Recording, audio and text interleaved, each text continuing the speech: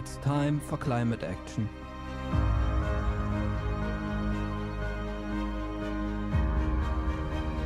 The future belongs to the sun. The world needs clean energy, generated in harmony with nature,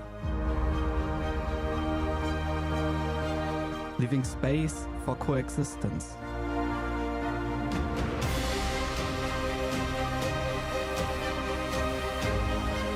Big challenges require great solutions.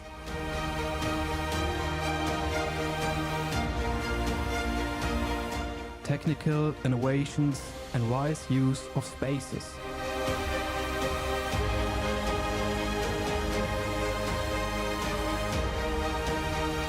Solar roofs are positive for biodiversity.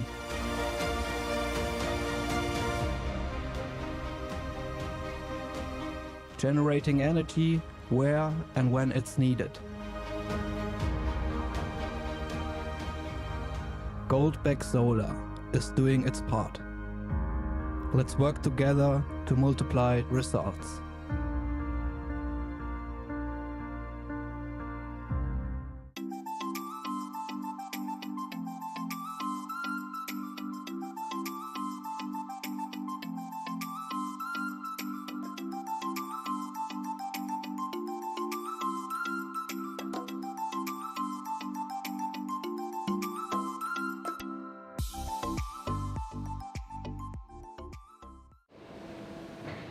Biological household waste has the potential to generate negative emissions and help reverse the impact of climate change. Once collected, it is used in the MVV biomethane plant, laying the foundation for our carbon dioxide removal solution in Dresden, Germany. Biomethane is an environmentally friendly energy source naturally generated from sustainable feedstock such as household waste. Our project uses CO2 streams from an existing biogas upgrading plant in Dresden. The MVV facility processes the city's entire organic waste through batch fermentation. It is designed specifically for urban locations which have an abundant supply of feedstock. The plant's operations are community-friendly, without significant noise or odor emissions that negatively impact the quality of life in the area. Following anaerobic digestion, the resulting biogas is upgraded. Any residual particles are removed and the gas streams are separated into biomethane and CO2.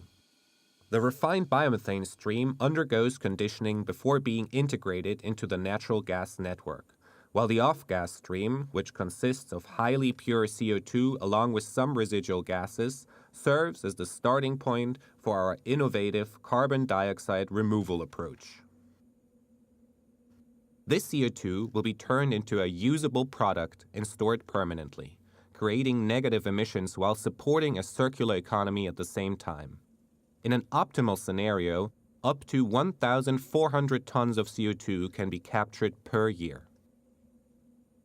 Connected to the biomethane plant, the CO2 liquefaction unit captures and transforms carbon dioxide, a byproduct of biomethane production, into a liquid form for transportation. Parts of this stream are used to optimize plant operations and provide inertization for the garage door fermenters once a feedstock batch is processed. The surplus CO2 will help us remove 1,000 tons of carbon emissions from the atmosphere. We use a 40-ton vacuum-insulated tank to store the liquefied CO2 on site at -24 degrees Celsius and 18 bar pressure, with no additional energy input required.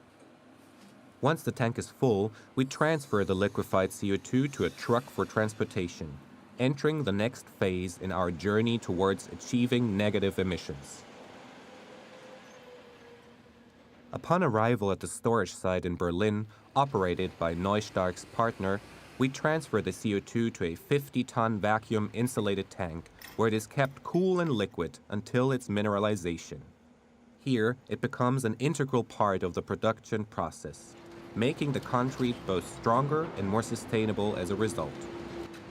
The Neustark process seamlessly integrates with the existing operations, making recycling demolished concrete, an already environmentally friendly process, even greener. In a highly efficient manner, an atmospheric vaporizer regasifies the liquid CO2 by capitalizing on the temperature difference between the liquid CO2 and its surrounding environment. Neustark then injects the CO2 into the road dosing unit, a storage system that has been selected because it is designed to house different grades of concrete granulate until construction companies are ready to collect it. Our patented process creates a saturated CO2 environment in which the calcium hydroxide in the demolished concrete can react with the carbon dioxide and mineralize it within a few hours. This creates permanent carbon storage for several 100,000 years in the form of newly developed limestone overnight. Today, our Berlin site can store an average of 10 kilograms of CO2 per ton of demolished concrete, enabling us to sequester 1,000 to 1,500 tons of CO2 year by year. The recycled carbonated concrete we produce can be used in a wide range of building projects, such as road construction. By combining non-traditional proven and forward-thinking processes, we're able to significantly reduce the negative environmental impact of concrete production while doing our part to combat climate change. This is how Landwärme, MVV and Neustark are storing biogenic CO2 in demolished concrete and helping to create a world where economic growth thrives with fewer emissions. Join us in shaping a more sustainable future for generations to come.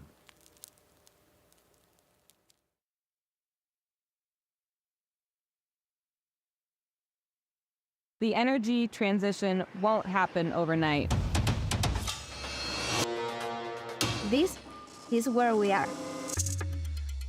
But it's actually already happening, step by step. Small steps, big steps. Every step delivers momentum. And each one will take us forward. Because we are an energy technology company more than 94,000 strong. In step with each other. And in step with our customers across the whole energy landscape. Providing them with what's needed for more sustainable, reliable, and affordable energy. From renewable energy, hydrogen-ready gas turbines, to stronger grid technologies and solutions for how to decarbonize industries. We're driving decarbonization and increasing energy resilience. Let's get it done. Project by project. Region by region. Innovation by innovation. Collaboration by collaboration. We are getting there, step by step.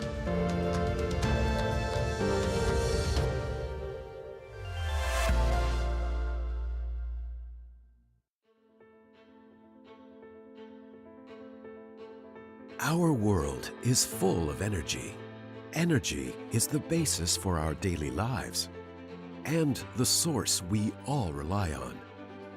With this value in mind, there is only one sensible direction for the future: a renewable energy era. What are we waiting for? We need to drive the shift from fossil fuels to renewables, from centralization to decentralization, and from analog to digital. The future is connected, and power, heat, and transportation sectors are merging. This transformation needs people with visions and solutions, people like you, and a platform like ours. We bring together the world's leading exhibition and conference series for cross-sector solutions in the new energy world, addressing stakeholders worldwide. We unite generation, storage, distribution, and management of energy, as well as e-mobility for a sustainable and intelligent energy supply 24/7. Enter a world of energy innovation through live exhibitions, conferences, forums, and digital events, including webinars and podcasts. Create the new energy world. Be part of a movement and get energized for the smarter E.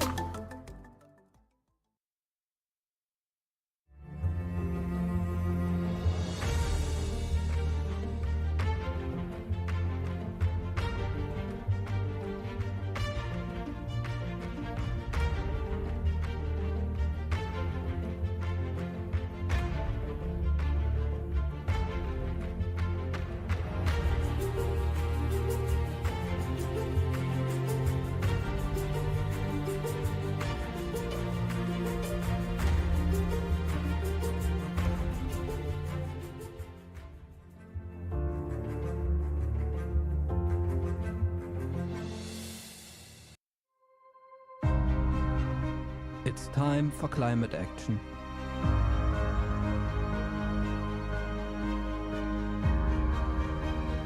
The future belongs to the sun. The world needs clean energy, generated in harmony with nature, leaving space for coexistence.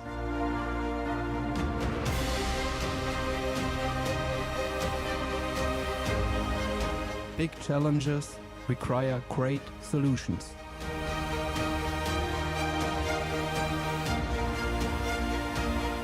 Technical innovations and wise use of spaces.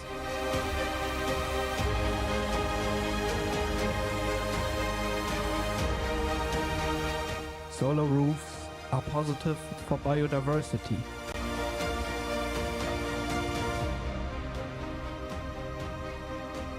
Generating energy where and when it's needed. BSW-Solar is doing its part. Let's work together to multiply results.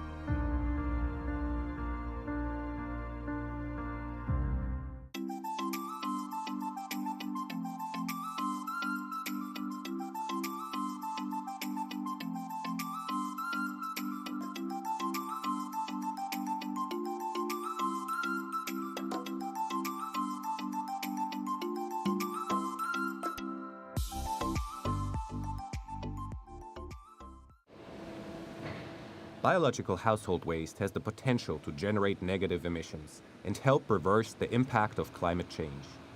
Once collected, it is used in the MVV biomethane plant, laying the foundation for our carbon dioxide removal solution in Dresden, Germany. Biomethane is an environmentally friendly energy source naturally generated from sustainable feedstock such as household waste. Our project uses CO2 streams from an existing biogas upgrading plant in Dresden.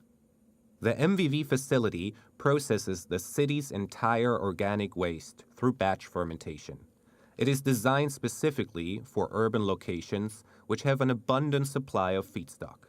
The plant's operations are community-friendly, without significant noise or odor emissions that negatively impact the quality of life in the area. Following anaerobic digestion, the resulting biogas is upgraded. Any residual particles are removed and the gas streams are separated into biomethane and CO2.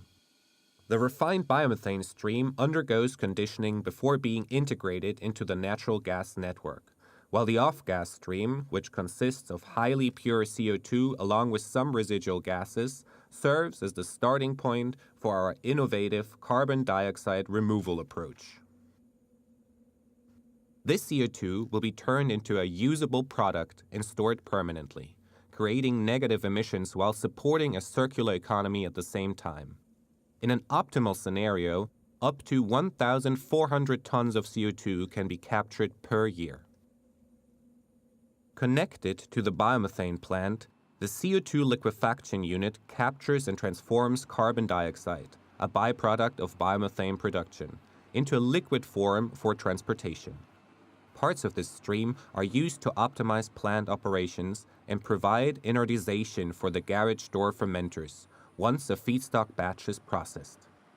The surplus CO2 will help us remove 1,000 tons of carbon emissions from the atmosphere.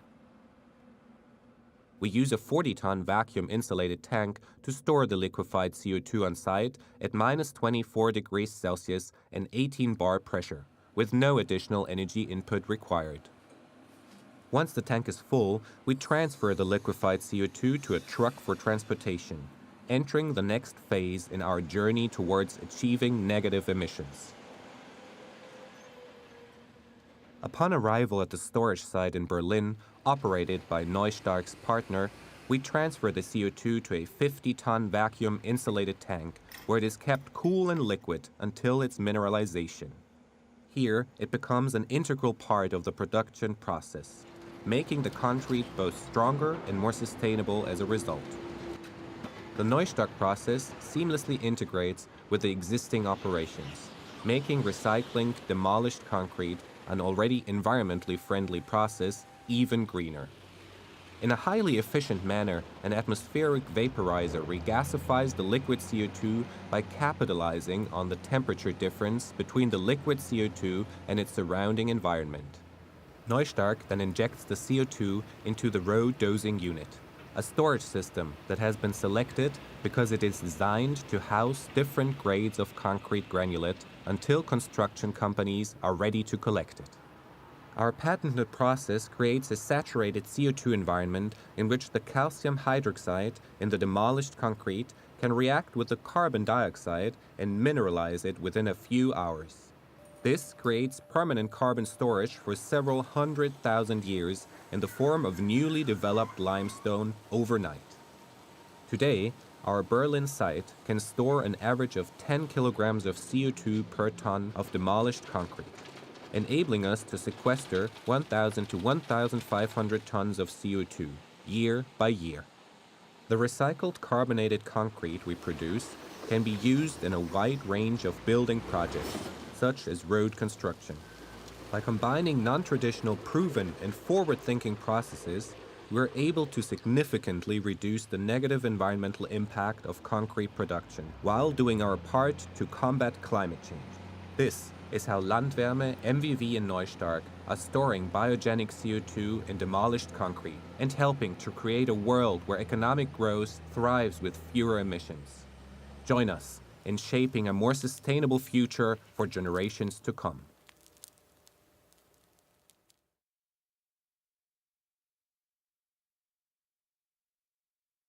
The energy transition won't happen overnight. This is where we are. But it's actually already happening, step by step. Small steps, big steps. Every step delivers momentum. And each one will take us forward. Because we are an energy technology company more than 94,000 strong. In step with each other. And in step with our customers across the whole energy landscape. Providing them with what's needed for more sustainable, reliable, and affordable energy. From renewable energy, hydrogen-ready gas turbines, To strong grid.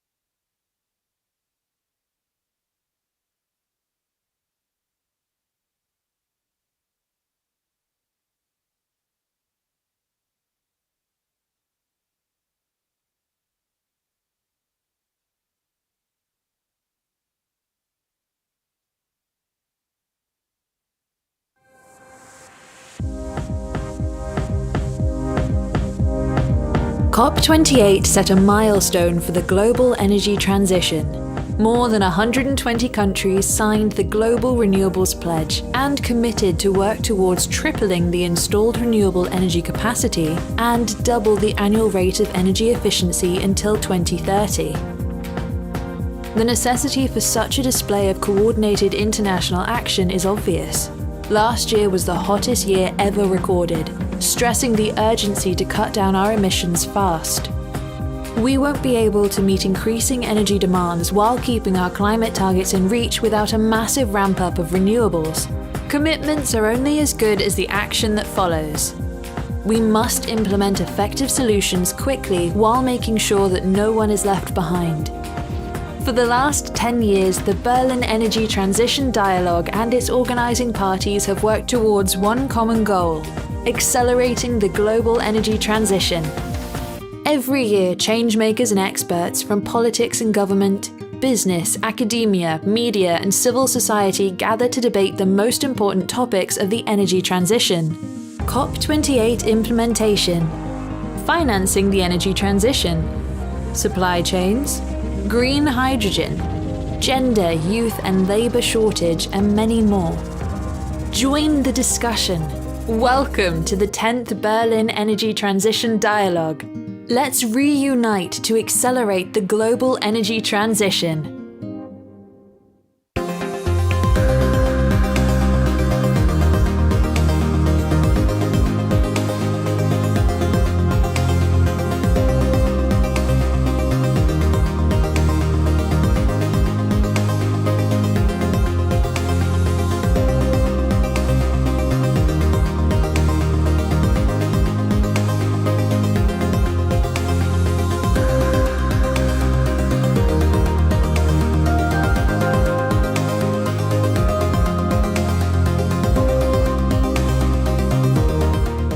Welcome to the 10th Berlin Energy Transition Dialogue.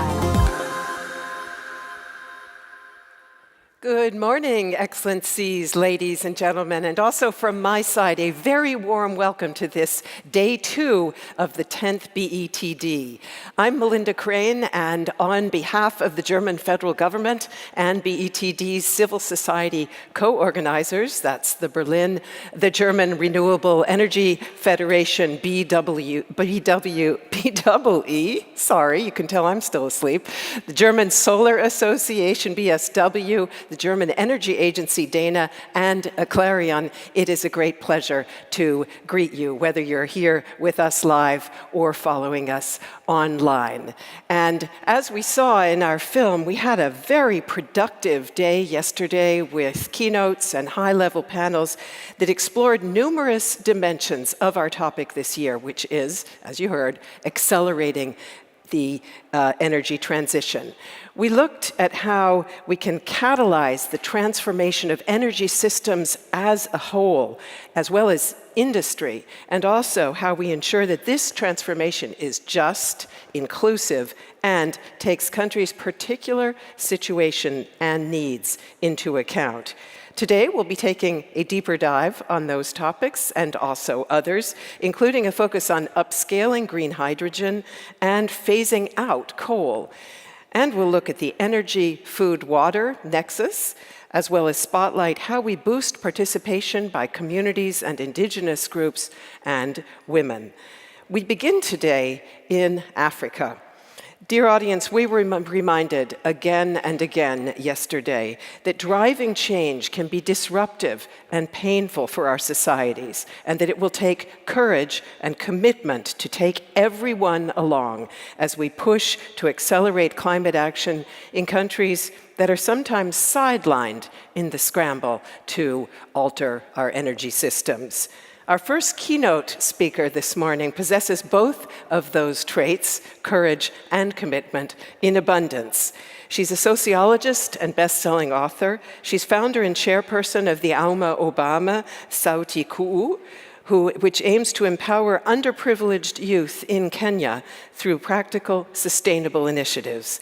As a member of the World Future Council, she works to promote responsible, sustainable thinking and action on behalf of future generations. She'll speak in German, That's right, yes. She'll speak in German, so if you wish to have translation, please do use the headsets that you hopefully have found at your seats. If not, we have additional sets in the back of the room. And now please join me in welcoming the award-winning advocate for intergenerational equity, Dr. Auma Obama. The floor is yours.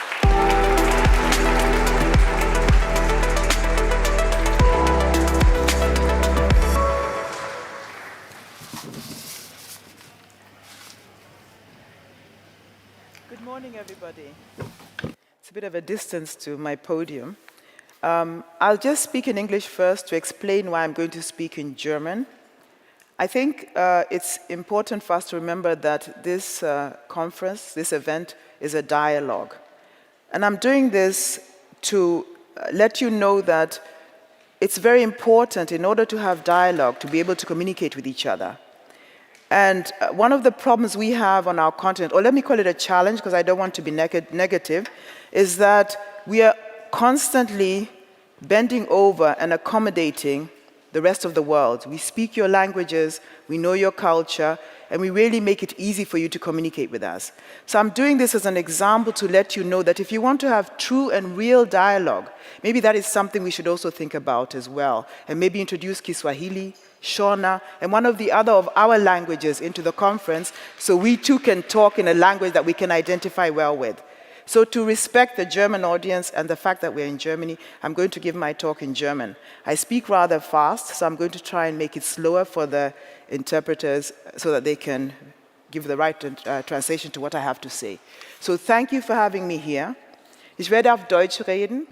So as I said, I'll speak in German. I'll talk about development, cooperation, and local commitment and innovation, about energy solutions, renewable energy solutions, and I'll talk about my foundation. Worüber ich rede, you see, I think in many languages, worüber ich rede, ist die wichtige I'll talk about the importance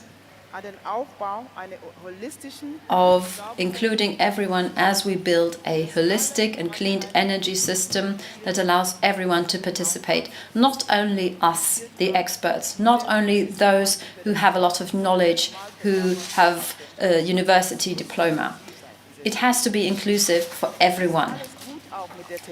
And it's good to have all this technology. We've heard a lot about the technology and what we can use it for in order to drive this global change. And we've been introduced to many different layers of this change. And one layer that I don't hear about often is behavior. So how should I behave as an individual? So what do we need to do in order to change the world for the better? And I'm talking about our environment in total, not just about energy. And we only ever talk about energy consumption. But we need to talk about much more. We need to talk about our behavior, our perception of the world, our perspective on the world. What do we want to change in the world? And the problem that I see is that we want the world to change without changing ourselves. So the solutions we have are all about, well, you'll use less energy, but you can keep living like you used to live. But that's unrealistic to me. And I have to warn you, I'm never politically correct. If I'm told that I need to buy a Tesla car because it's electric, but then you have 100 Tesla cars on this small street and nobody walks at home, then it's just something to calm your conscience. But it doesn't change the fact that there are 100 cars in the street. So how should I change? Should I perhaps walk? Should we ensure that we don't need to move that far? Should I live closer to nature? And by that I mean, why do I need to consume that much? Why do I need to consume for instant gratification and for consumption's sake?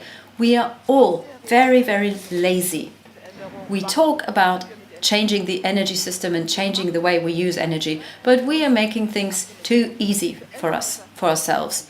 We use different methods without changing our behavior. So what do I mean by that? And this is something that is much more pronounced in the Western world. So look at the idea of construction. So 40% of emissions stem from the construction sector. Why is that? Well, it's because we use concrete for everything. And if you look at large cities, Berlin, Hong Kong, New York, then you see that everything is sealed. So you see a few planted trees, but essentially we've sealed the planet. And then we wonder why it's getting hot, even though we've just plastered the entire soil. So CO2 has no way of actually getting into the soil. And you have to see this from a scientific point of view. I'm not a scientist, but the world, the globe is actually able to sustain itself. So CO2 goes into the soil and it grows out of the soil in plants. And then it keeps at a healthy level. But we talk about this too little. We need to stop sealing our cities and our soil. We need to see soil again. We need to start doing urban planning in a different way. I went to Oslo some time ago and I didn't see any soil. You can't smell the soil. So you have trees in a specific container, in a box, that gives them a little space to grow. And that was the moment when a woman fell over and she hit her head and she bled. So if she had fallen on the soil, well, the same happened to me at my grandma's. And, well, I grazed my knee and I grazed my wrist, and that was it. And, well, this woman had to be taken to hospital. It's a stupid example, but just think of this. It's a major change that is really a simple change. And we want everything to be comfortable and easy for us. And we're trying to cool ourselves without changing anything about our behavior. But we need to be able to see greenery again. We are now earthing is recommended by doctors, and people pay a lot of money to be recommended to do earthing. What does it mean? Well, it means you take off your shoes and you walk barefoot on soil. But here it's difficult.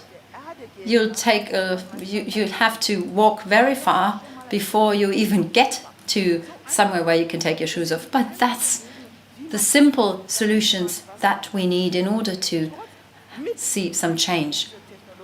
And despite all the technological progress, I think we need to go back to the roots. We need to change our concrete cities into different cities, and that will make change happen. And I think one reason why emissions aren't so high in Africa is because 70% of our continent is rural. People live in rural areas. They see soil every day. And as ironic as it may sound, we say earth is also dirt. And dirt has become a negative word. My house is dirty. This is what we think of. We've somehow got this idea into our heads that we need everything to be sterile and very clean, without anything that has to do with nature. And that's a problem. We need to change that. It's not healthy for our soul nor for our bodies. We need the earth in order to survive. We need it in order for our planet to be in good health.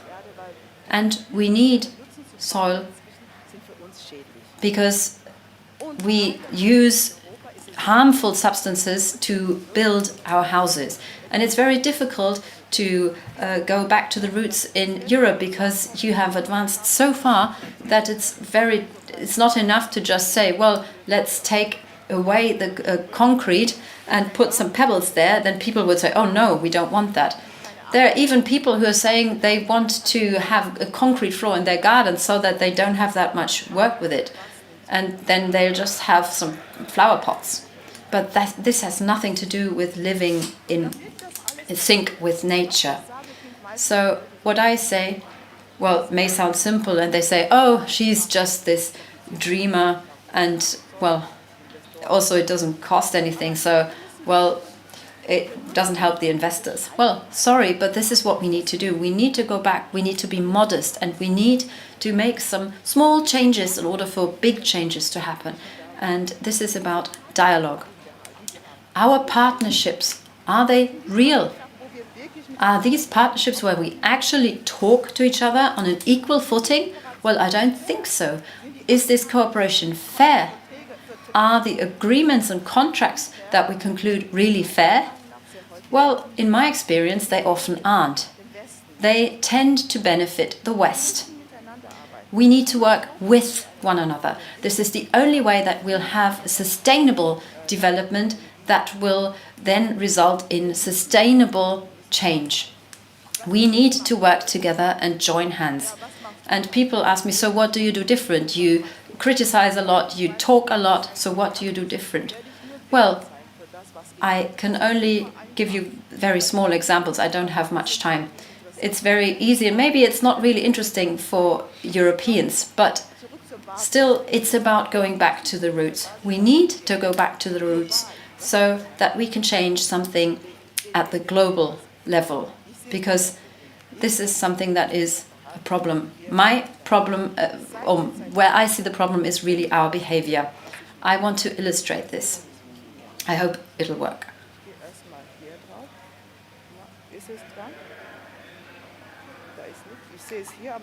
I can see it on my screen, but do you see any pictures? No.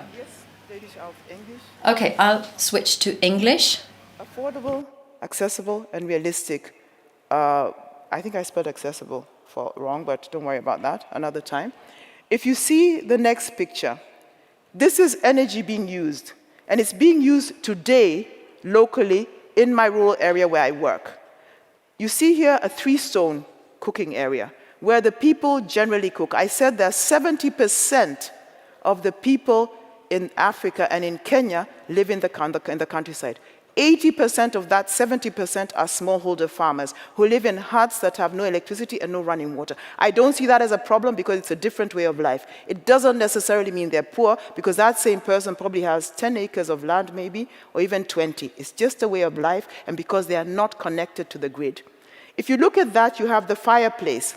This fireplace, 3 days, is how much fire they will use. The next picture, what we learned in India, unfortunately, they brought us charcoal. Charcoal, 1 tree at a time. This is 7 days of firewood, charcoal, from 1 tree. Now, what we have done with the community where we work with, we have created what is called an energy saver stove. This stove uses this much wood for 7 days. You might say, oh, this is simple, it doesn't have anything to do with us. But like I said, on the continent, 70% of the people live more like this than like you all live. So that's the dialogue I want. If you want to talk to us, be aware of this and take this seriously. Then comes, this is what has happened because we are cutting down all the trees. So this area that was full of trees, there are no trees because we cut them down for charcoal. What we then do is, we continue with our traditional way of living, so we also have then these kind of huts where you notice there's no window. And I kid you not, people are living in these huts without windows and having that fire with the 3 stones. So what we have done is we have said, how did we live traditionally? And this is a video, and I hope it works. So if you watch this video, we used to have, in our homestead, a live hedge. The whole homestead was surrounded by trees that were grown specifically, have I put it on? Specifically to surround the homestead. You see everywhere there are trees. Everybody lived outside of the home. And yes, you've caught me out. This is not a real homestead, this is in the museum. It's only left in the museum to show how we used to live. All of our homesteads had trees around them, meaning that we had rain, the products we grew could live off the rain, could survive off the rain, and we had firewood because we took the dried branches off the trees.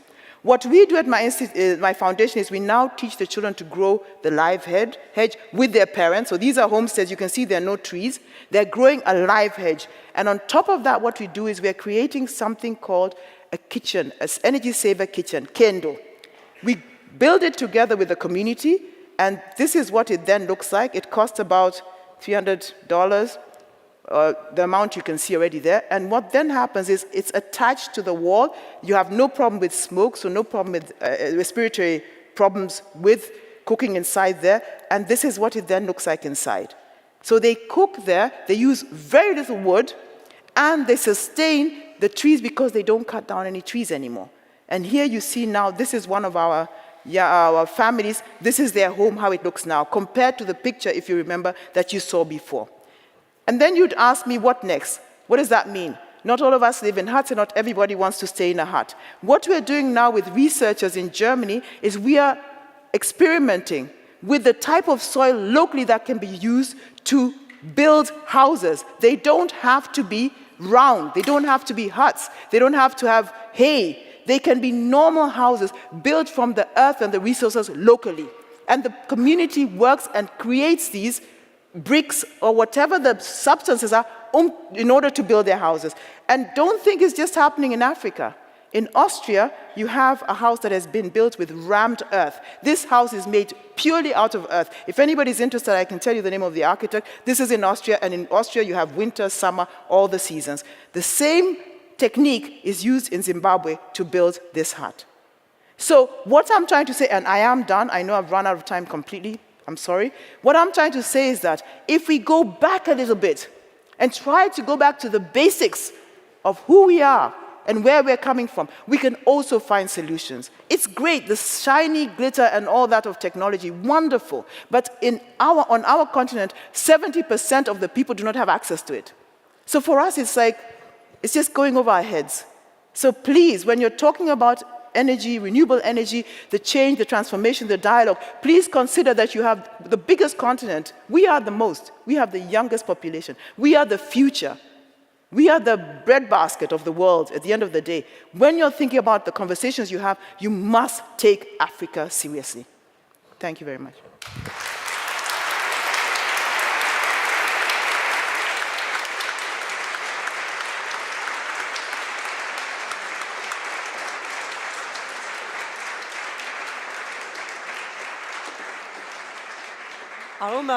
Oma Obama, thank you very, very much for that mindset-changing keynote. Take Africa seriously and take the Earth and Earth seriously. A very important message, I think, for all of us here at BETD. Staying in Africa, let us talk now about water.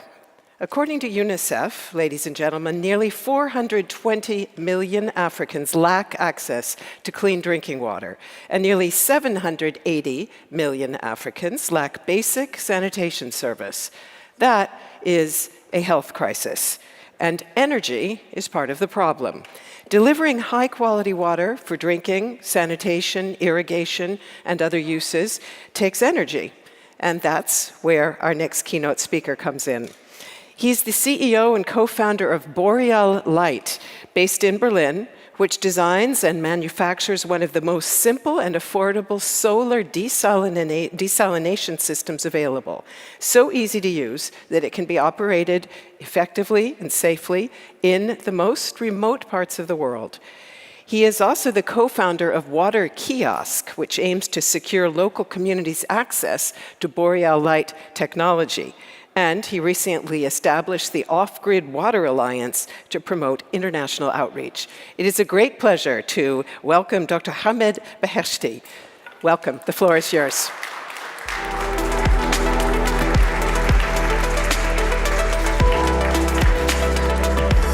No, please.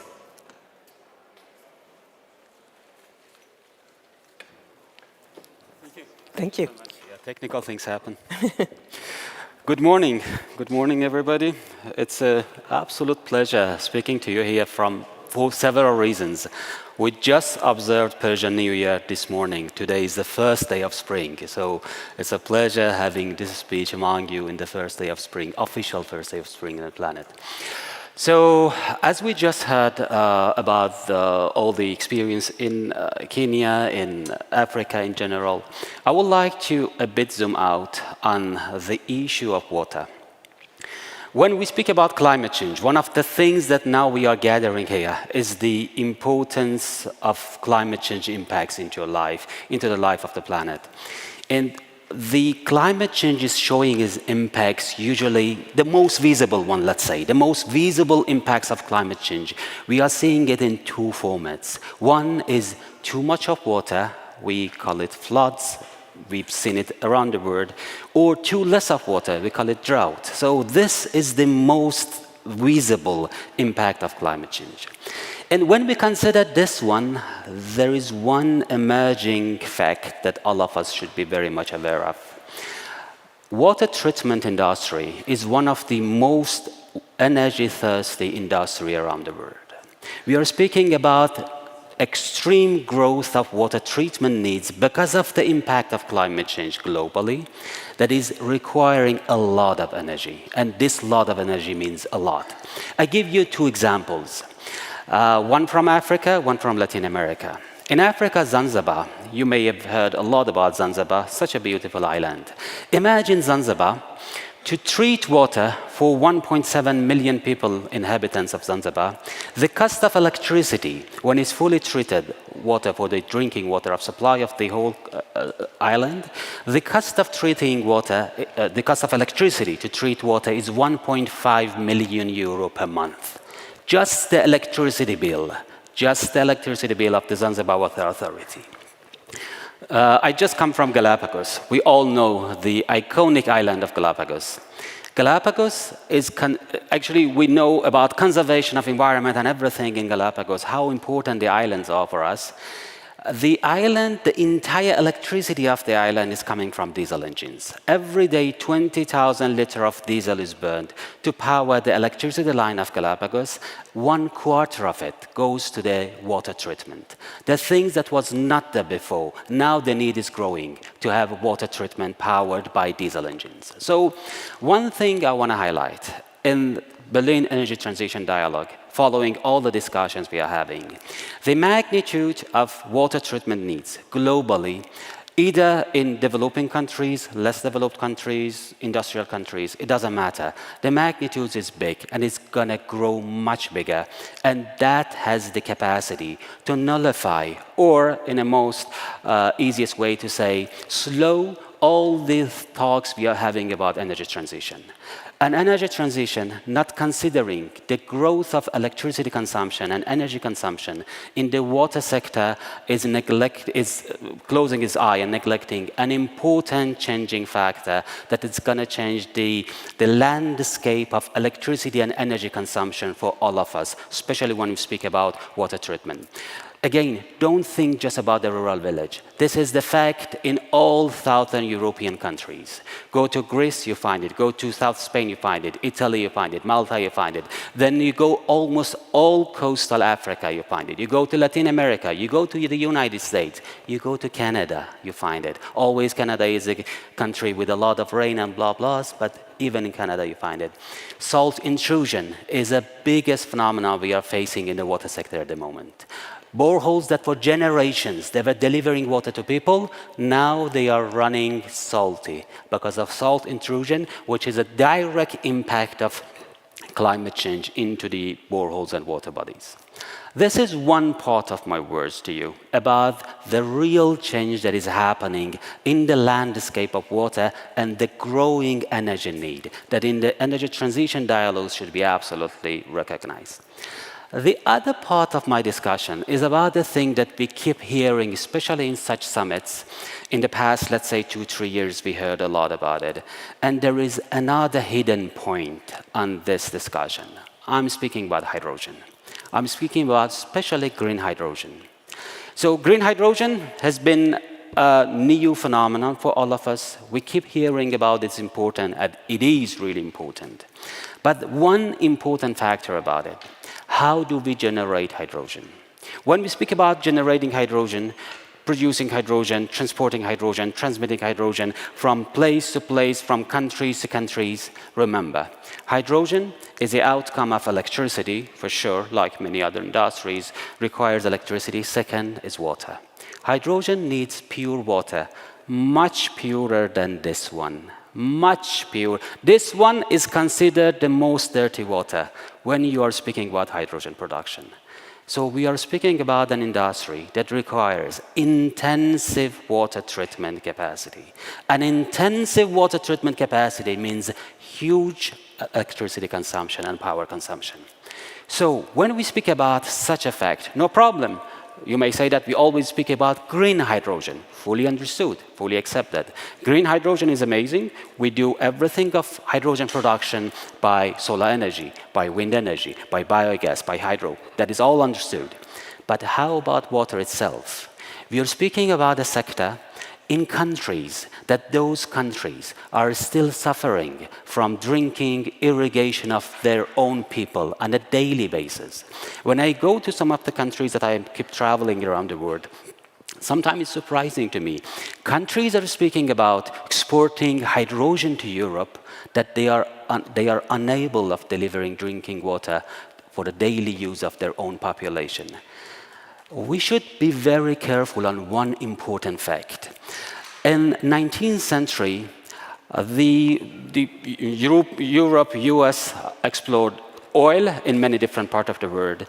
And the challenge oil created for many communities, the oil-rich markets, you cannot neglect it. So it's a huge political, social, economic challenges for the oil-rich countries supporting the industrial world. Aren't we learning from the history? Shouldn't we learn from history? Why we are repeating the same mistake we did in Europe, we did in North America, of exploiting resources of countries that that resources could not benefit their own people? This is a critical point about the water access.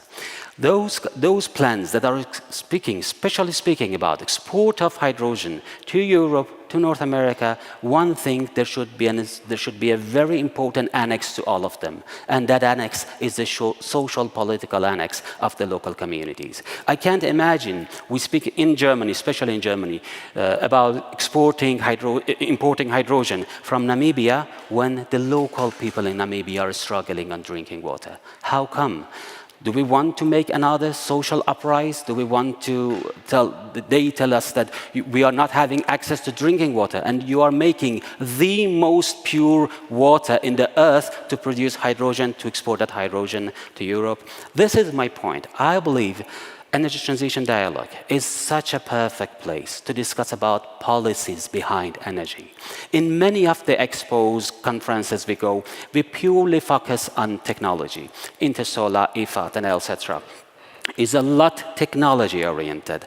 I believe one of the rare places we can speak about policy behind or future energy planning or future energy policy planning is Energy Transition Dialogue. And water cannot be neglected from two sides. One, from the extreme additional cost and volume of electricity that we need to run water treatment facilities. Second, from the role and importance it's playing in the supply of hydrogen. I hope that was clear, the message, the two messages, and thank you so much for hearing me. Thank you.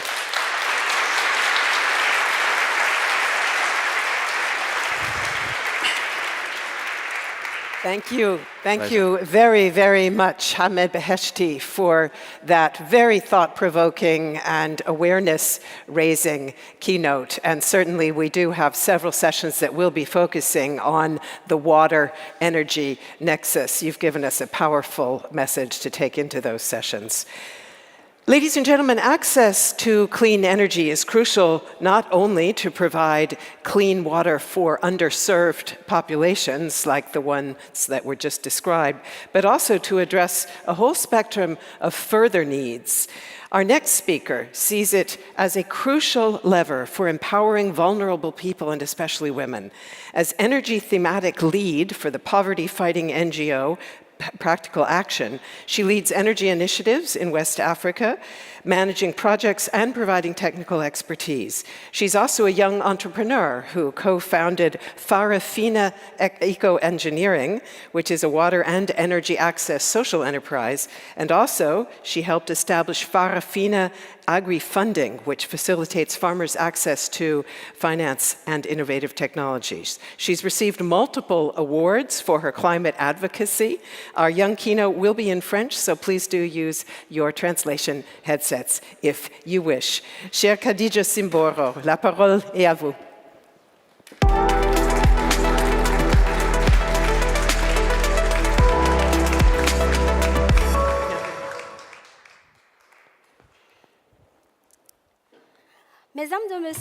Ladies and gentlemen, good morning. It's an honor for me to be present at the Berlin Energy Transition Dialogue, where we meet to address the urgent task of transiting towards sustainable energy in the future. I would like to shed light today on a very important aspect of this transition, the role of young people and women as catalyzers of change. Their commitment and empowerment are essential to lead the energy transition and fight climate change. My name is Khadija Simboro. I come from Burkina Faso, and I am energy thematic lead for West Africa at Practical Action, an international organization that puts individuals at that puts development and the individual at the heart of their efforts. Ladies and gentlemen, I hope you agree with me that energy transition should not only be a technical or political process.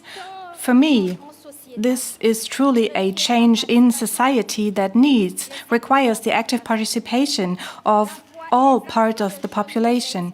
The voices of young people are especially important because they will inherit the impacts, the consequences of our actions today and the decisions we take today, also that we take at this dialogue.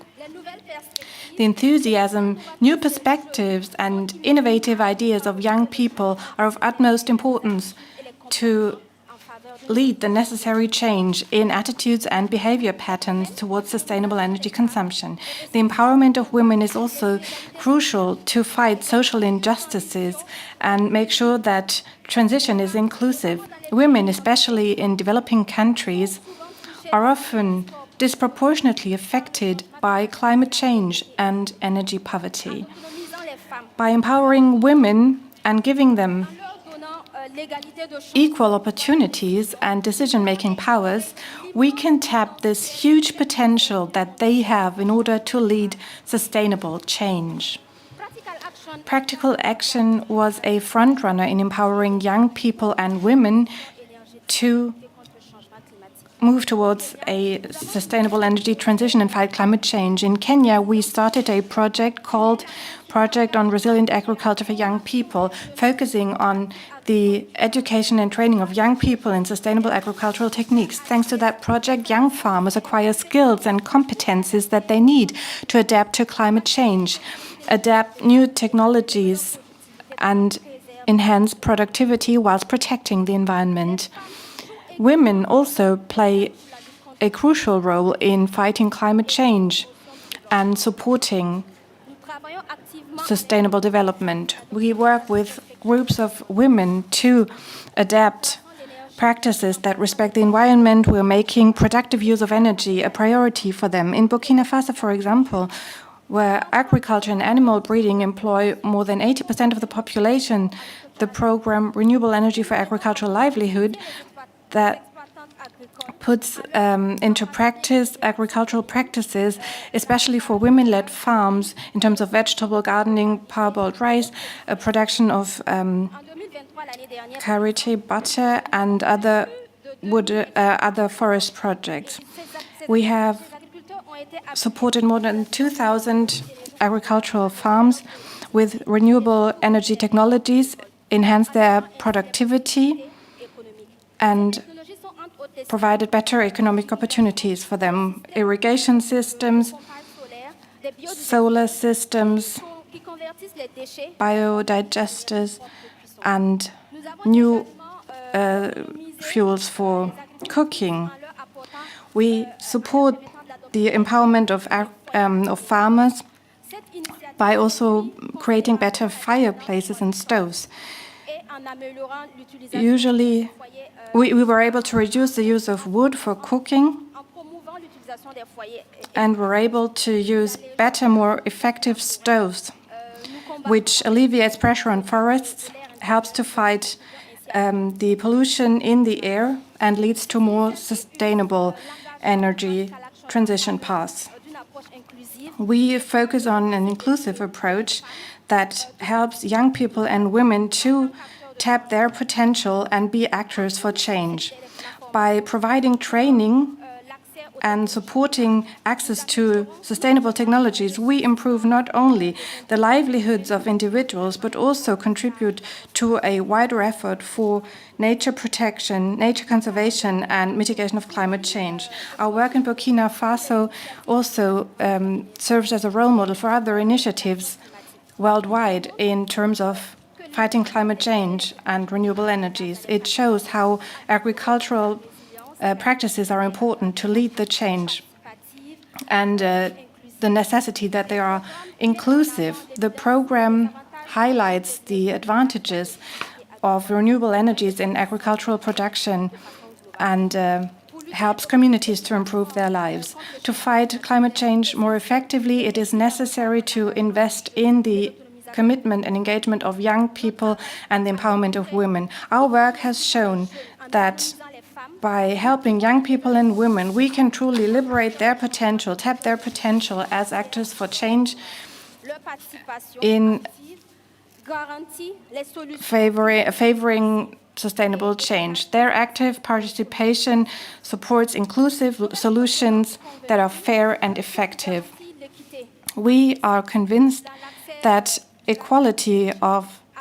gender equality is necessary also for access to sustainable energy, and women need to play an active role, not only a role of a beneficiary.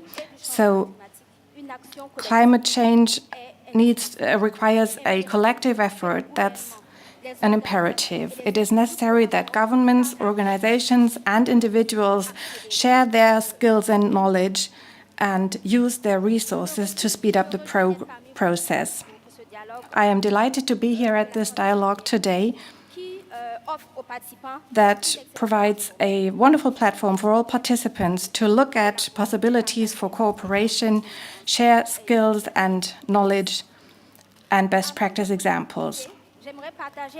Before I leave today, I would like to share some images of the activities that we have implemented in our project. We put a focus on training because to adapt new technologies, it is important that communities know what it is about. It is necessary that they understand what this means. So we focus on training and education on the ground with farmers in the fields. We present the technologies and show them how these technologies can improve their situation. So we have these training centers, and that's a priority for us. We also provide new technologies for irrigation and animal breeding, clean cooking. These technologies are crucial for that the communities on the ground will play their role.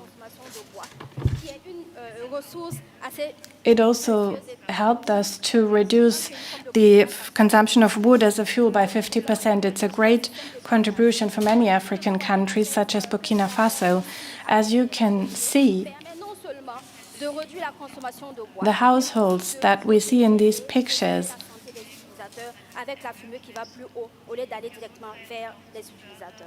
they illustrate that we were able to improve the health of people and use better cooking technologies. I would like to thank you very much for the opportunity to be with you today. Thank you.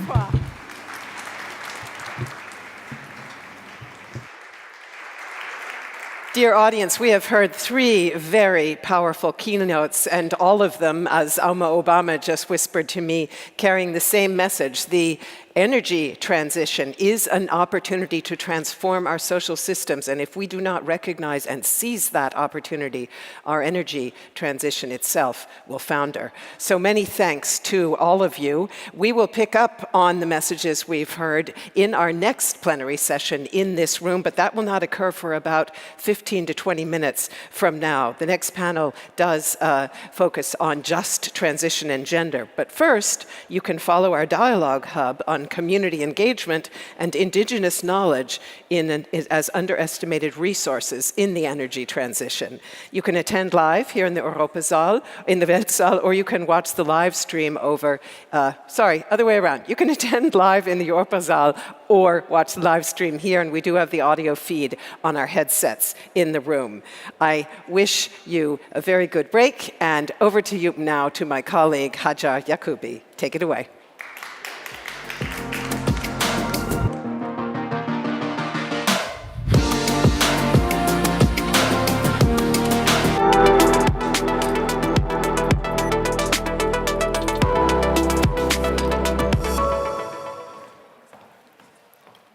Thank you, Melinda. And let me start off by saying good morning, hello, and welcome everybody to what is already the second day of this 2024 Berlin Energy Transition Dialogue. It's amazing to see you here in this room. Amazing that you're tuning in if you're watching at home, online, or in the Weltsaal.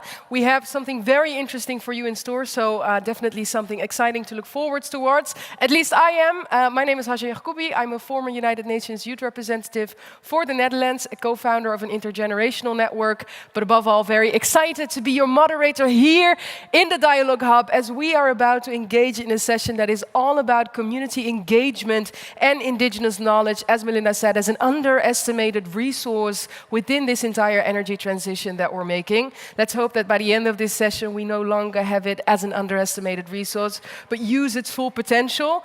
We've heard many interesting things yesterday on that first day, and I expect nothing less for this second day of BETD. So as you know, you are free and very much encouraged to join in on the conversation. If there's anything that you hear throughout today that really resonates with you, that you'd like to share, that make sure to share it online by using the hashtag BETD24, and then we'll do our best to showcase as many of your thoughts, ideas, comments as possible here in the Dialogue Hub. With that being said, I'm not going to waste your time because we have an interesting topic to delve into. So I'm very excited to welcome to the stage our very first guest for our first stakeholder interview. Can I get your utmost excitement for welcoming to the stage the Business Development Manager at BayWa r.e. Can we please get a big round of applause, everybody, for Magda Fletcher.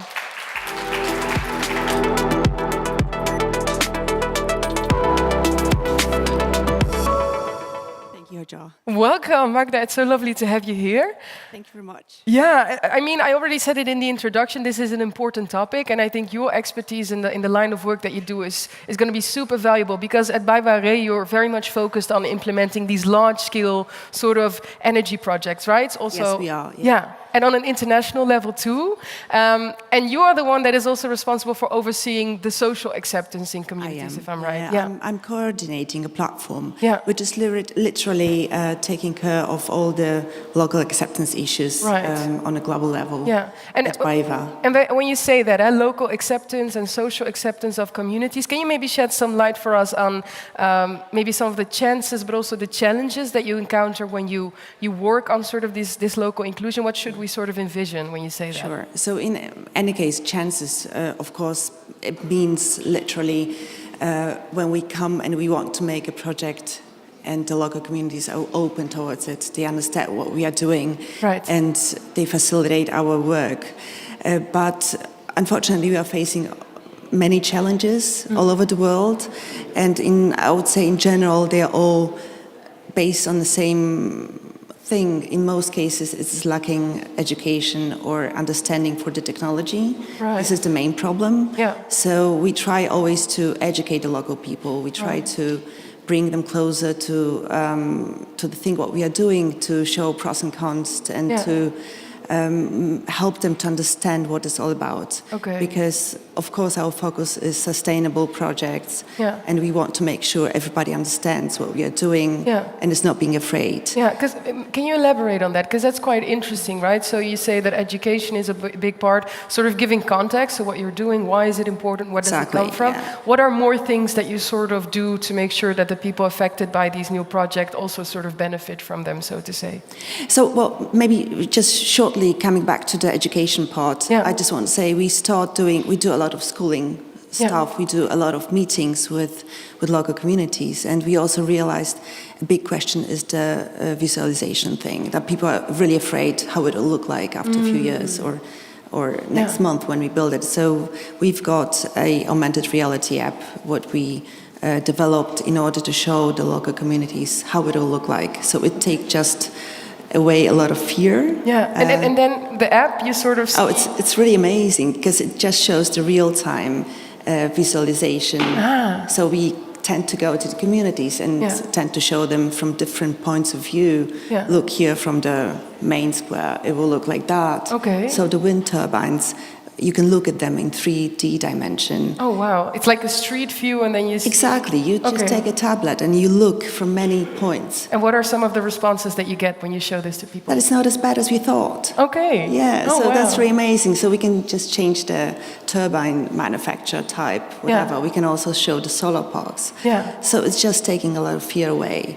But coming back to your second question, as you said, how the communities are being, how they are participating. So we started a couple of years ago different programs, participation programs, where the municipalities and also single citizens can take part in financial participation. Okay. So we've got those kind of programs. Right. And also, when you say financial participation, in what way? So they help fund or invest, it becomes like... It's kind of like crowdfunding, literally. Yeah.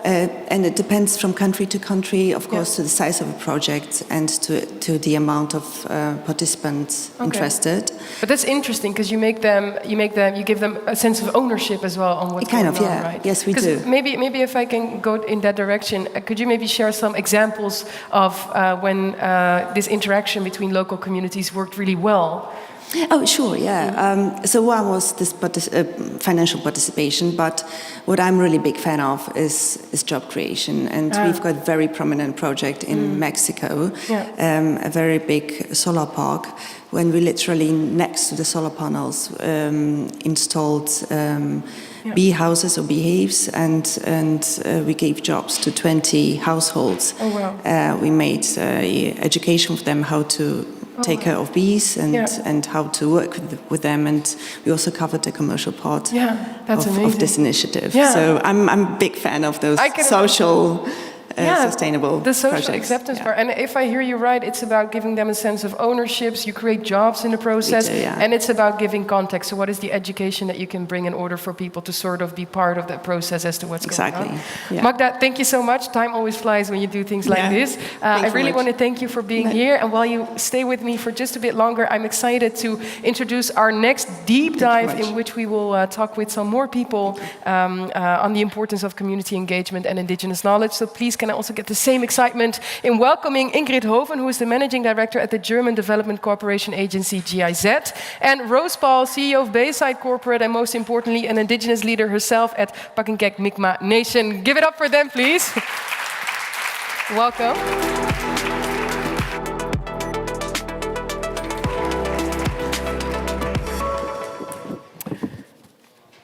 Rose, Ingrid, welcome. It's great to see you. And maybe I would say let's hop right into the discussion. And maybe, Ingrid, I can start with you, if that's all right. You have a microphone. Because I wanted to start from GIZ's perspective. You guys are committed to ensuring that, LDCs, least developed countries, but also small island development states, that they really can equip themselves according to their own needs. There's a big justice element in that as well, a big equity element. So can you maybe explain to us how that can also be ensured in this transition towards renewable energy that we need to make, and also what the role is of the involvement of communities in that regard? Yeah, well, thank you for having me in this very exciting debate today. Of course, I mean, we all know that LDCs and small islands development states, they are particularly affected by the climate crisis. And therefore, we have to recognize they have specific needs, they need more support when it comes to means of implementation when they embark on an energy transition.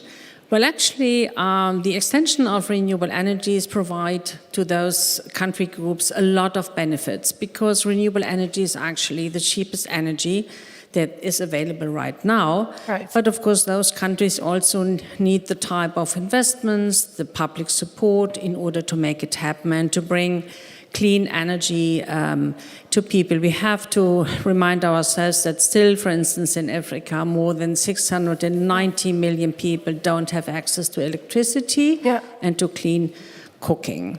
So this is quite important. So when it comes to the role of local communities in those countries, I would say that involving local communities provide actually a double benefit. Right. First, they are actually the ones that know best about the ecosystems, they know best about traditional knowledge.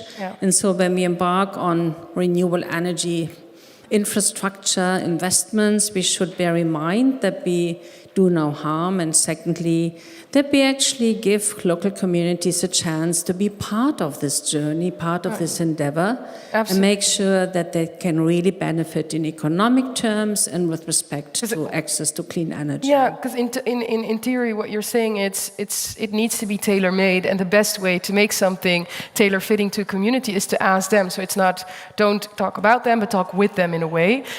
Maybe Rose, I can go to you. I started off introducing this session by saying that, hey, we want to focus on local communities and indigenous knowledge and wisdom, because that is so often overlooked. It's an underestimated resource that we have. So maybe asking you the golden $1 million question, how would you say that we can best go about to include indigenous knowledge, local community knowledge in this specific energy transition that we need to make? Thank you, Liesipug. Firstly, thank you for that, and it's been a great honor to be here in Berlin to speak on this. This question is something I really wrap my brain around. We've got many great leaders in the audience here and chiefs that have been championing a lot of, pressing and pushing our rights. But firstly, what the most important thing is respect and recognize our indigenous right to the land. Industry, investors, industries, energy industries, to be aware that indigenous play a bigger role in the energy transition in the world today. And everything that we do is interconnected. It's, as Mi'kmaq people, we've been stewards of the land. We've been working together to provide opportunities, and we must have mutual knowledge sharing on the energy sector. And it's, there's a lot of moving parts, but the most important thing is that we don't compromise ecological integrity. Right. And as, we're always working towards the work that our ancestors have left us to do. And when we look at these energy projects, we are looking at the future of our 7 generations and working together as industry and as indigenous leaders in this country on economic reconciliation. Right. And as indigenous land right holders, we do have the right to use and control our traditional land use. Yeah. So when we have, when we take that on, it's a very serious action that is taken by the leadership in our teams, in our business teams, that we are really working on transforming behavior done by past wrongdoing in the past to indigenous people in this country. Yeah. I love, if I can just say, I love how there's this time element which has a certain sense of longevity to it, right? It goes back to the past, but it also goes back into the future, I should say. It goes back to the future, and that we're to be taken seriously, and that we're we're taking the steps in terms of developing land for energy or any kind of renewable projects that is done in a way that does not compromise the integrity. I love that. Ecological integrity. Yeah, I wrote it down when you said it, protect environmental integrity. Maybe, Ingrid, if I go to you, when we talk about the inclusion of these local communities, and we talked with Magda just now about it as well, what are some of the challenges that you encounter when it's about citizen engagement, and how do we sort of overcome them? Well, we as GIZ, we are working in 80 countries globally, and one has to say there is no one-size-fits-all. But the most important point is, as a departing point, is actually the acknowledgement of governments and also private sector developers about the rights of those local populations and indigenous peoples, and actually the value to make them a stakeholder in this endeavor. Right. And one can face countries where these framework conditions are not yet in place, and other countries where actually local municipalities, governments are more forward-leaning, and then of course it's easier. What can be done in order to make this whole endeavor more productive and more successful? Of course, as has been said previously by Magda Fletcher, to strengthen the capabilities of local communities to participate, which is not only about educations, but it's really about the right platform, it's about language, it's about the room to listen, and to depart not from assumptions that when you come in that you know what would be the best benefit for those local communities. And sometimes we are mistaken, and we have really to listen, make sure that we understand what are the real needs in order for them to benefit from renewable energy investments. And we have to be also, as implementing agency, cognizant about possibly barriers that are out there, and then try to start a dialogue to convince authorities to overcome them. Because at the end, if we work in a more inclusive manner, the whole project will be more successful. Yeah, thank you so much for saying that. And I love how you added indeed, so past education, additionally it's about language, and especially what you said, it's about having a starting point that isn't rooted in prejudices and sort of like assumptions, I think is what you said. I think that's a very beautiful one. We're almost nearing the end of this deep dive, so I wanted to go to you, Rose, and I was particularly interested as we focus on sort of things that we can do, and if we're becoming very tangible and concrete, what would you say are additional measures that we can take in order to ensure indigenous peoples' consultation, that we respect that knowledge and wisdom, and that we use it in this entire energy planning and transition? Wow, okay. I was going to say, no pressure. So I think I'm going to speak on this. It's, as a Mi'kmaq businesswoman back in Nova Scotia, the question back to you, I'm trying to follow your questions, but the biggest part is like the consultation and the prior consent are very important, and we make sure that happens. We take very serious approach to that, but the biggest part of it is that we're partnerships and co-investment and owners, and that we have a seat at the table is that all the meaningful decisions that are being made on resource development is done. You know, and the key word here is just on taking action on the advocacy on Indigenous rights and how we provide and can be business holders in these huge transactions. Right. Yeah. As prior, we were never involved or excluded from these processes, and today we're not. Today we're investment holders. Today we're owners on projects, and it is, you know, taking and participating from natural resources, and that we're also incorporating our Indigenous knowledge into this. I love that. Yeah. That you know, we're using the Mi'kmaq ecological study and also the two-eyed seeing approach when it comes to really diving into and working with us at the Indigenous level when we're making these partnerships with renewable energy. Yeah, but I love how you say it's also about, and I know there's so much knowledge that has been shared by the both of you in this session, but I like what you said indeed about that sometimes we place people in these boxes of what they can be and what roles they can bring their knowledge and their wisdom in. And as you said, it's also in business, it's also in organizations, it's in so many forms. I think the both of you are putting in the good work, and I really want to thank you for that.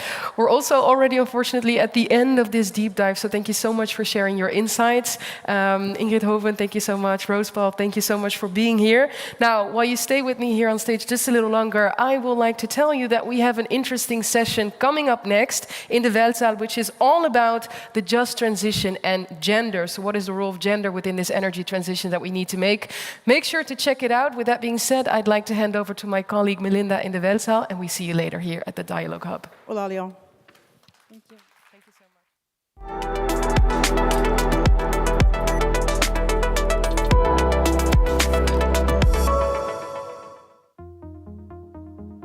Women and other marginalised groups have always faced disadvantages in the design of global energy systems, both in terms of access and decision-making.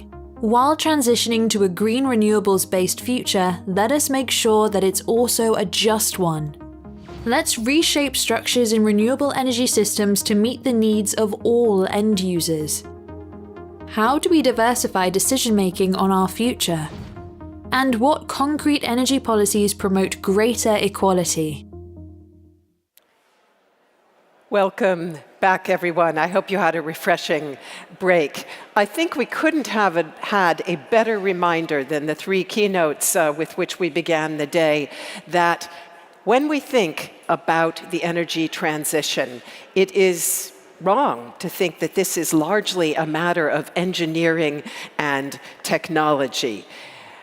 As we heard in those keynotes, it becomes an opportunity to transform not only our energy and industrial systems, but also our societies themselves by breaking down structural disadvantages and widening the participation of vulnerable and marginalized groups. And that, of course, in many places in the world, includes women. Both as individuals and as members of their communities, it is women who often bear the main burdens of climate change and also lack of access to clean energy. This is especially true in those places where women run the household, as that is the case in many parts of the global south. Yet, women frequently find themselves left out of the equation when male-dominated energy and engineering sectors design solutions and infrastructure that bypass their needs. So you hardly need a reminder from me that gender equality is closely linked to achievement of the Sustainable Development Goal number 7, which is the Energy SDG. In this session, we want to explore how participation of women and communities in the design of energy systems can drive affordable, reliable, and sustainable energy for everyone. And how can we use the momentum created by the global acceleration of renewable energy to foster participation and to broaden the diversity of the renewable energy talent pool? Those are just some of the questions that we're going to address with an outstanding group of speakers. It's my pleasure to introduce them, starting here with Kanika Chawla. She is Director and Chief of Staff with the UN's Sustainable Energy for All, working to advance the twin objectives of energy access and energy transition. She's also Energy Sherpa for the UN Crisis Response Group, and she formerly ran the Renewable Energy Program in the New Delhi-based Council on Energy, Environment and Water. Great to have you with us. Seated next to her is Alex Wachira. He is Principal Secretary in Kenya's State Department for Energy. He was formerly an investment banker and has worked with an energy sector team on transformation, addressing both diversity and inclusion while driving tech innovation. Great to have you with us. It's a pleasure to welcome Catherine Stewart. She is Canada's ambassador for climate change. She previously served in leading positions at Environment and Climate Change Canada, including as Assistant Deputy Minister of International Affairs and Chief Negotiator for Climate Change. Thank you so much for joining, Catherine. Seated next to her is Chandra Govindarajalu. He's practice manager of the Energy Sector Management Assistance Program, ESMAP, at the World Bank, and he leads its global battery storage program. He also leads the Energy Climate Finance team, responsible for mobilizing climate funding. And it's great to have with us Hannah Kabir. She is founder and CEO of Creed's Energy, which is an indigenous Nigerian renewable energy company established in 2012. She works as a consultant on rural electrification and mini-grid development across Nigeria, Sierra Leone, Guinea, Gambia, Mali, and Mauritania. Great to have you with us as well. We would like to begin, as usual, with a question to the audience. So please get out your mobile devices and use the barcode that you'll see in just a moment on our screens to go to our Slido website. And here you see our barcode and our question. What do you consider effective policy measures to achieve a just energy transition? And that's a word cloud, or it will form a word cloud when you type in the word or words that you think are most relevant to answer that question. And we're going to come back a little bit later to look for the results. Now, I'd like to begin with a round of focusing on gender equality and energy access and how all of you see that nexus. And I'll start, if I may, with you, Kanika. Given your experience in overseeing the international energy transition for sustainable energy for all, perhaps you can share your assessment on how we're doing in realizing SDG 7. It calls, of course, for ensuring sustainable access for all, particularly when it comes to women and vulnerable communities. Thank you so much, and many thanks to the BETD organizers and the German government for inviting me here and for really very thought-provoking discussions and solution-oriented conversation in the past day and a bit. And I think that this question and this conversation specifically on marginalized groups and those at the greatest risk of being left behind is so critical. And it has been coming up in the last day as well several times that there is really no way to have a complete global energy transition that continues to leave people either in energy poverty or that allows for certain groups to continue to remain out of participating in global energy markets. And this is really also what we're seeing, that while there has been a lot of progress that has been made, especially in renewable energy, but also in energy efficiency, and quite strong commitments in accelerating that effort. There is still a whole community across several parts of Africa, but also parts of Latin America and Asia, that continue to live in abject energy poverty, and where energy poverty is even growing. And this is really deeply problematic, both across the power sector as well as in clean cooking. And I think that if we really think about, there is a lot of analysis on the number of people and where they're located, and also where we can do quite targeted interventions to provide support. For instance, as geospatial mapping, energy planning, a lot of that kind of work the preparatory work has been done. It is really now the work to deliver final energy supply from reliable, sustainable, and affordable sources to, as you said in your introduction, oftentimes women that don't necessarily in those contexts have the voice. And where energy poverty is not just about access to electricity, but it's about drudgery and quality of life and access to healthcare and security issues, but also their participation in the economy and freedom from, say, things like traditional biomass collection for cooking could enable women to participate in the economy by redirecting that time towards income-generating activities, by using access to electricity to become micro and small entrepreneurs, whether in the form of even home-based businesses. And this is really central to a lot of the work that we do at Sustainable Energy for All, is how can we power this transition. Can you give us one concrete example, perhaps, of something that SE4All is doing? I mean, we're in that area. Absolutely. If I can maybe do two quick ones, because I can't pick between them. I think they're both really important. So we run a STEM training program for women who are in universities and we do this in Sierra Leone, Ghana, Kenya, and now as of this week in Panama, where we are able to place young women in job opportunities. So it's learning on the job while also receiving training and mentorship so that they can participate more fully in the energy sector, which still has only 22% of female participation. So it's really kind of powering their jobs for young women. But then there's another one where we have a results-based financing facility called the Universal Energy Facility, which is basically a kind of subsidy program for creating well-functioning markets. And the requirement for that across all the 6 countries in which we run the UEF is for companies to declare how much female participation they have, how much female participation in top management, but also a special kind of focus on women-led businesses, including, for instance, say cooking as a productive use and as an income-generating activity, and how we can power that through the UEF. So really kind of targeting female entrepreneurship and supporting that space as well. Thank you very much. And perhaps staying with that question of how government and the private sector can align, let me go to Alex Wachira. And in 2019, Kenya's Ministry of Energy launched its gender policy, which aims to mainstream gender issues in policies and programs at all levels. And it aims to bring together civil society, the private sector, and government in that process. So what impacts are you seeing so far, in particular in the energy area, and what challenges have you encountered? Thank you very much. One, the organizers for having this BET dialogue meeting. Indeed, is a very transformative meeting in which we are deliberating more on issues and action plans in regard to energy.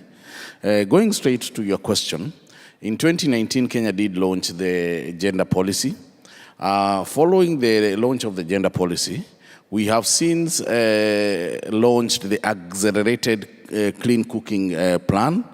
Why are we talking about clean cooking? Is because about 68% of our population is still using biowood and biofuel to bring a meal on the table.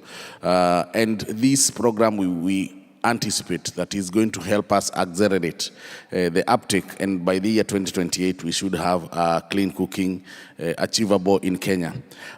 We have also started another program called Kenya Off-Grid Solar Acceleration Program. This program, Kenya has certain areas, about 14 counties. Of the 47 counties, 14 counties are really not integrated into the national grid. And because we need to deliver power to these people, and it is so costly to build transmission lines to these 14 counties at the moment, and it may not be possible to do the transmissions right away, then we started that Kenya Off-Grid Solar Acceleration Program that is helping us connect not only the towns and the municipalities that are within the 14 counties, but it is also helping us access and Kenyans to access energy, because this, the Kenya Off-Grid Solar Access Program, we are building mini grids in which they will have battery backup and a little bit of generators to ensure that this population will have a 24-hour access to energy. Yes, we do have challenges, and of course one of the main challenges that we are facing is, let me talk about cultural values and also lack of enlightenment. What am I saying? You will find that in as much as the cost of LPG gas has gone down in Kenya, and we have access to electricity in some of the homes, you will still find stereotype stories whereby, for example, a meal, Kenya has a very good meal made of maize and beans. And you'll hear the grandmothers in the village say, this meal cooked through wood fuel tastes better than the same food cooked using gas or cooked using electricity. So, yes, in as much as we are accelerating the clean cooking, we still have the stereotypes that we still have to do. And that means that we need to do a lot of community enlightenment, and we need to fund community enlightenment such that people can embrace. Number two, you will find that in the 43,000 schools that we do have, most of them are still using cooking, using wood fuel. And these are low-hanging fruits that we can be able to transform. And we have a program that we want to transform these schools. We want to put the LPG cylinders, 2,000 kg LPG cylinders in this school, so that now they stop using wood fuel and they start using LPG gas. You will still find communities arguing that it is cheaper for them to sustain the wood fuel as opposed to LPG. So we still have challenges in terms of stereotypes and lack of enlightenment. So as we are working on the women folk in the villages, we still also have to work on the decision makers, the board members who are in these schools, such that they can be able to embrace the clean cooking technology. And once we do that, then we shall be able to accelerate this program. So broadly, those are the challenges that we are having, and broadly, we have also come up with programs that are going to help us with the energy transition. Thank you. And that culture mindset change that you reminded us of, that of course takes us back to what we heard earlier from Obama, who talked also about the need to change our ways of thinking. Let me go to Catherine Stewart now, if I may. Canada supports the Equal by 30 campaign, which is a joint initiative by the Clean Energy Ministerial and the International Energy Agency to close the gender gap and, importantly, to share data and insights on the inclusiveness of the clean energy workforce. Concretely, can you tell us what Canada is doing to make the sustainable energy sector more diverse? And what are you seeing in the way of metrics? How much success have you had so far, and what are the prerequisites for that?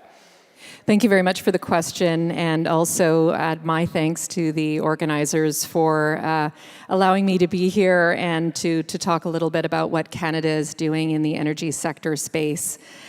So obviously, we need to be doing more to increase representation across the board, not just in the energy sector, but across the board. And with my experience in climate negotiations as an example, we're clearly at about 30% of women leaders represented. So we need to do a lot more work. And I think within Canada's government, we try to show by doing. So the executive cadre in our federal government, for example, is more or less 50% women. And we can't kind of push out policies or encourage others to take on initiative unless we can kind of model it ourselves. So I think just demonstrating by doing within the federal government is important. And then also advocating for gender-based analysis within government decision-making. So every single decision that goes to cabinet in Canada has had a gender-based analysis done to it. So the gender lens is applied to see where women and more vulnerable communities are considered in that decision-making. So again, I think setting the leadership at the top within the federal government is absolutely important. And then certain policies that we're advocating for, so absolutely Equal by 30 is an initiative we're very supportive of, with an ultimate goal to advocate for equal pay, equal leadership, and equal opportunities for women. And so far, we've seen a number of signatories come on board. Since it launched in 2018, we've got over 200 signatories from around the world, creating that network of both government and organizations to work collectively on those goals.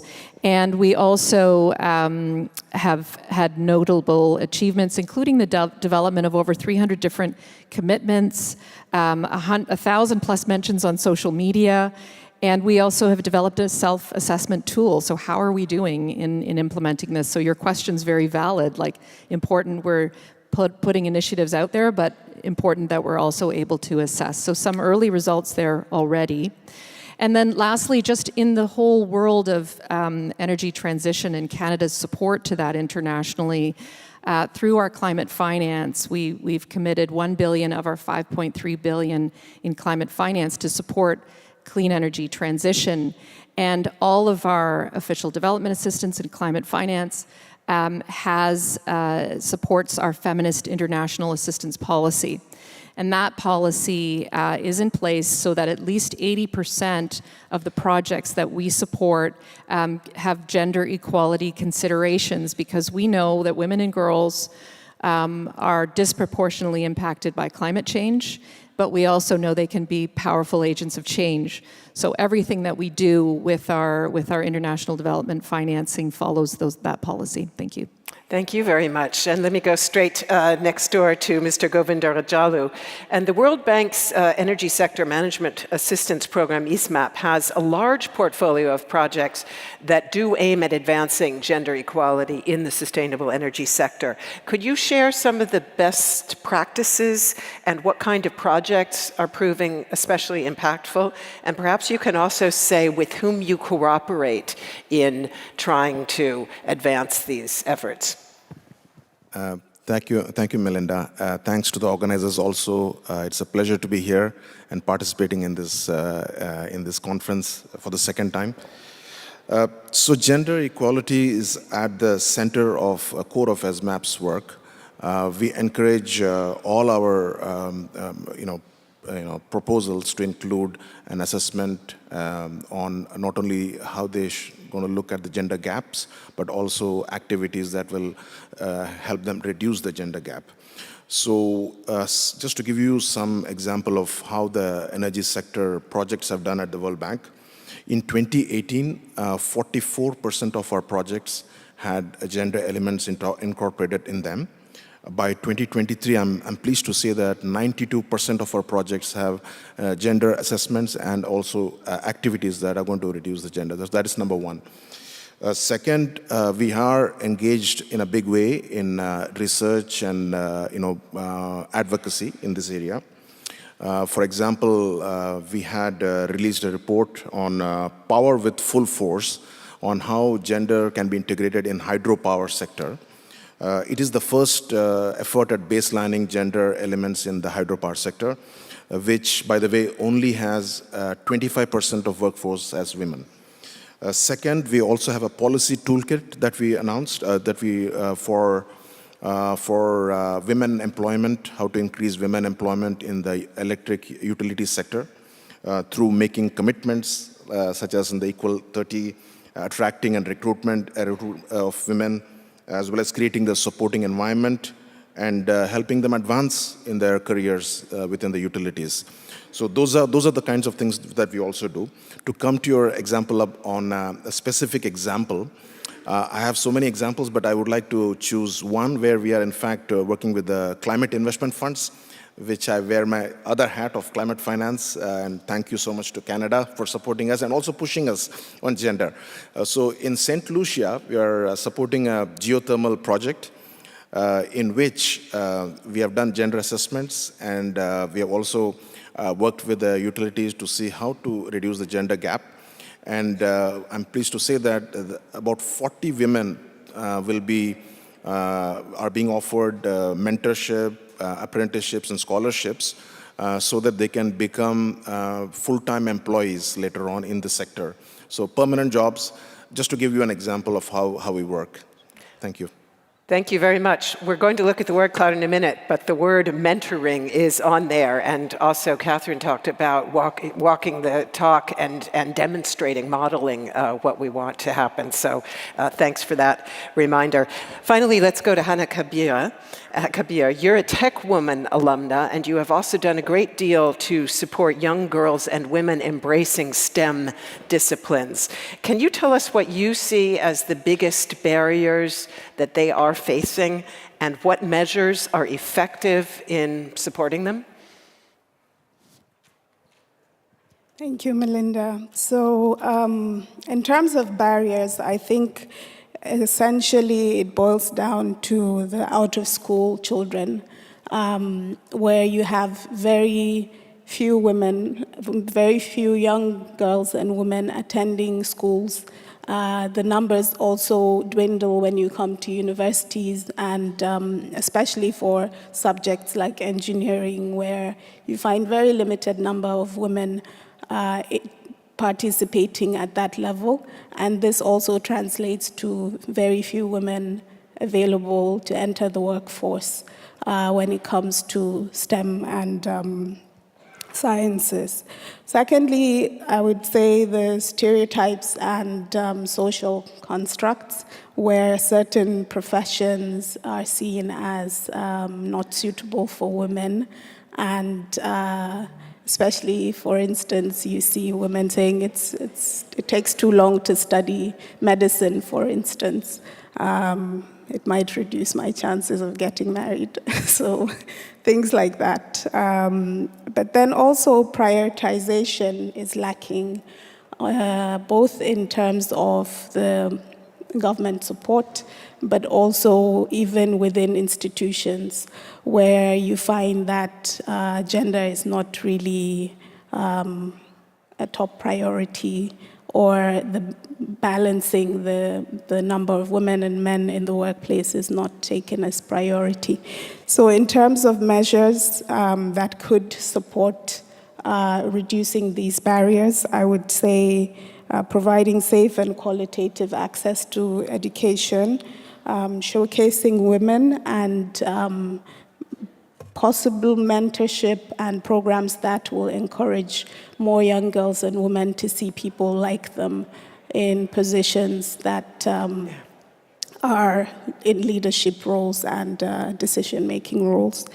But also looking at the national energy frameworks and ensuring that the gender discussions and policies are included in them. Thank you. Thank you very much. And apropos priorities, now let's get a look at our Slido word cloud result. And a number of the things we've been talking about are to be seen here. We, of course, have capital access, financing, in slightly smaller print. I also saw support for local finance. I hope you can see the word cloud, by the way, ladies and gentlemen. Yes? Okay, great. And then we also see inclusive investment. So that's the financing package, essentially. But somewhere on here was also, as I said, mentoring, quotas, which of course also increase the visibility of women leaders. And then workforce development, subsidy measures for women, technology ownership, interesting, technology for all, training. And then we have some like smash patriarchy. Oh, we see it down here to the left as well. Don't know why those two didn't somehow get melded together to be bigger. Oh, okay, I see why. And yeah, I'll ask all of our panelists to take a look and then also highlight, as we go through our next round of discussion, what you think is noteworthy about this word cloud. Of course, at the very center, we have tax the rich, redistribution, also as a means of generating resources, especially in some societies where domestic resource accessibility is essential to improve. So let's now move into a second round of discussion where we talk a little bit more about how we can focus on just transitions and vulnerable communities. And Catherine Stewart, if I can begin with you, your government recently introduced sustainable jobs initiatives apropos training and attempting to support women as they enter the workplace.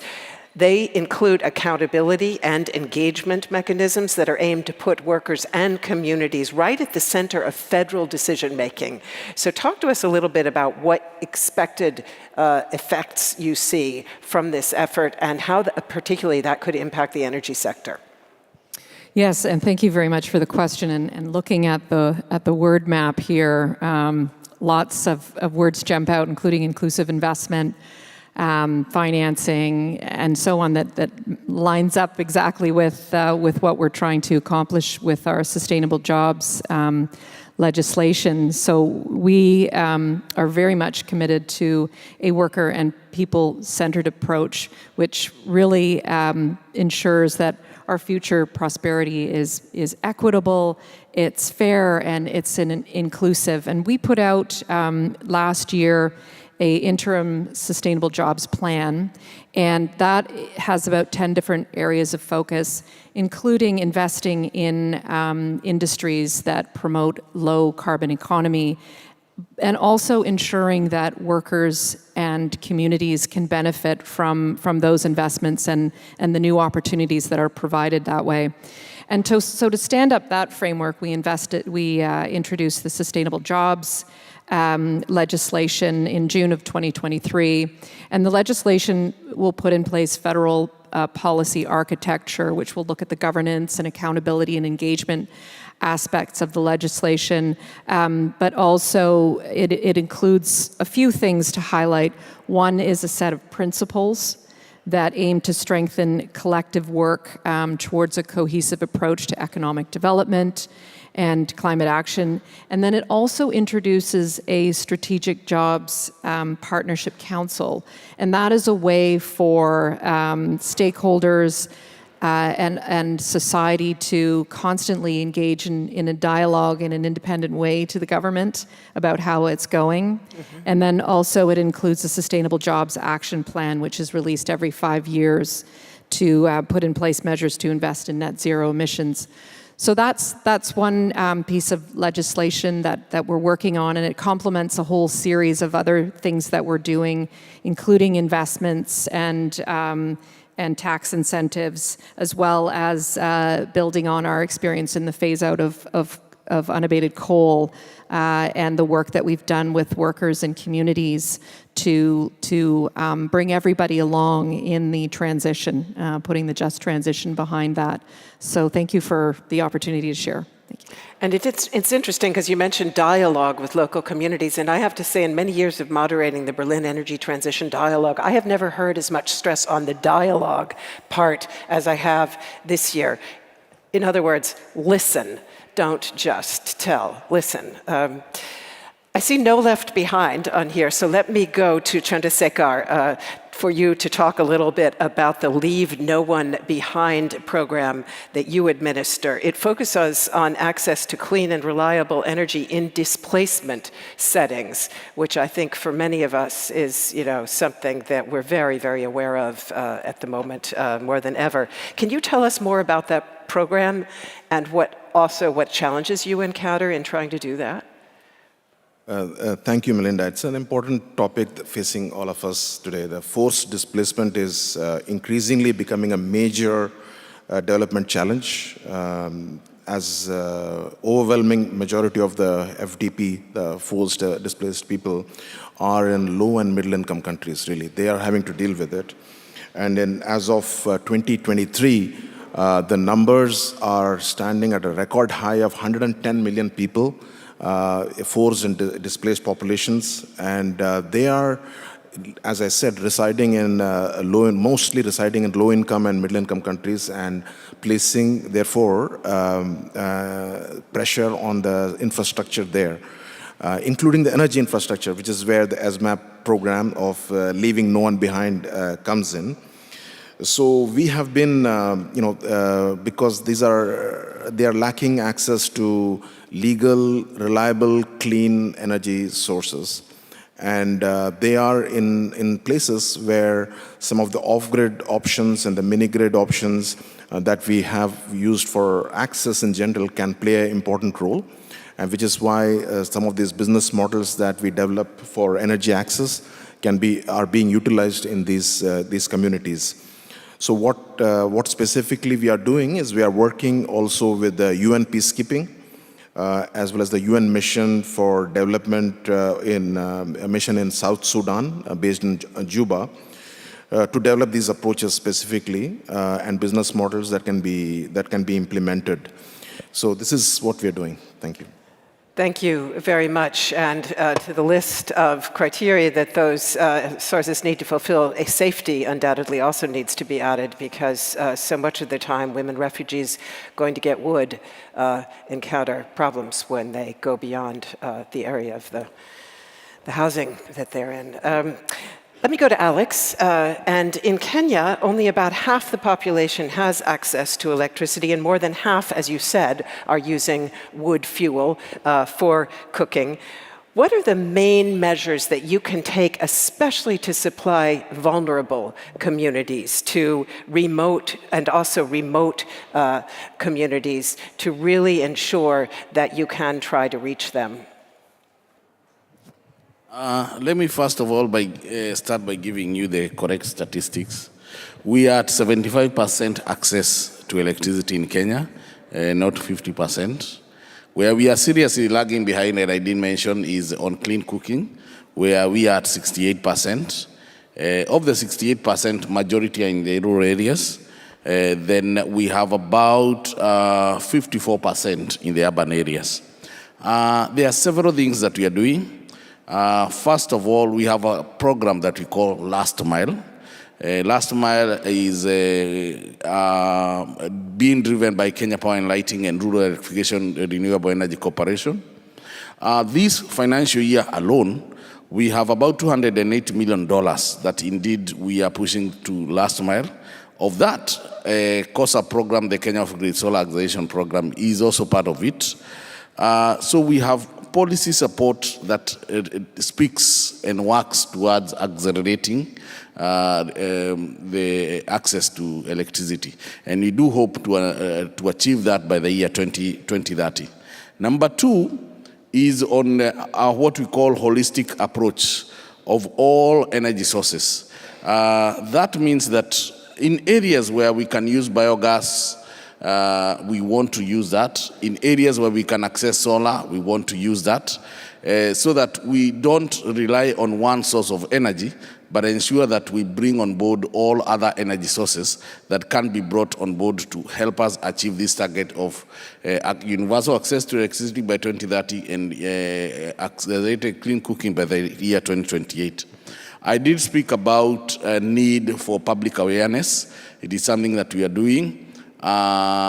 We have enhanced public awareness, and we are calling for more resources to help us do this. The other one is on technical entrepreneurship, technical support. For those, we have 2 or 3 companies that are doing very well in terms of clean cooking stoves and improved cook stoves. For example, Burn Factory in Ruiru. We need more technical and entrepreneurship support to the private sector, so because the private sector is the one that is going to help us achieve this. And let me say also, we also need financial support, because for us to do all this, at the end of the day, it equates to resources. And so long as we are not speaking about resources, then what we are speaking about are only pipe dreams. So we also need a lot of resources to help us access. And right now we have green climate financing, we have green bonds, and so therefore this is what we need after this session and many other sessions. So that we put our private sector to have access to this. And last but not least is a development of robust monitoring and evaluation frameworks. Then in regard to energy, we have 2 or 3 main issues that we are facing. Number one, we have good energy sources, but we are lacking the framework and, let me say, the transmission network. Because in Kenya, for example, we do have our main generation in the hydros, that is the eastern side of Kenya, and geothermal, that is in the Rift Valley. But our load centers are far apart. We have one in Nairobi, the capital, some in the coastal region, and others in the western side of Kenya. And so therefore, investment in the transmission network is very, very, very essential for us to achieve the target. And last but not least is embracing technologies like standalone solar systems. In the COSA programs, we also have the standalone solar system, and we are developing a framework in which we want Kenyans to embrace the standalone solar system. Thank you. Thank you. Let me go to Kanika, and you are an expert on finance. So tell us a little bit, in your experience, what is effective in trying to design clean energy markets that promote diversity and equality, and what energy finance tools are best suited to really support access, especially for the remote and the vulnerable? And just a hint, I'm seeing support for local finance on here, and certainly I think for women that is also a crucial measure. Yeah, thank you for that. And I think a lot of the answers that I was going to say are on the cloud there. For instance, inclusive investment, skill development, and capital access, but also definitely local currency financing. But I think it's also important to think about what is a new fit-for-purpose kind of landscape in which there is inclusive investment, right? And with Chandra and the PS said he has a background in banking as well, so I don't want to overstate my expertise, and then they're going to, they can correct me if I do that. But I think it's really important to speak to a tent that is wider. I understand from some colleagues that there is also a finance and infrastructure conference that's happening here in Berlin while at the same time as BETD. But in reality, those should not necessarily be two separate conversations. No. We spend so much time, as we should, thinking about energy regulation, power sector regulators, working with them, building their capacity. But in reality, we need to do exactly this with financial regulators, with local bank capacity, with central bank governors, because in reality, we are pricing risk wrong.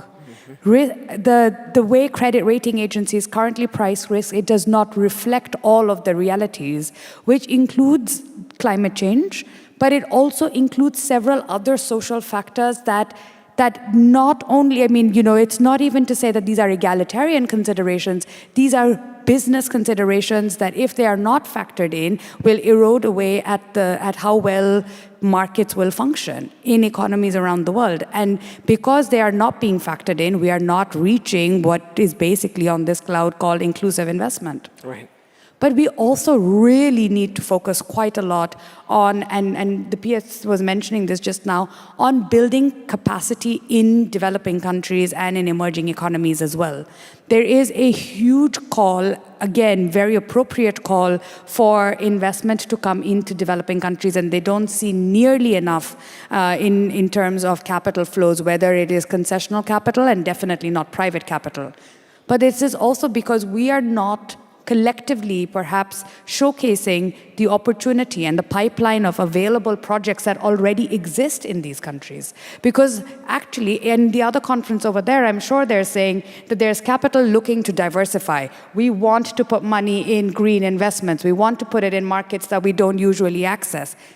And yet they're not looking hard enough. Fair, perhaps we can help them and build these pipelines and do a better job at communicating them and then working collectively also to de-risk them. And you were saying earlier, what are some of the instruments that can be used effectively? And again, Chandra, please add to this, because I know that there's so much work that the bank is doing now in extending the kinds of guarantees. But it is also to think about how are we going to create markets where guarantees catalyze the market, but they don't stay forever. As I mentioned earlier, we run a results-based financing facility that eventually should not exist. And even as we run it, our aim is to phase it out, because that is what its role is, to catalyze rather than to do kind of market making forever, right? And then perhaps, if I may say, the last piece in terms of what a new paradigm should look like, it really will be one where we cooperate truly in the spirit of cooperation. And this is, it still doesn't happen enough at scale. And a lot of this cooperation perhaps needs to even happen between what are currently considered marginalized communities, and for them to speak in one voice, rather than for, say, women's group to speak at odds with indigenous group or to speak with odds with youth groups. or even for countries that are at the greatest risk of being left behind, if they were to speak in a collective voice, they would be able to become price makers and have a much larger voice in the global debate. So I think, at least for us at SE4All, we see very much our role also to kind of bring this collaboration between groups that would otherwise alone not be able to amplify their voice enough.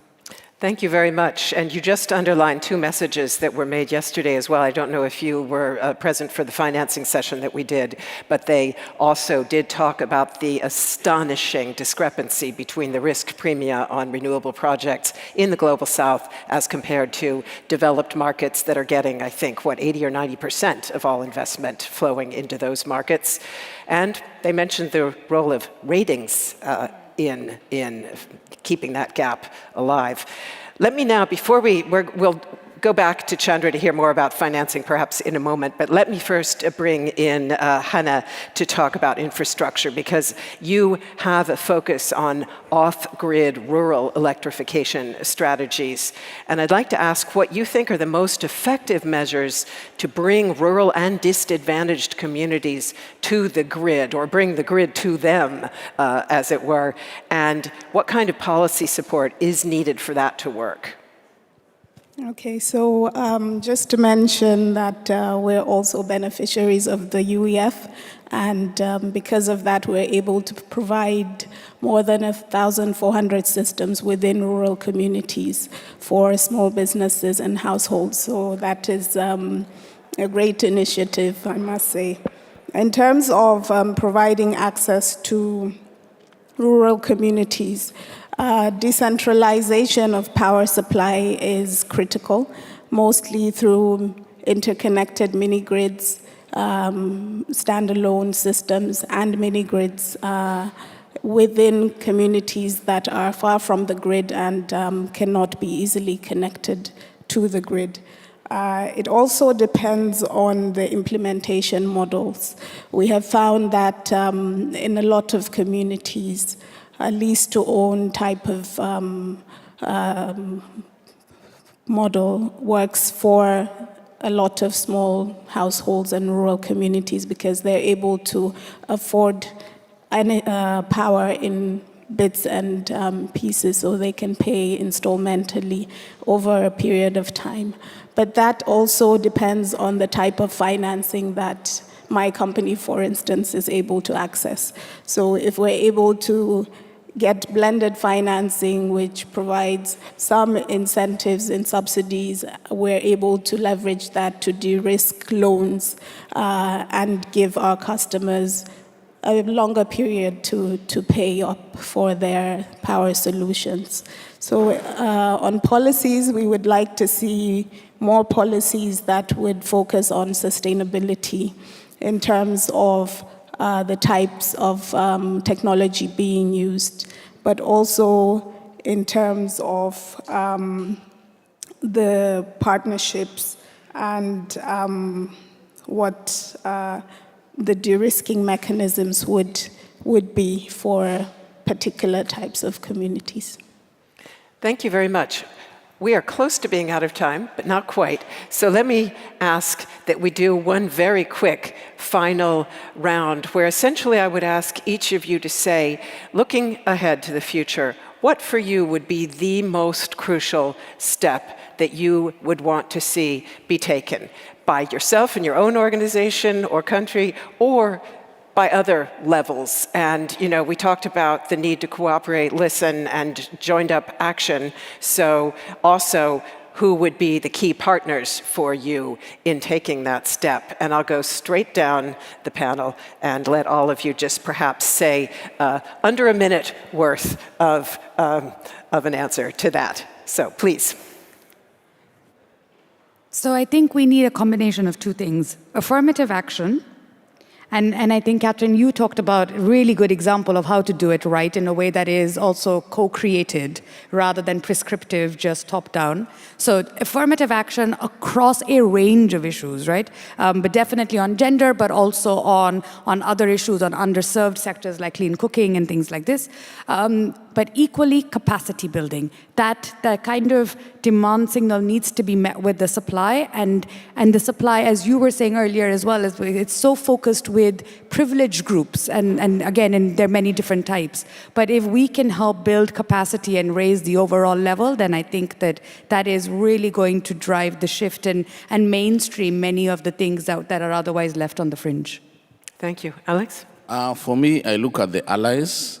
And for the allies, I think there are two areas that we need to continue collaborating. One is more collaboration, and two is on partnership, because allies are there to help us walk the talk and help us walk together. Number two is most important, is for the same allies, and I do appreciate the kind of work that we are doing. We would not have done what we have done without you. But there is need for more, and there is need for the allies to take more action and ensure that they help us in building capacity. They give us more resources to ensure that we do meet the transition timelines that we do anticipate to meet. And most important is, for example, in clean cooking, we give dignity to our women when they cook using clean cooking technologies. So for me, I speak to the allies and closer partnership between allies and us in the developing countries. Thank you. Thank you very much. And I'm glad you used the word ally, because allyship is, of course, what Berlin Energy Transition Dialogue is aiming at its very foundations. Catherine? Yeah, I think for me, the energy transition is happening, and it's a question of how are we supporting that energy transition. And the most important message I would want to emphasize is to bring everybody along. And we have that experience on coal phase out in Canada, going into the communities, talking to the businesses, talking to the workers, talking to Indigenous representatives, and that's how you get buy-in. And I think we have to be working on that across the board, whether it's in our domestic policies, but also in our international efforts as well, because that's the way we are going to move ahead as fast as we need to be moving ahead, which is urgent. Thank you. Thank you. Chandra? Thank you. For me, I will also address the finance point as a last point. Comprehensive data on existing gaps, access to finance, living conditions, that is the starting point. Without the baselining, we don't get anywhere. That is number one for me. Number two, what I kind of heard in these, but not so directly, is that involving women to find the solutions, to be part of, in just energy transition solutions, they need to be part of finding the solution for them to be able to be integrated and incorporated properly. Third, for me, is accountability. So we all make promises, and we need to be held accountable for how much is achieved and be transparent, and that is an integral part of the just transition for me.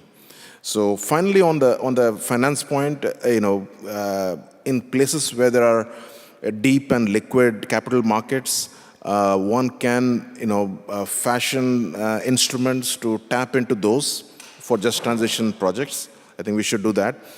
But for the most vulnerable and the remote populations, we need additional support like the Universal Energy Fund or the energy results-based finance to, even for the private sector to go to those places and those people. Thank you. And we did have on the word cloud bottom-up approaches, and if you substitute community-up approaches or women-up approaches, that might get to where you're wanting to go with empower women to find solutions. And finally, please, Hannah. I would say multi-level partnerships are very important, but also finding ways to accelerate the implementation of the programs and the solutions that would help to reach the targets that we're reaching for. Thank you very, very much to all of you for this very valuable debate. And, Alex mentioned the word allyship. It's also very much about empathy in the sense of understanding those with whom we want to work. And you've given us some powerful messages about how we can look at their needs, find out more about them, measure them, and listen. So I greatly appreciate your participation. Let's give them a very warm round of applause, please.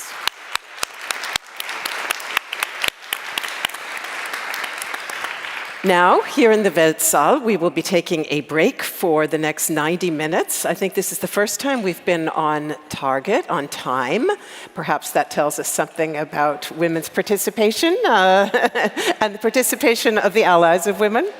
And I would encourage you, though, to use the next half hour to follow our dialogue hub with my colleague Hajar, who will be picking up on a subject that we addressed earlier and that is so crucial, namely the nexus between energy, water, and food systems. And that, of course, also has major implications for women. So you can follow the live stream here, or you can go to the Europazaal to hear that debate live. If you were invited to the Foreign Office's Women's Lunch, you can look forward to a discussion that picks up on the messages we've been hearing here about empowering women.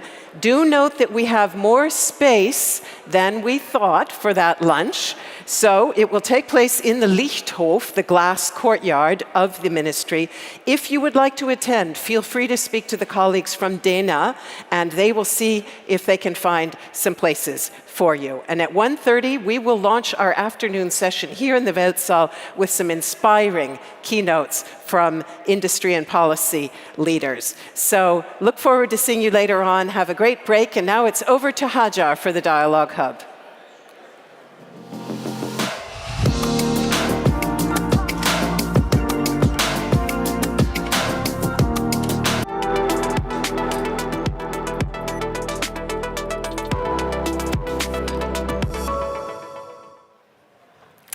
Thank you, Melinda. And I'll say good afternoon, hello, and welcome everybody here at the Dialogue Hub. I hope you had some great first sessions here at BETD 2024. I at least did. I chipped into some and I saw some real interesting discussions, not the least of which the session that just took place at the Weltsaal. So that's amazing to see.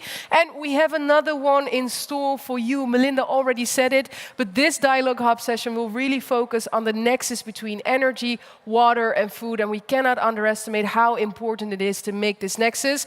It was hinted to already a little bit this morning during one of the keynote speeches that we saw that was made by Dr. Beheshti. So really important that we look further into the importance of including water, food, and energy together and what is sort of the synergy that exists there, but also overarching challenges. Well, that and much more will be discussed here. As always, very happy to have you. My name is Hajar Yacoubi. I'm a former United Nations Youth Representative for the Netherlands, but I'll be also the person that will guide you through this session. Now, while you're sitting, listening here, or if you're watching from home, if there's anything that pops up throughout this session that you want to ask a question about, maybe something that sparks a thought or a counter idea that you may have, please share it online by using the hashtag BETD24. That way we will be able to find it, and then hopefully in the next Dialogue Hub sessions, we'll be able to take a look at some of the social media outings that you did so far. With that being said, I won't keep you in suspense any longer, folks. I'll say let's hop right into our first stakeholder interview. And I'm very pleased for that to welcome the CEO of BSW-Solar. Please, can we get a big round of applause in welcoming Joachim Goldbeck.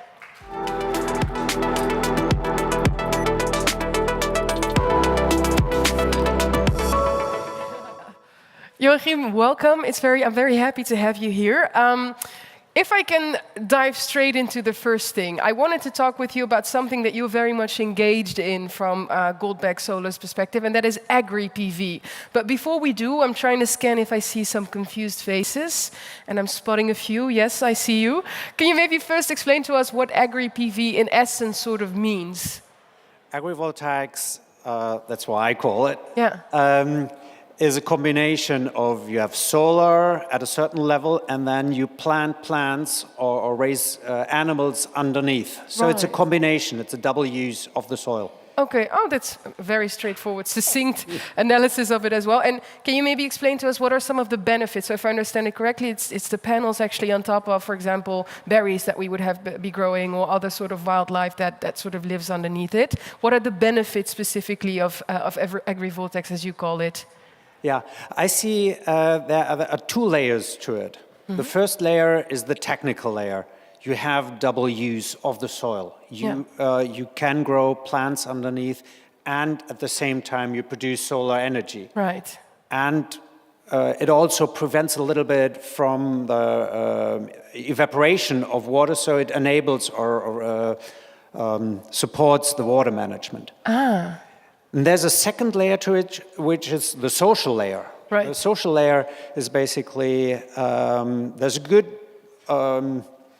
you install lots of solar, and if there's no plants underneath, the farmers might not be satisfied. So with this combination, the farmers remain farmers. So it's their identity, and they can remain their position in their village, in their society. Right. So it has the second layer of social benefit as well, that you, besides earning solar energy, solar power, and besides, and at the same time remain being a farmer and harvesting. Okay, I hear you. That's quite a lot, because in a way you say, so the social benefit for farmers, it's actually also sort of an efficiency of land use. You mentioned the evaporation, the dew in the morning being caught by the agrivoltaics, and then sort of almost irrigating back on what's growing beneath and sort of giving back in that way. It's a microclimate underneath, which is a little colder, a little moister. Yeah. I like that, especially considering that, of course, everybody understands the urgency why we're here, right? We have these big environmental crises, and the truth of the matter is that we need to mitigate as fast as we can. At the same time, we will be dealing with more warming, so in a way, providing shadows and making sure that you can sort of cool off perhaps a little bit the microclimate beneath it is also one of the things that... Yeah. Hey, a different question that I would then have, if I hear all these benefits, I'm very curious, when we talk about sort of the implementations on this, what is sort of like some of the challenges that you then still face when it comes to accepting agri-PV in systems? Well, I think there are two systems. There has been a long history of planting plants for thousands of years, right, and doing solar. So these two systems, to some extent, have interfaces. So the demands of the agriculture will change a little bit of the PV setup. It might be a little higher, it might be a little wider spaced. So there are additional costs associated to it, and some drawbacks, maybe a little reduced income from the sun. And the same happens to the agriculture. Solar has a certain impact on the agriculture. It does have an impact on the lighting. It does have an impact on the accessibility of the site, as the plants are, the solar is installed there permanently for 20 or 30 years. Right, so those two systems need to be synchronized. Right. And they jointly have to find windows of operation which suits both.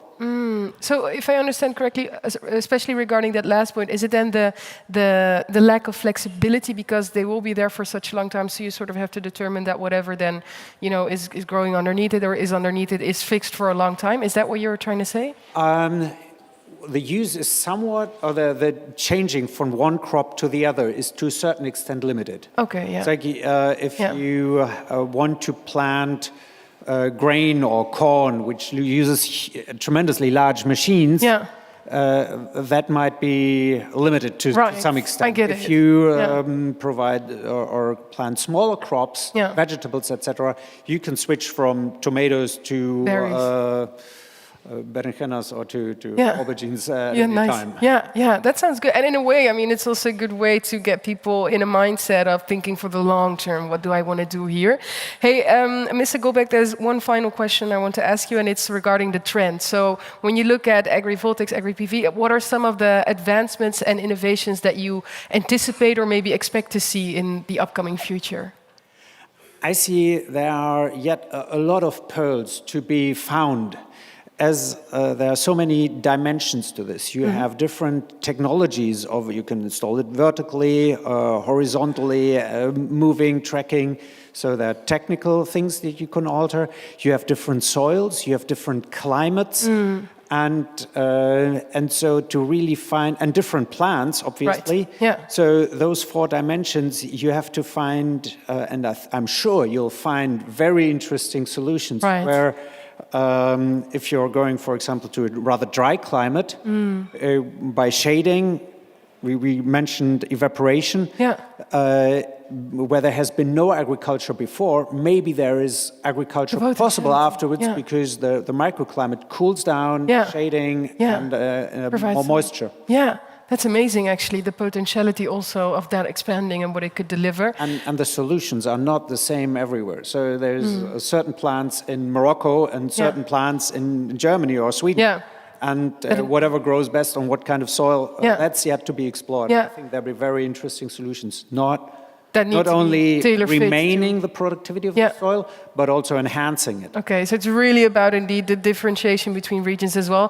Mr. Goldbeck, I really want to thank you. We're already racing through this first stakeholder interview, but we're not racing through this topic yet because we'll be diving a bit deeper onto this nexus that needs to be made. And to do that, I am very delighted in a little bit to be joined by Jennifer Leakey, Global Director Energy at the World Resources Institute, and Dr. Praset Sinsuk Praset, Permanent Secretary at the Ministry of Energy of Thailand. Please help me in giving them a big round of applause, and thank you so much. Thank you, Adele. Thank you.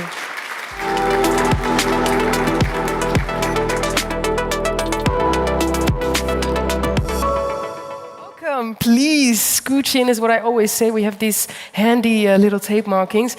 Very happy to have you here with me. And I'll say, let's hop right into the topic because we're really talking about the nexus, right, between energy, water, and food. And maybe if I can start with you, Mrs. Leakey, because I was very curious. I think the agricultural sector is one that really brings everything together, right? They have energy uses, water is a very important element of it, and it provides us with nutrients and with food in that sense. I was curious, what would you say are some of the ways that renewable energy can be better integrated within that agricultural sector specifically?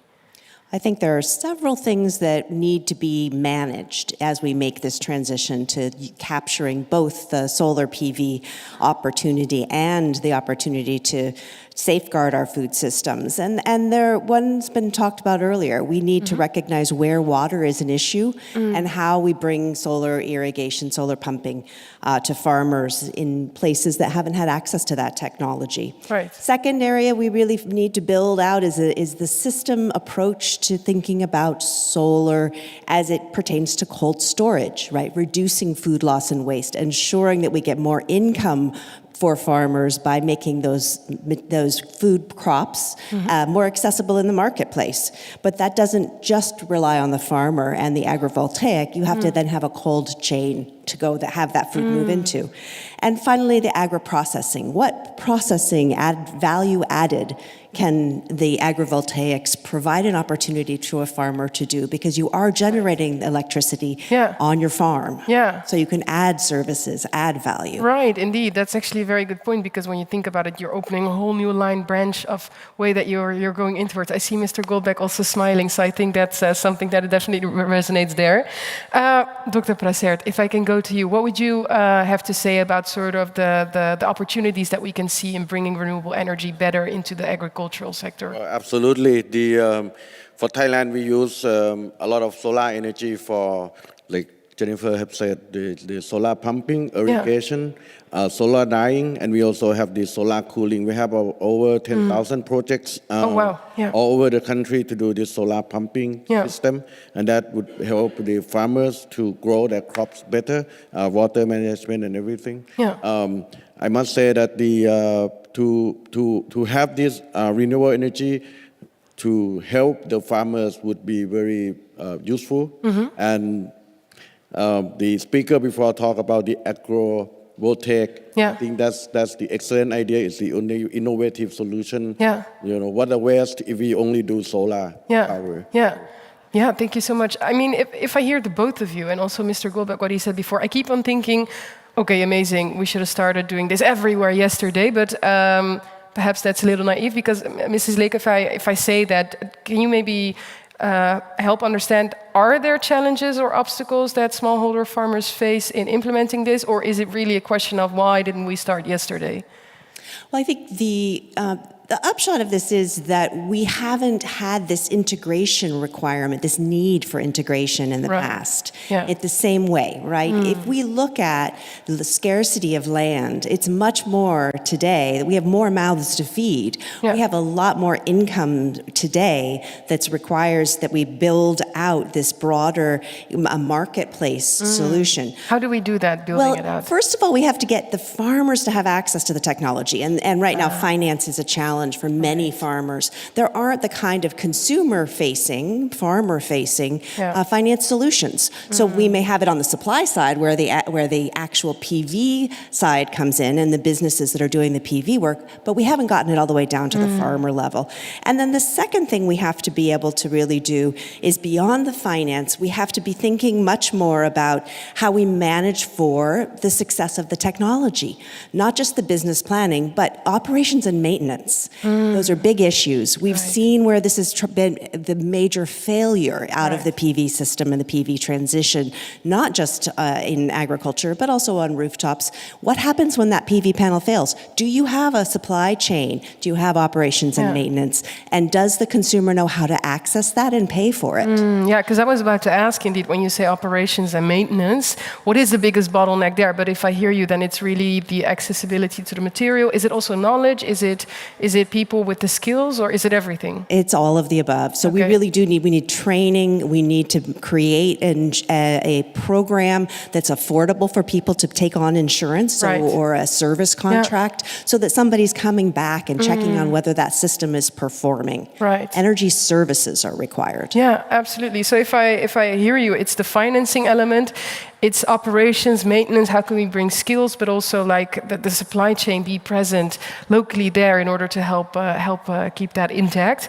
Dr. Prasert, you already mentioned that you have a lot of ongoing pilot projects also in Thailand. I always believe, I'm a firm believer in the best way of learning and learning from others to sort of see examples and hear more about it. So I was wondering if you could perhaps tell us a little bit more about the agri-voltaics projects that you have ongoing. But before I go to that examples, I just want to say that solar voltaic would be a main component of in this power system for Thailand. Since we committed to this carbon neutrality by 2050, we're going to add more of about 10 gigawatt of solar for this over 6 years, and for and we're looking at about 100 gigawatt of solar for the next 20 years. So with that, we have the constraint in terms of the land use, food security, and so forth. So this voltaic is the key answer for us. So we do quite a bit of studies and pilot projects, and thanks to GIZ that helping us to conduct this study, looking at the climate conditions, solar radiation, rainfalls, the moisture content, things like that. So we are doing about 10 projects in many provinces in Thailand, mostly in the northern part, central, and also the northeastern part. Which, of course, Thailand is the agriculture country, so we need to do this in order to help the farmers to improve their crop productions and also their income. One example that in particular that I want to talk about is a 90 megawatt solar voltaic. They use these semi-transparent solar, and they be able to grow organic rice and vegetables, and they can sell those crops, at the same time contribute to this sustainable solution for energy security. So they both can go along very well. We also grow a few things like tomatoes, lettuce, sugar cane, and some of the project we even hybrid with biogas, livestock, using the cow manure to really produce the biogas. So we try to bring in everything together. Right. So this community levels type of power production is something that we going for. Yeah, absolutely. Thanks also for sharing that, because again, as I say, it's always these concrete sort of tangible examples, also interesting, semi-transparent, what that does also for the crops beneath it. Mrs. Lakey, if I can go to you, I'm really curious, when we hear all of this, what would you say is some of the requirements that are still needed, perhaps within research or within development, to really make sure that we make these interdisciplinary connections, if you will, between energy, water, and food?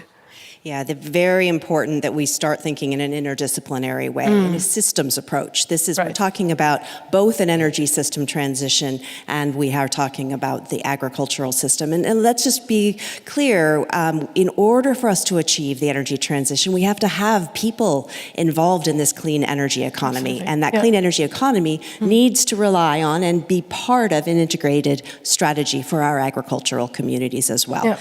So I think there are three things I would leave you with. One is we need to look at the taxation structures. Okay. We need to make sure that many of the solar PV panels are being imported, and they're being imported into places where those taxation structures can make them inaccessible because they're simply too expensive. And then we need to think about that financing, we need to think about that training, we need to think about, again, these other sectors of our economy that will help facilitate the accessibility for farmers to get those panels. And I think it's important that we start quantifying and reporting how it's going, right? Where are we seeing the failures? Where are we seeing the successes? And use that, because in the narrative for many people, it's the farmer 2 towns over who had his solar panel fail, and therefore I should be hesitant to embrace that technology. So when we have technology failures, we need to come back with an opportunity to correct what that data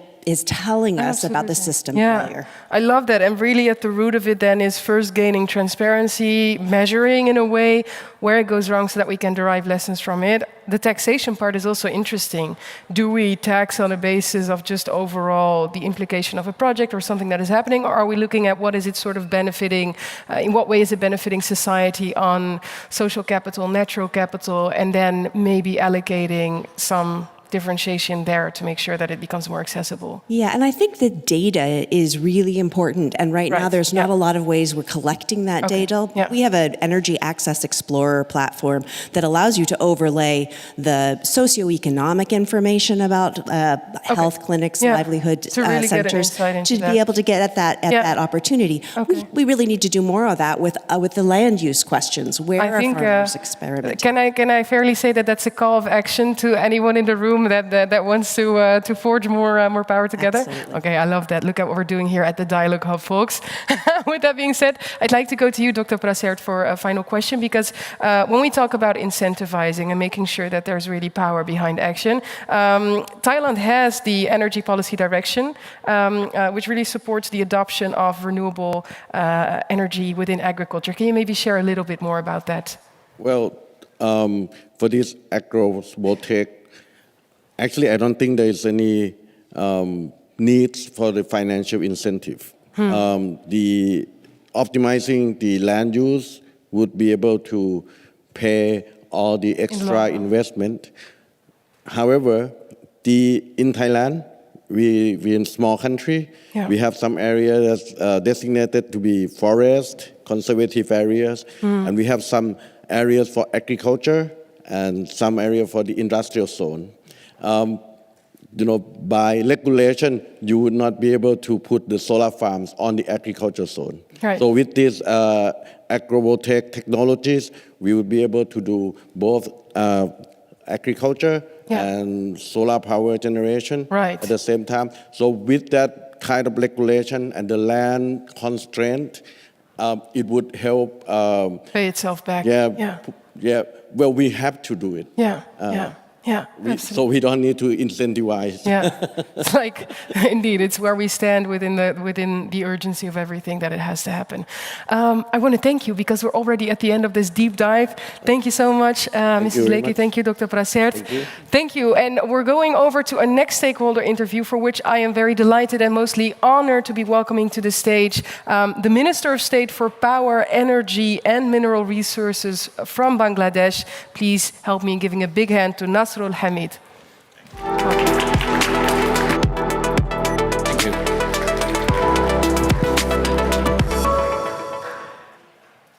Minister Hamid, welcome. Thank you. It's very good to have you here. I am very curious, maybe I'm also jumping straight into the conversation.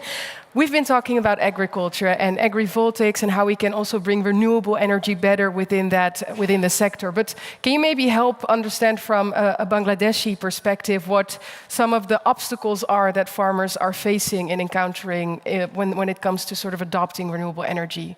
Absolutely. Thank you very much. Let me explain first the pattern of Bangladesh, geographical pattern of that. You see, Bangladesh is a very dense country and the population-wise. Yeah. Small country, 160 million people, 60% are wetlands, 700 rivers. Yeah. Adverse impacts on climate change. Every alternative year there is a flood or typhoons are there. And there are numerous challenges faced by the farmers. Yeah. Farming over there is quite difficult because they use the diesel pumps. We have a 1.2 million diesel pumps. Price of the fuels increases. And different pattern of rainfalls. Yeah. So challenges are there, numerous challenges. But keep in mind, like what the energy ministry is doing, we have organizations called SHREDA. And we partnered with the agriculture ministry and together with the environment ministry together to turn around these 1.2 million diesel pumps to solar pumps. Wow, okay. Big challenges. It is, also with the differentiation. Yeah, absolutely. Yeah. And the challenges is how fast we can go there. That is the main issues, actually. How fast do you want to go? Of course, we want to do tomorrow. Yeah. Or yesterday. Yeah, indeed. Yeah. Like that. But keeping on mind, taking care of the challenges, and mostly the farmers do not want to go from the traditional way they farms to a new technology. The previous speaker, Jennifer, has explained that operation and maintenance also is big challenges. Yeah. Because they are not educated enough to cope up with these operations. Yeah, exactly. But when you sketch that, and can I just say, what I love is how you explain that these different ministries, they come together to work together. When we talk about the nexus and the interlinkages that need to be made between energy, water, and food, in essence, you're already doing it. You're already sort of overbridging those silos that we usually find ourselves in by working across ministries. But I am really curious to hear from you. How have you then tackled it? Because I do know that in Bangladesh you have the solar irrigation roadmap that you also use in order to bring this forth. Can you maybe share a little bit more about that? Absolutely, thank you. We have implementing their solar roadmaps, which was done on 2028 to 2023 up to 2031. We wanted to turn over these 45,000 diesel pumps to solar pumps. That is our issues. Exactly. So we can mitigate about 300,000 tons of carbon dioxide. Wow, okay. But keep in mind, we have 1.2 million diesel pumps. Yeah, big challenges. Yeah. So we have a lot of partner agencies who are supporting us, ADB, GIZ, a lot of partners who have taken them. And of course, it will be a very hard thing, but we have started. Keeping on mind, already we have started with the 2,000 pumps, and it's a pilot project. Let's see what happens. Yeah. Main thing is training the farmers. Let them understand it works. Yeah. And it is beneficial. Yeah. You can get the water, most of them in the daytime. Yeah. But only the challenge is the rainfalls in Bangladesh is a different patterns always. The yield we get it from the fields, the farmers, that time it doesn't rain. Yeah. Okay, so that is the main challenge also. Right, which also I think could be seen as a plea for doing it locally, because who knows best what sort of like almost the ebbs and flows are of nature, of the climate around their crops and agriculture. It is those exact farmers. I hear you also making a plea for that training element that is so fundamental if we want to be able to make this succeed. Maybe as a final question, just briefly to hear from you, what would be some other sort of initiatives that you would like to see that would really be able to help us to move from fossil fuel energy sources within the agriculture industry to clean energy? So what we are trying to do is giving them incentives to set up this kind of what sort of plants. incentives? financial incentives. Right. This is one thing. Yeah. And targeted subsidies. Okay. Do tell. So we have organizations called EatCall, who is working with different partner agencies. Yeah. And we started off giving subsidies about 60% of the cost. Let's see what happens. Yeah. Gradually, people are interested. Also, we're trying to set up a policy for encouraging the private sector to have a private-public partnerships to set up large numbers of, solar pumps over there. Yeah. So let's see what happens. So what we are trying hard. Yeah. Because we have the promise that within 2041, the 40% of the generation from the power will be from the clean energy. That is our target. Yeah. Go there. And we need those sorts of targets. So truly, I really want to thank you, and I also want to commend you for the ambition, because this is what we need to see, right? It's almost scarily ambitious, but we can't settle for anything less, I think, these days, because we are at a pivotal point in time, and this is exactly what we need. Thank you so much, Mr. Hamid. Thank you. I want to thank each and every one of you for listening in, and that already brings us towards the end of this Dialogue Hub session. I always say time flies when you're getting new insights, learning new things, but don't worry, we have much more in store for you later on. But for now, we have a short break that you can enjoy. If you're here, make sure to stretch your legs and get some refreshments. If you're watching online with us, we'll be back at 1:30 p.m. sharp in the Weltzaal with some amazing keynotes. So stay tuned for that, and then I'll see you later on.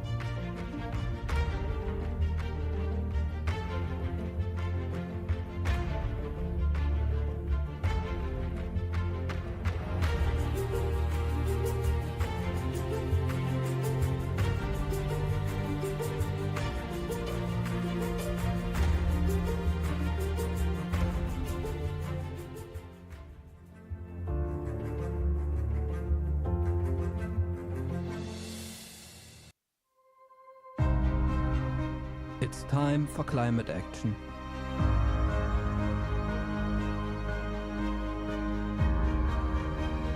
The future belongs to the sun. The world needs clean energy, generated in harmony with nature, leaving space for coexistence.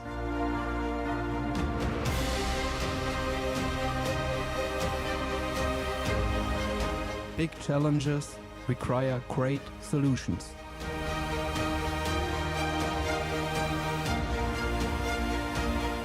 Technical innovations and wise use of spaces.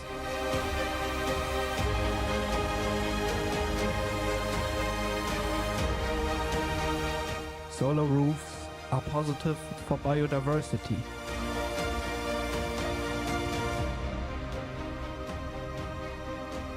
Generating energy where and when it's needed. Goldback Solar is doing its part. Let's work together to multiply results.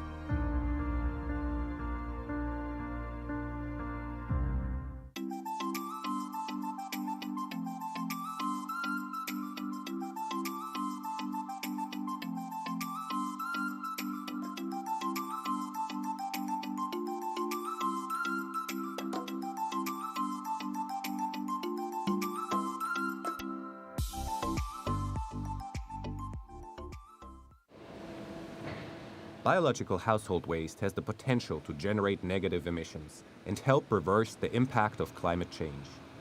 Once collected, it is used in the MVV biomethane plant, laying the foundation for our carbon dioxide removal solution in Dresden, Germany. Biomethane is an environmentally friendly energy source naturally generated from sustainable feedstock such as household waste. Our project uses CO2 streams from an existing biogas upgrading plant in Dresden. The MVV facility processes the city's entire organic waste through batch fermentation. It is designed specifically for urban locations which have an abundant supply of feedstock. The plant's operations are community-friendly, without significant noise or odor emissions that negatively impact the quality of life in the area. Following anaerobic digestion, the resulting biogas is upgraded. Any residual particles are removed and the gas streams are separated into biomethane and CO2. The refined biomethane stream undergoes conditioning before being integrated into the natural gas network, while the off-gas stream, which consists of highly pure CO2 along with some residual gases, serves as the starting point for our innovative carbon dioxide removal approach. This CO2 will be turned into a usable product and stored permanently, creating negative emissions while supporting a circular economy at the same time. In an optimal scenario, up to 1,400 tons of CO2 can be captured per year. Connected to the biomethane plant, the CO2 liquefaction unit captures and transforms carbon dioxide, a byproduct of biomethane production, into a liquid form for transportation. Parts of this stream are used to optimize plant operations and provide inertization for the garage door fermenters once a feedstock batch is processed. The surplus CO2 will help us remove 1,000 tons of carbon emissions from the atmosphere. We use a 40-ton vacuum-insulated tank to store the liquefied CO2 on site at minus 24 degrees Celsius and 18 bar pressure, with no additional energy input required. Once the tank is full, we transfer the liquefied CO2 to a truck for transportation, entering the next phase in our journey towards achieving negative emissions. Upon arrival at the storage site in Berlin, operated by Neustark's partner, we transfer the CO2 to a 50-ton vacuum-insulated tank where it is kept cool and liquid until its mineralization. Here, it becomes an integral part of the production process, making the concrete both stronger and more sustainable as a result. The Neustark process seamlessly integrates with the existing operations, making recycling demolished concrete, an already environmentally friendly process, even greener. In a highly efficient manner, an atmospheric vaporizer regasifies the liquid CO2 by capitalizing on the temperature difference between the liquid CO2 and its surrounding environment. Neustark then injects the CO2 into the road dosing unit, a storage system that has been selected because it is designed to house different grades of concrete granulate until construction companies are ready to collect it.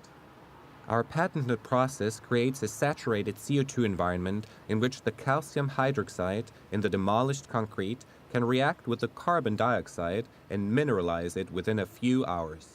This creates permanent carbon storage for several 100,000 years in the form of newly developed limestone overnight. Today, our Berlin site can store an average of 10 kilograms of CO2 per ton of demolished concrete, enabling us to sequester 1,000 to 1,500 tons of CO2 year by year. The recycled carbonated concrete we produce can be used in a wide range of building projects, such as road construction. By combining non-traditional, proven, and forward-thinking processes, we're able to significantly reduce the negative environmental impact of concrete production while doing our part to combat climate change. This is how Landwärme, MVV, and Neustark are storing biogenic CO2 in demolished concrete and helping to create a world where economic growth thrives with fewer emissions. Join us in shaping a more sustainable future for generations to come.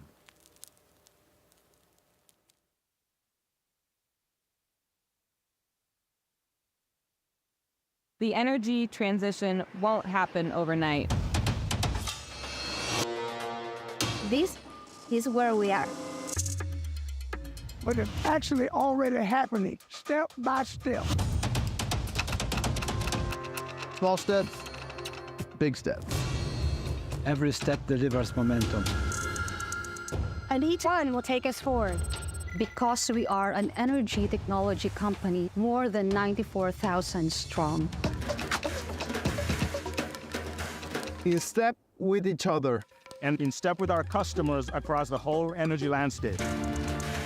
Providing them with what's needed for more sustainable, reliable, and affordable energy. From renewable energy, hydrogen-ready gas turbines, to stronger grid technologies, and solutions for hard to decarbonize industries. We're driving decarbonization and increasing energy resilience. Let's get it done. Project by project. Region by region. Innovation by innovation. Collaboration by collaboration. We are getting there, step by step.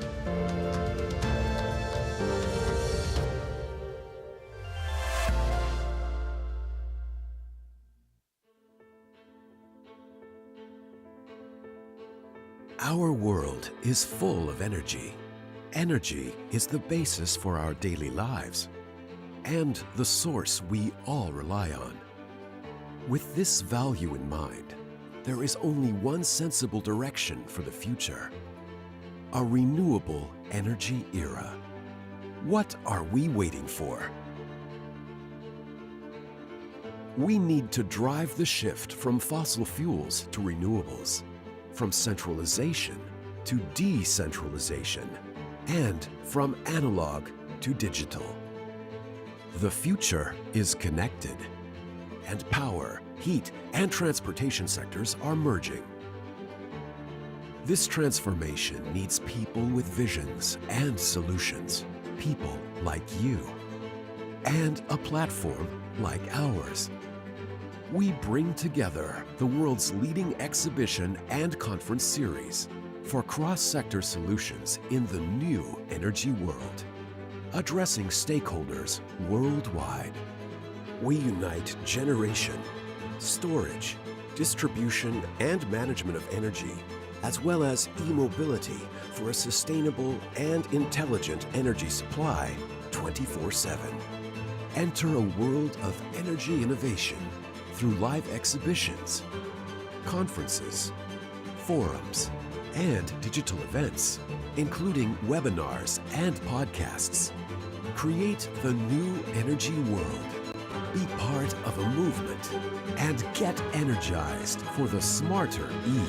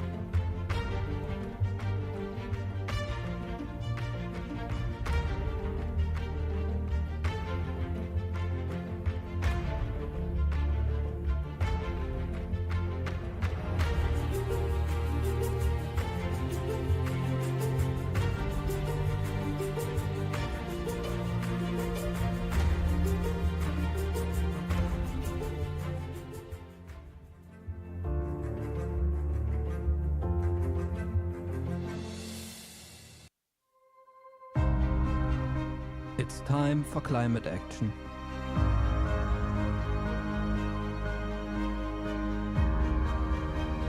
The future belongs to the sun. The world needs clean energy, generated in harmony with nature, leaving space for coexistence.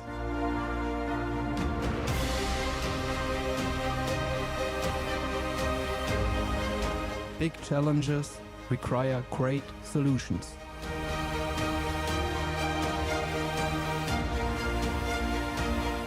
Technical innovations and wise use of spaces.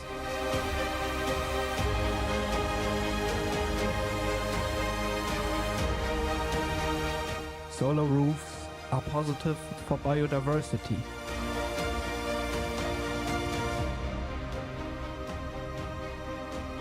Generating energy where and when it's needed. Goldbeck Solar is doing its part. Let's work together to multiply results.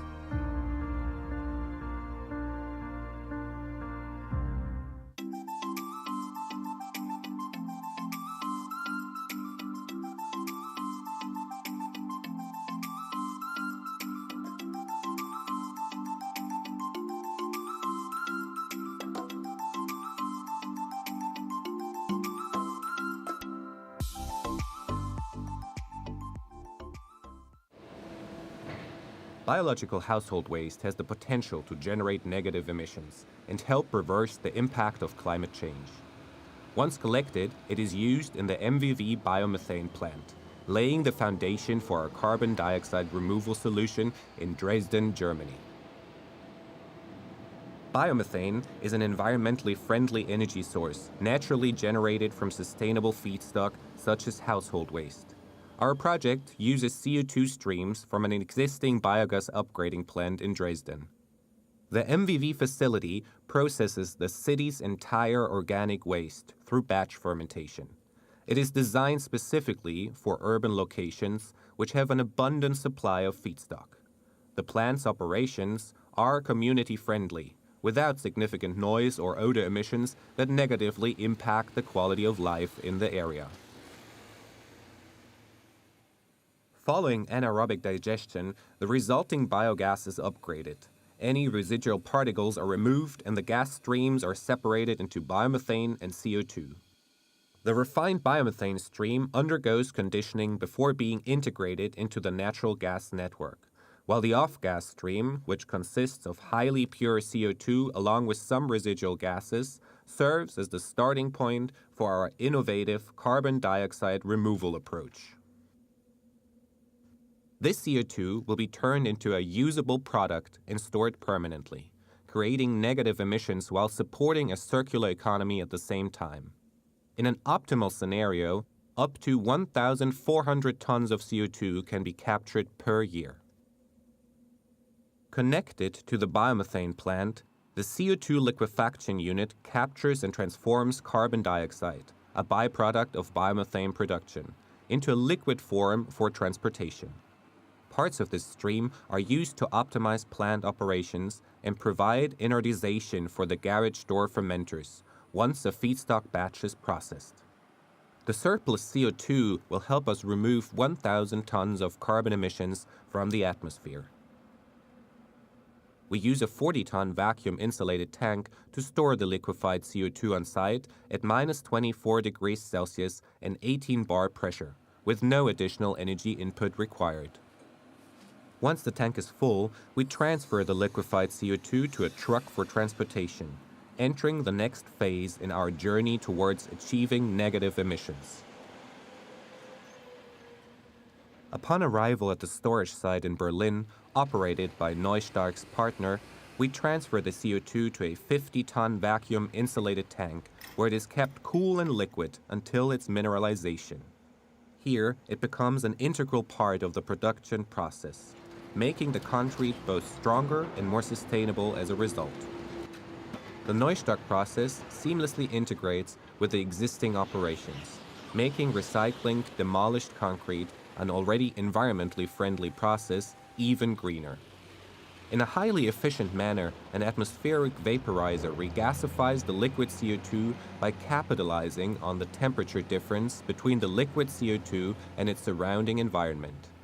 Neustark then injects the CO2 into the road dosing unit, a storage system that has been selected because it is designed to house different grades of concrete granulate until construction companies are ready to collect it. Our patented process creates a saturated CO2 environment in which the calcium hydroxide in the demolished concrete can react with the carbon dioxide and mineralize it within a few hours. This creates permanent carbon storage for several 100,000 years in the form of newly developed limestone overnight. Today, our Berlin site can store an average of 10 kilograms of CO2 per ton of demolished concrete, enabling us to sequester 1,000 to 1,500 tons of CO2 year by year. The recycled carbonated concrete we produce can be used in a wide range of building projects, such as road construction. By combining non-traditional proven and forward-thinking processes, we're able to significantly reduce the negative environmental impact of concrete production while doing our part to combat climate change. This is how Landwärme, MVV and Neustark are storing biogenic CO2 in demolished concrete and helping to create a world where economic growth thrives with fewer emissions. Join us in shaping a more sustainable future for generations to come.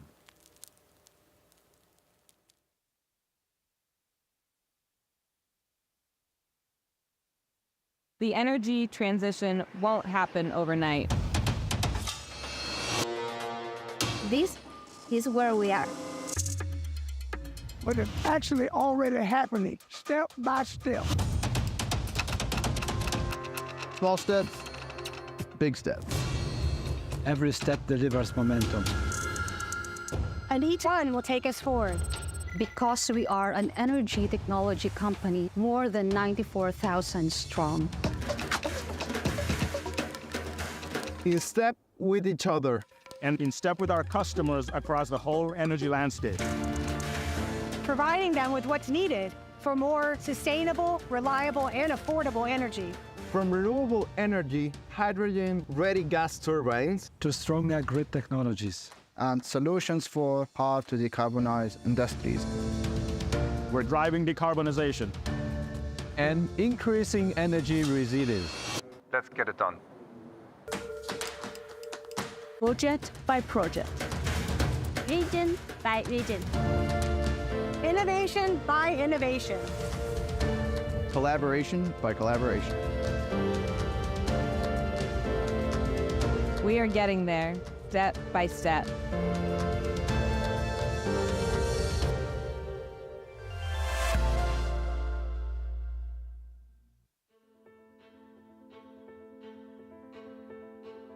Our world is full of energy. Energy is the basis for our daily lives and the source we all rely on. With this value in mind, there is only one sensible direction for the future: a renewable energy era. What are we waiting for?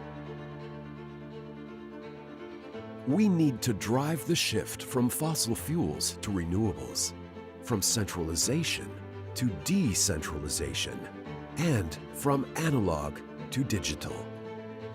The future is connected, and power, heat, and transportation sectors are merging. This transformation needs people with visions and solutions, people like you, and a platform like ours. We bring together the world's leading exhibition and conference series for cross-sector solutions in the new energy world, addressing stakeholders worldwide. We unite generation, storage, distribution, and management of energy, as well as e-mobility for a sustainable and intelligent energy supply 24/7. Enter a world of energy innovation through live exhibitions, conferences, forums, and digital events including webinars and podcasts. Create the new energy world. Be part of a movement and get energized for the smarter E.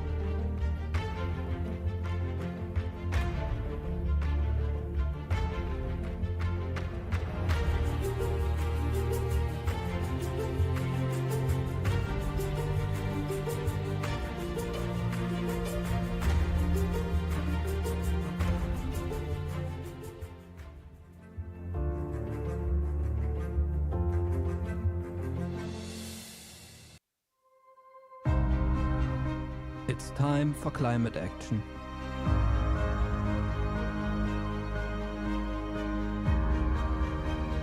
The future belongs to the sun. The world needs clean energy, generated in harmony with nature, leaving space for coexistence.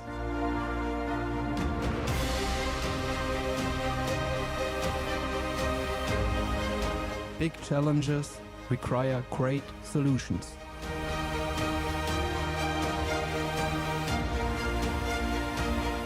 Technical innovations and wise use of spaces.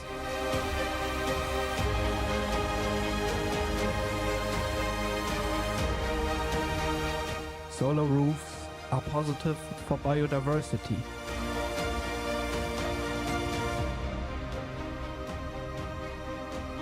Generating energy where and when it's needed. Goldbeck Solar is doing its part. Let's work together to multiply results.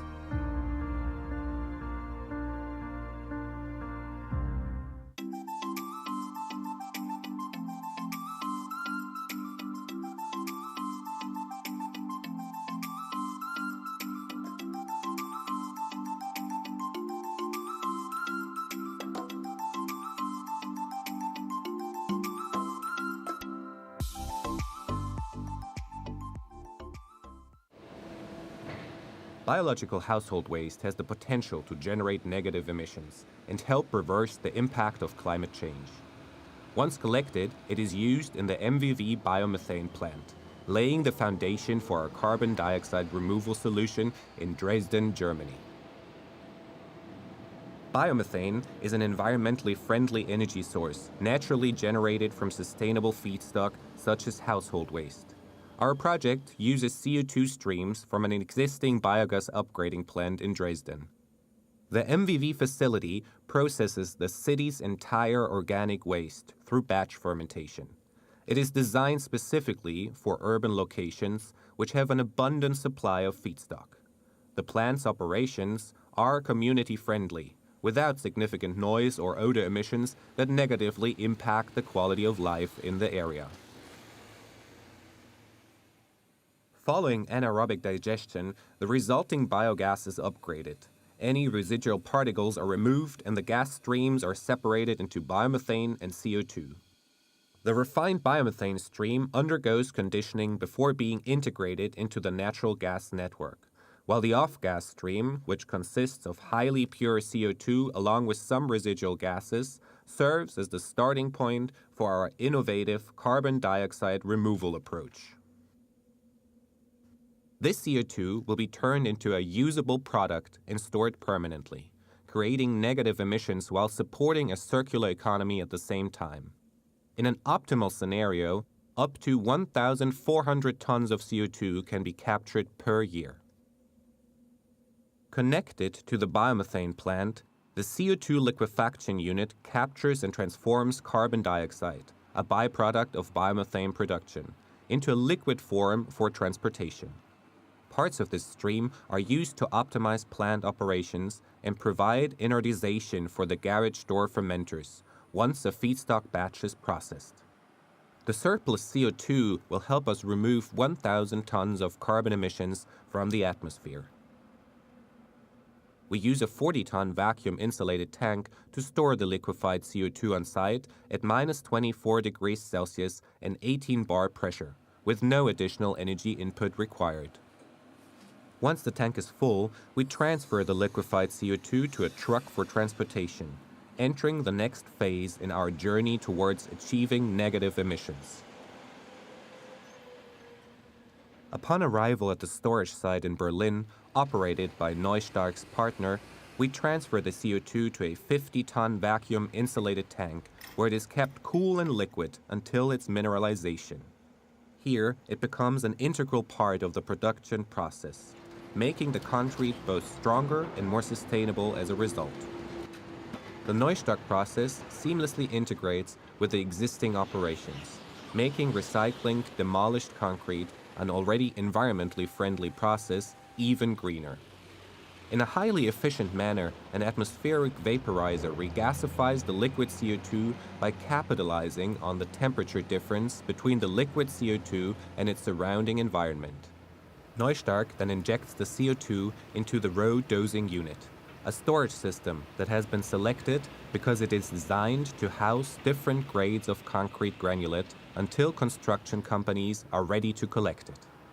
Our patented process creates a saturated CO2 environment in which the calcium hydroxide in the demolished concrete can react with the carbon dioxide and mineralize it within a few hours. This creates permanent carbon storage for several 100,000 years in the form of newly developed limestone overnight. Today, our Berlin site can store an average of 10 kilograms of CO2 per ton of demolished concrete, enabling us to sequester 1,000 to 1,500 tons of CO2 year by year. The recycled carbonated concrete we produce can be used in a wide range of building projects, such as road construction. By combining non-traditional proven and forward-thinking processes, we're able to significantly reduce the negative environmental impact of concrete production while doing our part to combat climate change. This is how Landwärme, MVV and Neustark are storing biogenic CO2 in demolished concrete and helping to create a world where economic growth thrives with fewer emissions. Join us in shaping a more sustainable future for generations to come.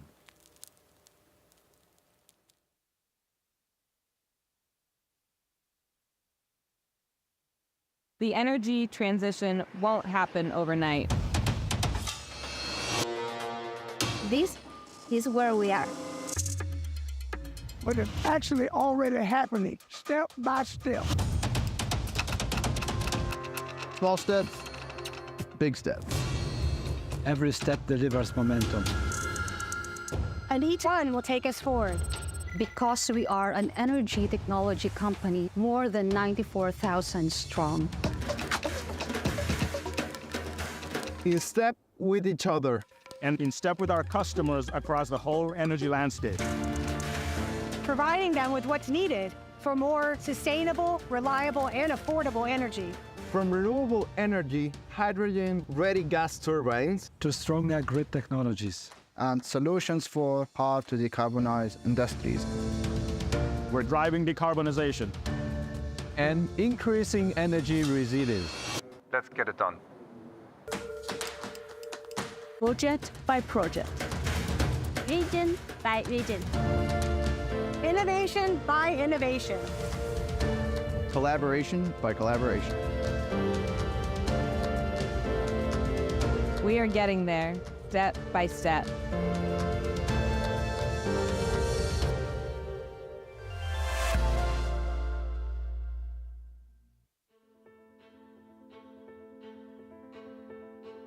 Our world is full of energy. Energy is the basis for our daily lives and the source we all rely on.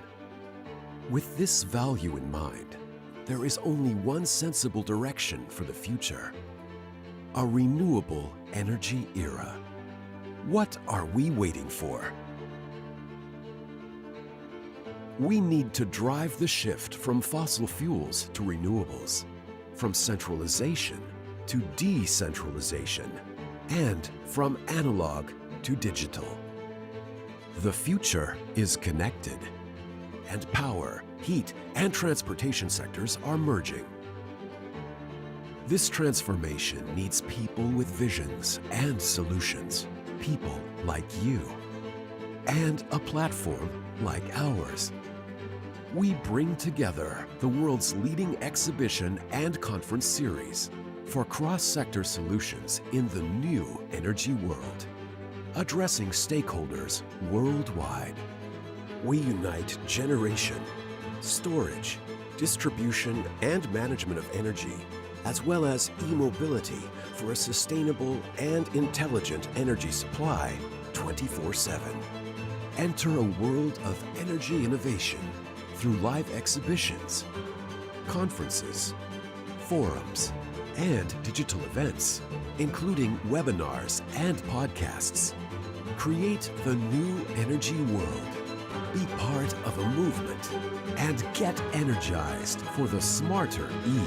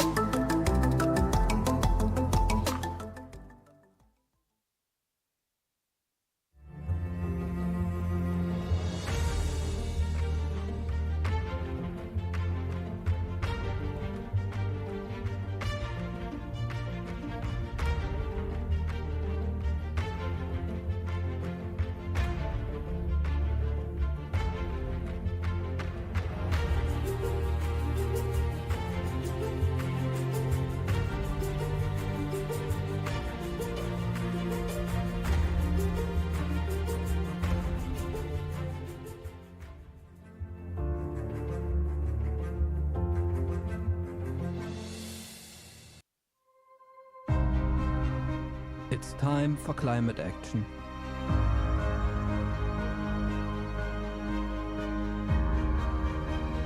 The future belongs to the sun. The world needs clean energy, generated in harmony with nature, leaving space for coexistence.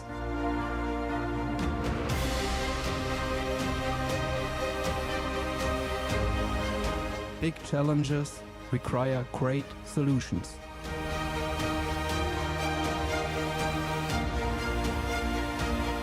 Technical innovations and wise use of spaces.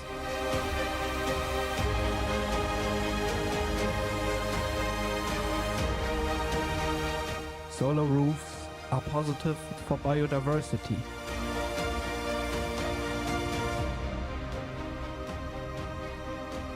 Generating energy where and when it's needed. Goldbeck Solar is doing its part. Let's work together to multiply results.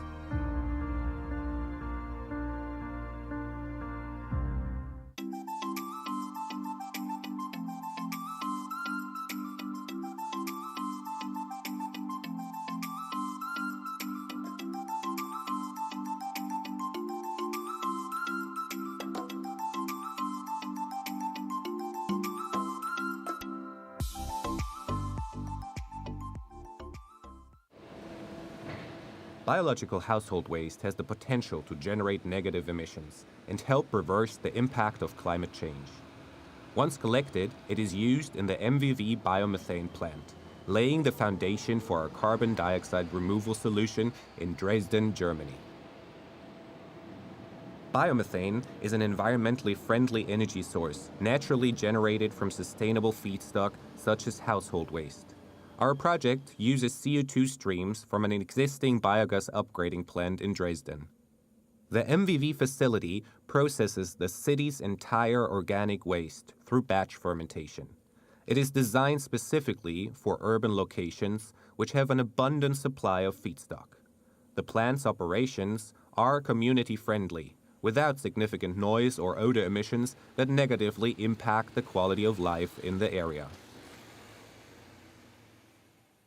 Following anaerobic digestion, the resulting biogas is upgraded. Any residual particles are removed and the gas streams are separated into biomethane and CO2. The refined biomethane stream undergoes conditioning before being integrated into the natural gas network, while the off-gas stream, which consists of highly pure CO2 along with some residual gases, serves as the starting point for our innovative carbon dioxide removal approach. This CO2 will be turned into a usable product and stored permanently, creating negative emissions while supporting a circular economy at the same time. In an optimal scenario, up to 1,400 tons of CO2 can be captured per year.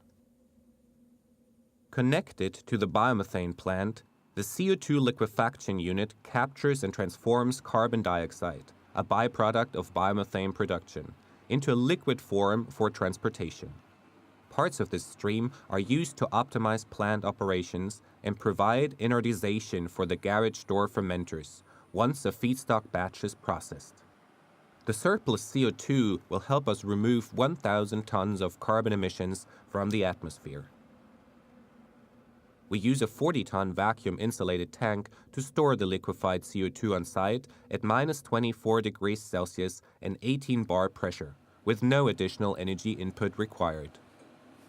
Once the tank is full, we transfer the liquefied CO2 to a truck for transportation, entering the next phase in our journey towards achieving negative emissions.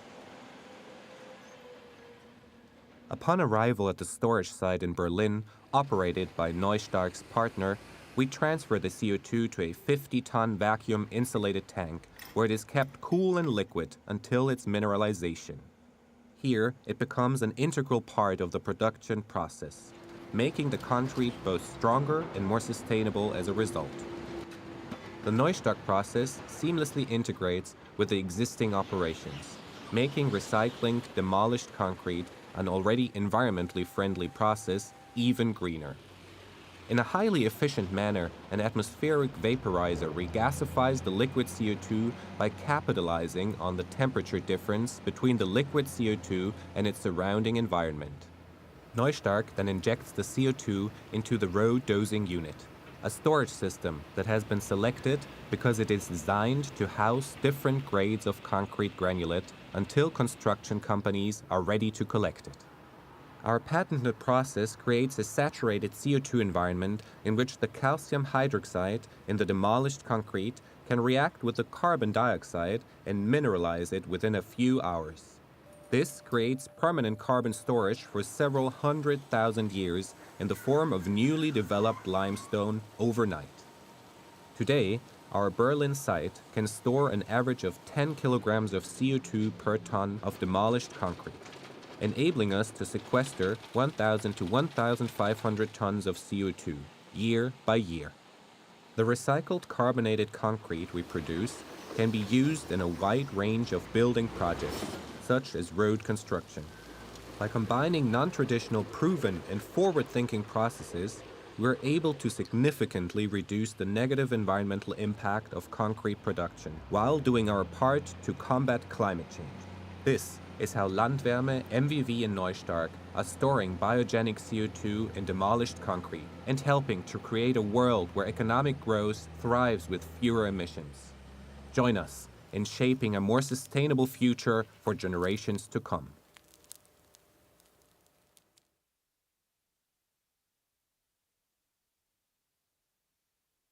The energy transition.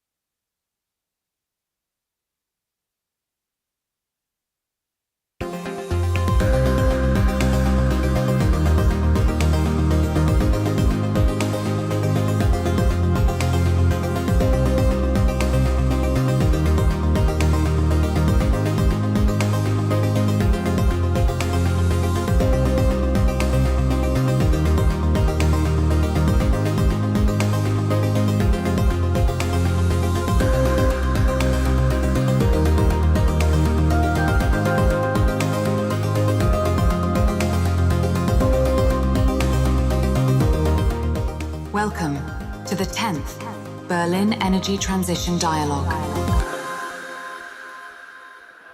Hello Excellencies, ladies and gentlemen, and welcome back to our afternoon sessions here at day 2 of the 10th BETD. And it's hard to believe, but slowly we're moving toward the end of this year's conference, and rapidly videos of the conference are accumulating on our YouTube channel. You can get there by going to YouTube and then simply typing in Berlin Energy Transition Dialogue, and it's well worth it because we have a plethora of really great clips from this year's conference. So do check that out.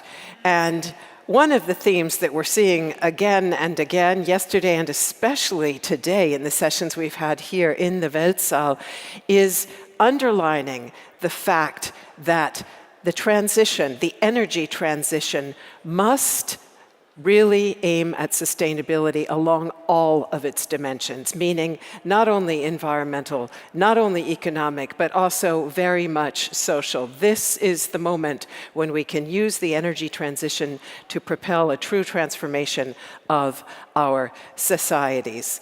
And another message we've heard again and again, not only at this 10th BETD, but really for years now, is the fact that the way that we get there is through cooperation, which is obviously what this conference is all about, through partnerships and through dialogue to ensure a green future for everyone.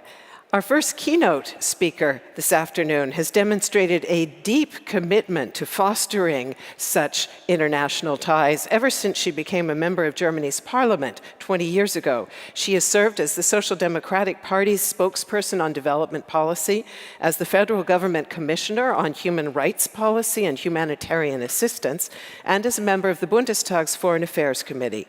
It's an honor to welcome the Parliamentary State Secretary to Germany's Federal Minister for Economic Cooperation and Development, Bärbel Köfler. And ladies and gentlemen, please note that Dr. Köfler will speak in German. Welcome.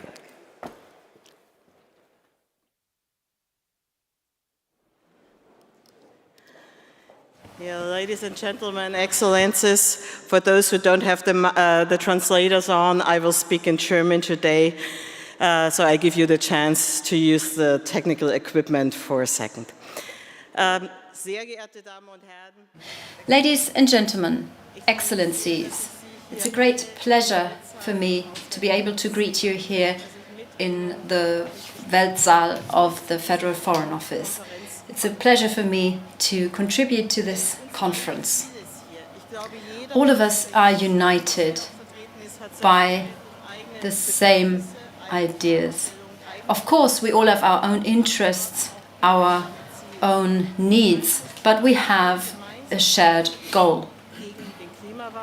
We want to combat climate change and its consequences, and we all want to prepare for a climate-neutral energy system. For this to happen, global cooperation needs to offer what is needed. And we also need to do this in Germany, in line with the needs and requirements of other countries.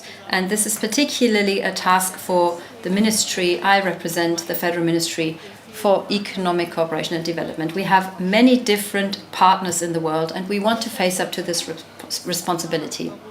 For us in Germany, it is clear why this is important. We depend on other countries' commodities, on energy from other countries, on well-functioning supply chains, and also on global markets, sales markets. This is why we need partnerships. And in a global situation such as the one we find ourselves in, this is not something that goes without saying, because we require trust for this to work. This partnership has to do with attitude,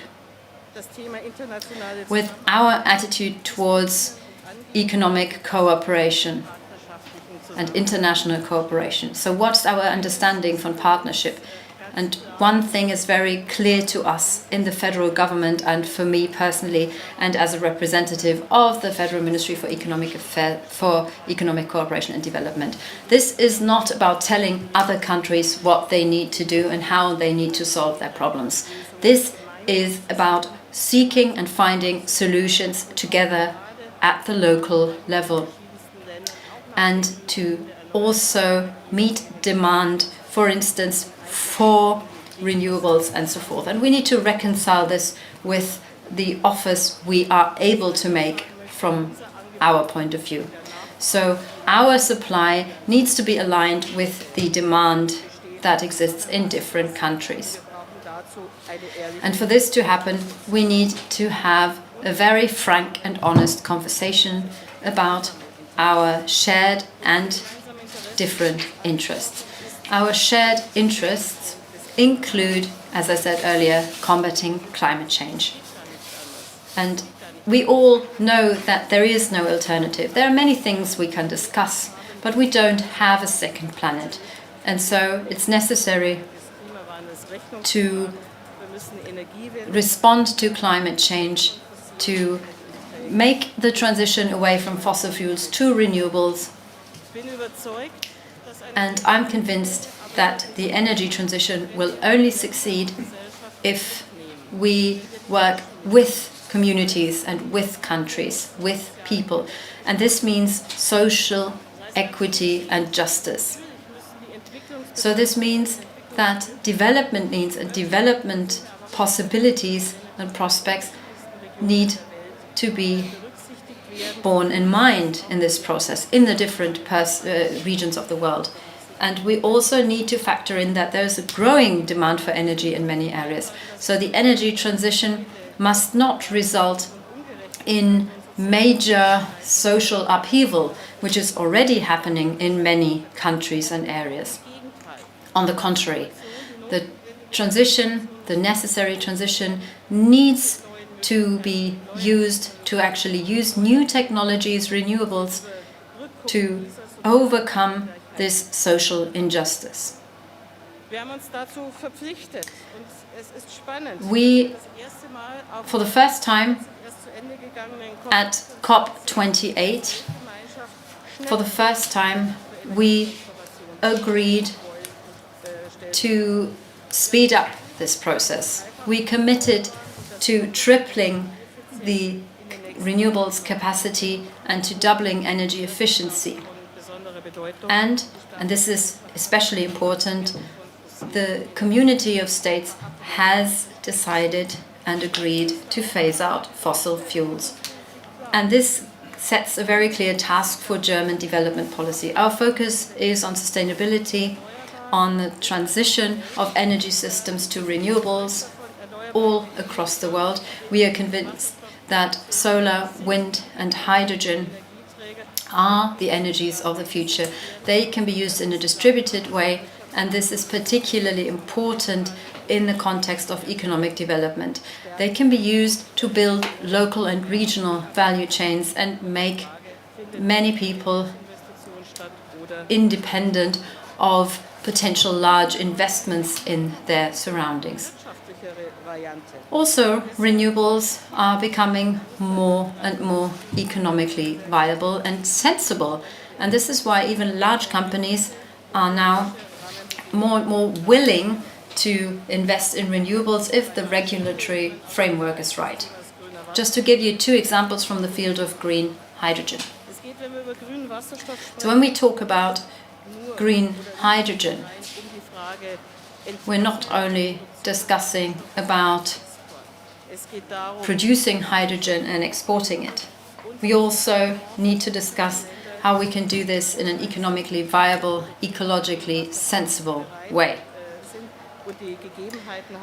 And this needs to be done in the countries where this hydrogen is produced. It should improve livelihoods for people over there. So it's not only a matter of exports, hydrogen also needs to be used to improve the energy situation in the countries where it is produced. Local value chains need to be strengthened. If we bear this in mind, and if we focus on sustainability and sustainable industry, we know that this will generate new value chains in many different areas, including green steel, fertilizers, and power plants. So we have manifold opportunities for protecting the environment and also creating jobs and economic growth. And this is something that will also help us in the debate around the SDGs. So our goal is to make good progress. If you look at SDG 8 or SDG 10 about reducing global inequality. So there are projects such as the green hydrogen projects that need to be in the best interest of everyone involved. And of course, the details depend on the situation in the respective country, but we really need to make progress towards development. Of course, we also need to look at how we can stop the rise in energy prices, how we manage scarce water resources, how we can help poorer communities to participate. The commodity of land is an issue, and everyone needs to be involved in building infrastructure. So this is about planning water infrastructure and also desalination plants. We at the ministry and in the German government do know this, we have an interest in this, and of course we need hydrogen as well for our own goals. But we must not only focus on our own needs, we also need to look at it both ways, and we need to create positive situations for both sides. Let me give you two examples. The first is the German-Moroccan Hydrogen Alliance, which reconciles the different interests. The focus is on a large 100 gigawatts production plant in Morocco. It will open in late 2026 and be the first of its kind on the African continent. There will also be a research platform, and the market ramp-up will also be planned and prepared. Later on, joint sales markets are to be opened up. And this, of course, caters to the European and German interests as well. Then there are other examples, let me say Latin America, for instance. And this is what my second example is about. It's a project that is being conducted with German business, the Hydrogen Brazil project, and these investments will create the first hydrogen plant in South America. This will give rise to new value chains and jobs in South America. I chose those two examples because they show how you can work on issues together and generate positive solutions for everyone involved. So building a green hydrogen industry needs to help the local communities. It needs to deliver clean energy, jobs, value chains, local value chains. And it also, on the other hand, helps countries such as Germany who rely on these energies. So this might be the most important point I'd like to make. When we discuss the energy transition, climate action, and the social and economic transition, we need to be honest and frank with one another. And this needs to happen on the basis of trust and partnership. I am very pleased to see that you all have made your way here and that you are all willing to engage in this dialogue of partnership. This is the only way to combat climate change and to promote a just and equitable energy transition. Thank you. Thank you very much, Parliamentary State Secretary Kofler, also for the examples that you shared in regard to green hydrogen. We will be discussing green hydrogen social standards in our last panel of the day today. So you have given us a very good basis for doing that. And the Parliamentary State Secretary has underlined that message we've been hearing in so many of our sessions here at BETD, that this historic transformation is only going to succeed if we take the view that climate protection and clean energy are social endeavors with a profound impact on jobs, human rights, and industrial relations. And few thought leaders have advocated more fervently and effectively for a joined-up social equity approach to the energy transition than our next keynote speaker. She is the former General Secretary of the International Trade Union Confederation and also served as president of the Australian Council of Trade Unions. She has twice co-chaired the World Economic Forum's annual meeting in Davos and is currently a visiting professor in practice to the LSE Grantham Institute. She's a vice chair of the European Climate Foundation, a board member of the Green Hydrogen Association, co-chair of the International Energy Agency's Labour Council. She joins us virtually. Please welcome Sharon Burrow.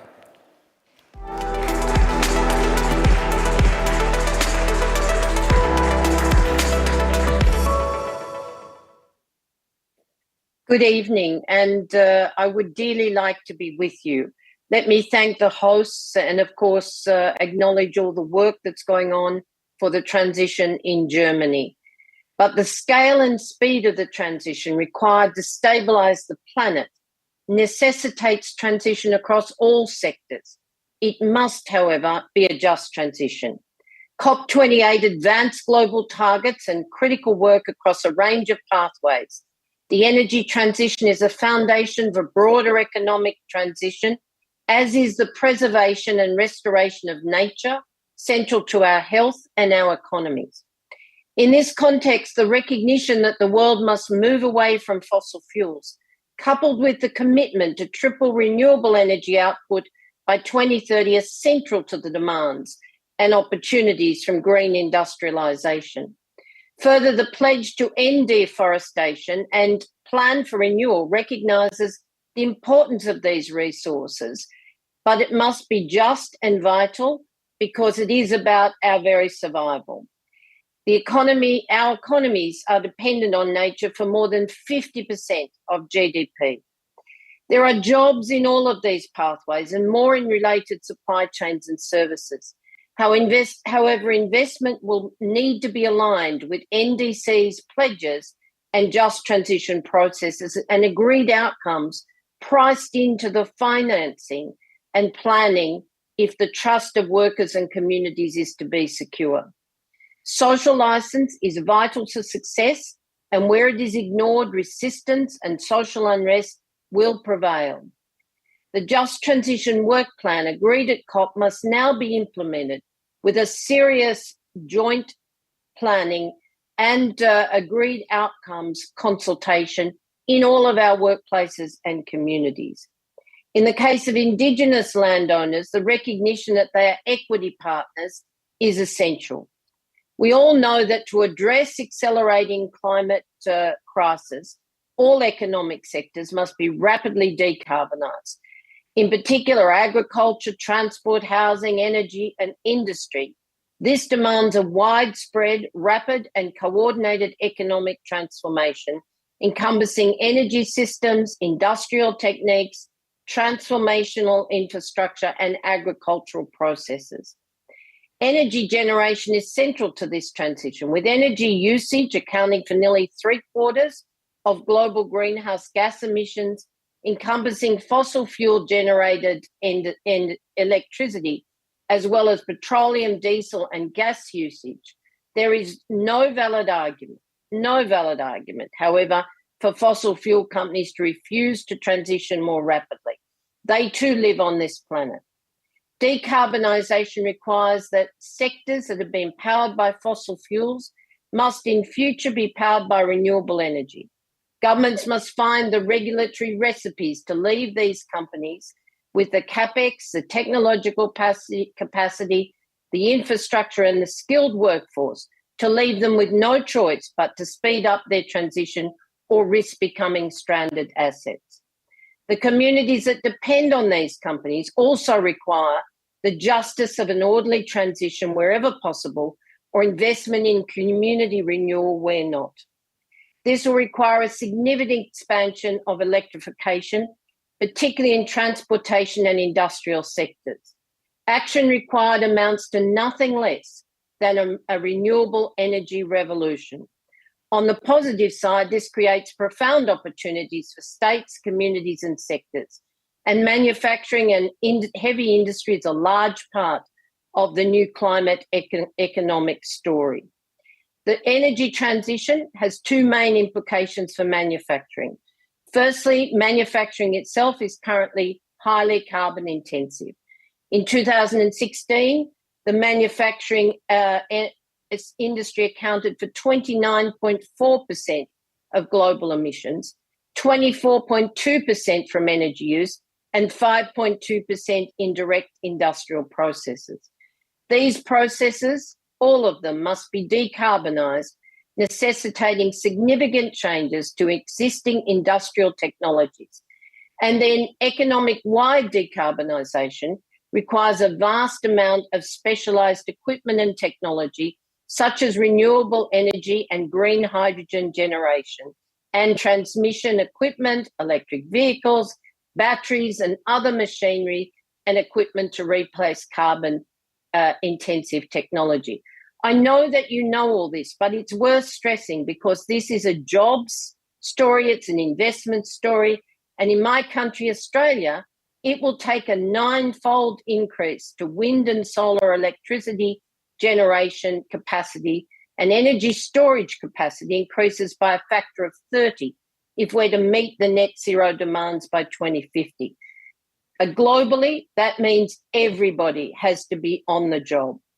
The resulting manufacturing output to support all of these clean energy systems can only be realised with integrated industry policy.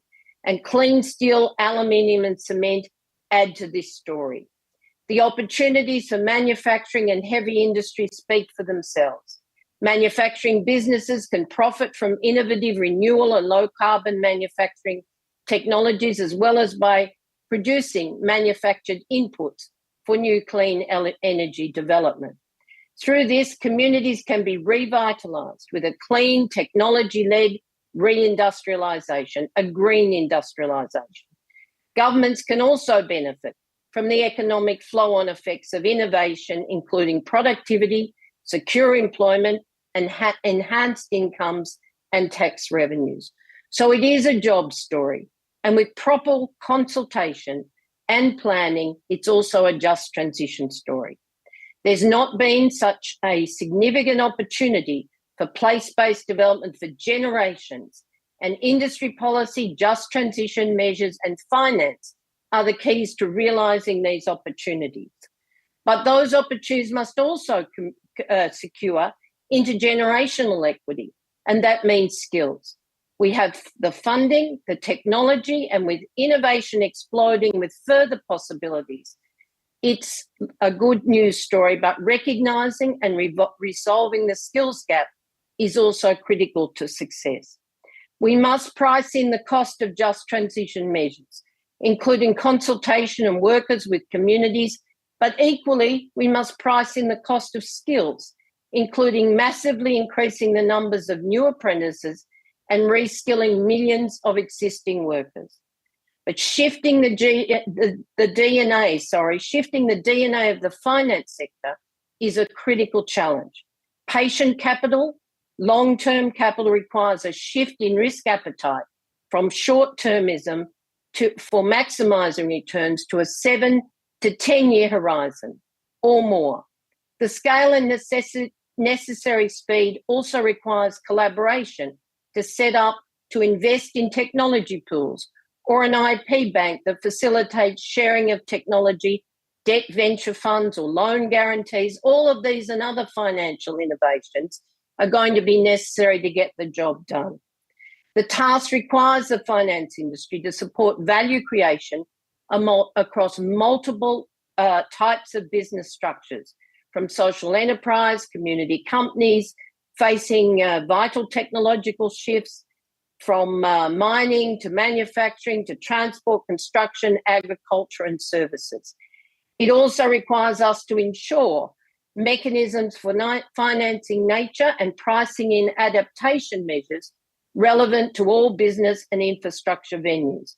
I'm very pleased to be associated with the London School of Economics Grantham Institute's Just Transition Finance Lab, as innovation is vital to get the job done.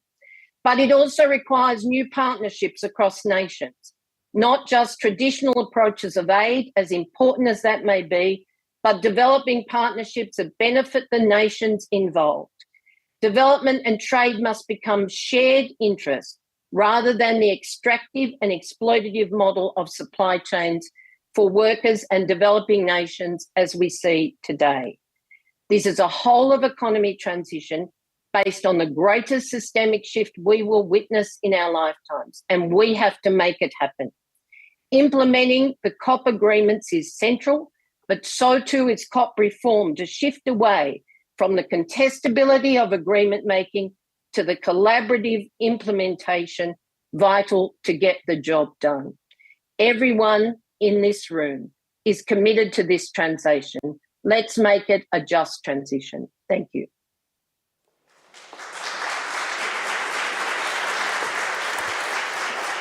And thank you very much to you, Sharon Burrow, for sharing that very compelling story and mobilizing our collective energy.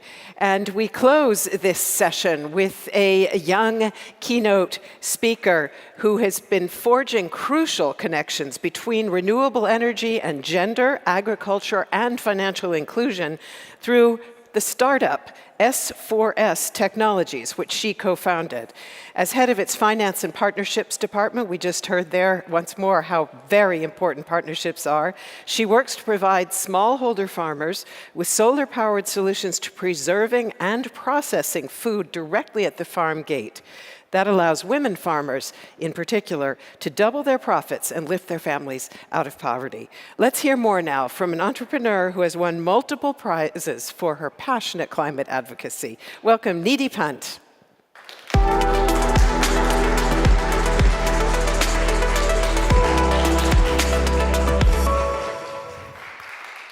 Thank you for the opportunity. I come from a small town called Aurangabad in India.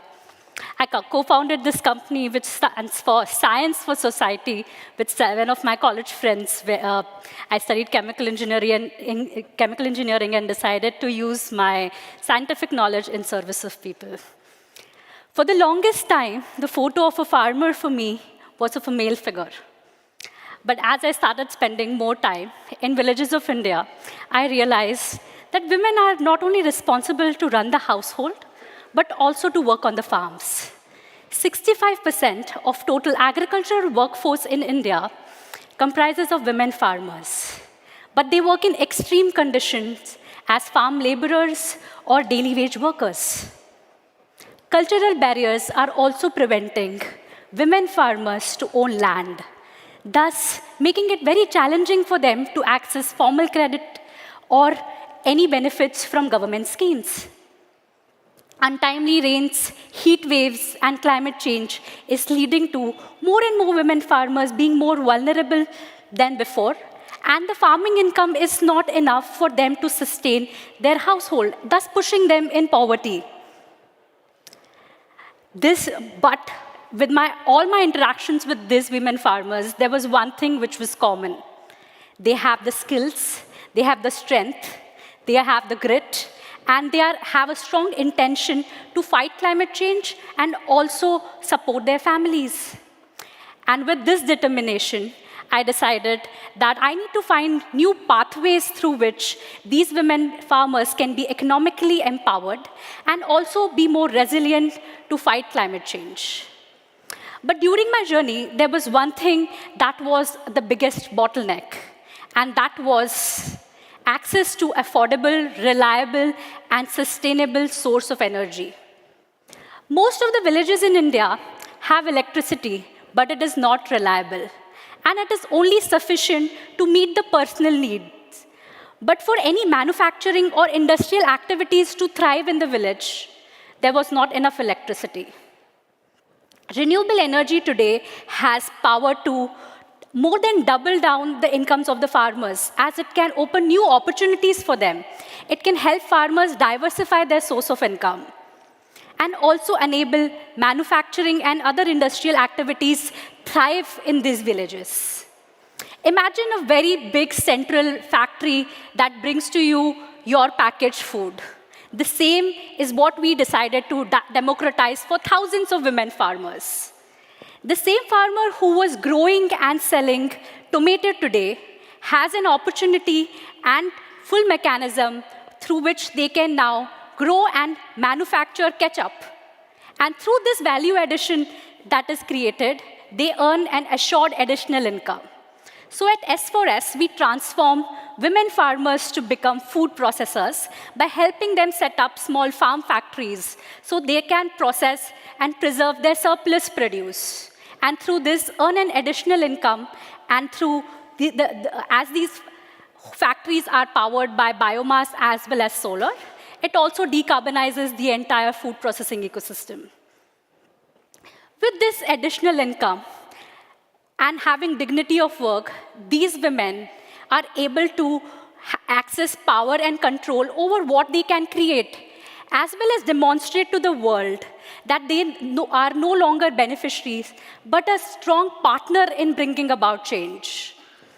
With being the breadwinners in the family, they have a new identity for themselves. With confidence, agency, and also dignity of work, they are transforming their position in the entire society. Today, these women farmers are taking leadership in fighting climate change, boosting local economies, creating jobs, creating this additional income, and also advocating with the government. As I stand here amongst all of you to share their work, I'm also reminded that grassroots vulnerable women are no longer beneficiaries, but a great partner for all of us to create lasting social, economical, and environmental impact.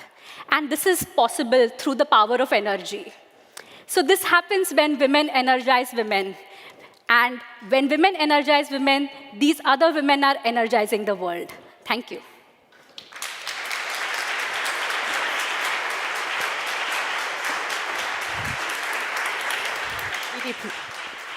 Needy Plant, thank you very, very much for those energizing and inspiring words.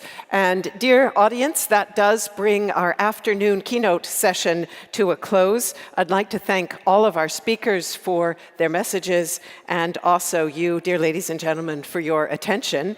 And I also would like to express my gratitude to all of our partners and sponsors for supporting the BETD and its work. They include BayWa RE, Enertrag, EP Energy Pool, Goldbeck Solar, H2 Apex, Siemens Energy, Stoff 2, and the Smarter E Europe. And I also want to thank our media partners. They are Clean Energy Wire, PV Magazine Group, Euronews, and Tagesspiegel Background. Just a very quick word, we do now take a break. If you're with us live, you can enjoy refreshments just outside, or follow our dialogue hub on the captive use of renewable energy, reliable energy access for industrial and commercial zones. That's a big mouthful. I'm told it's fascinating. Via streaming here in the Weltsaal or live over in the Europasaal. And in half an hour, we're going to reconvene here for a plenary panel that will take us on a deep dive on green hydrogen, in particular with a look at how sustainability standards, including social standards, can accelerate creation of a market at scale. And over in the Europasaal, during the same time, there will be a deep dive on the role of startups in the energy transition. Now, it's my great pleasure to hand over to my colleague, Hajar, in the Dialogue Hub. Over to you, Hajar.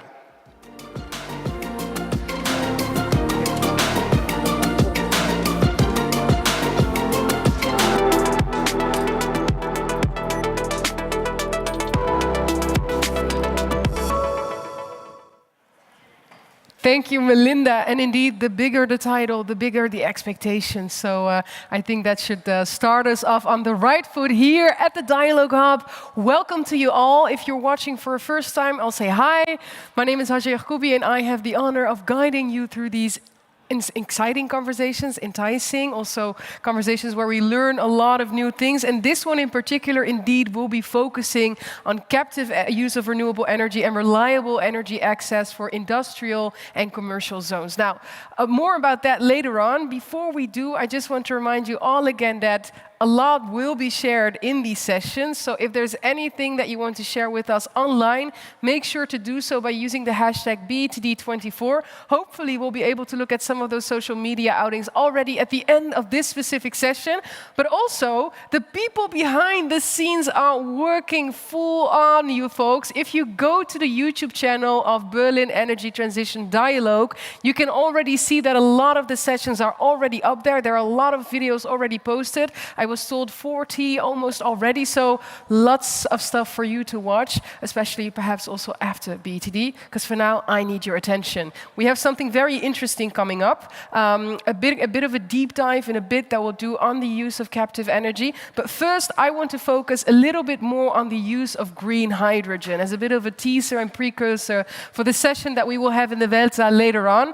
And I will need your excitement and enthusiasm in helping me welcome our very first guest for this stakeholder interview. He is the CEO of Stoff 2. Can we get a big round of applause, everyone, for Sebastian Zipp?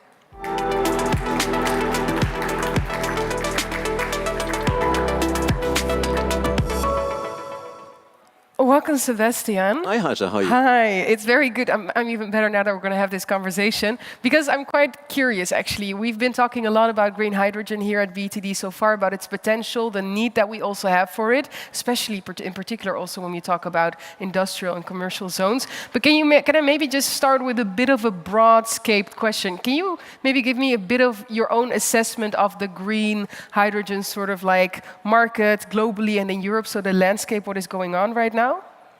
Very happy to do so. I mean, green hydrogen actually is one of the tools that helps us to reach net zero. And net zero, you need to expand renewables.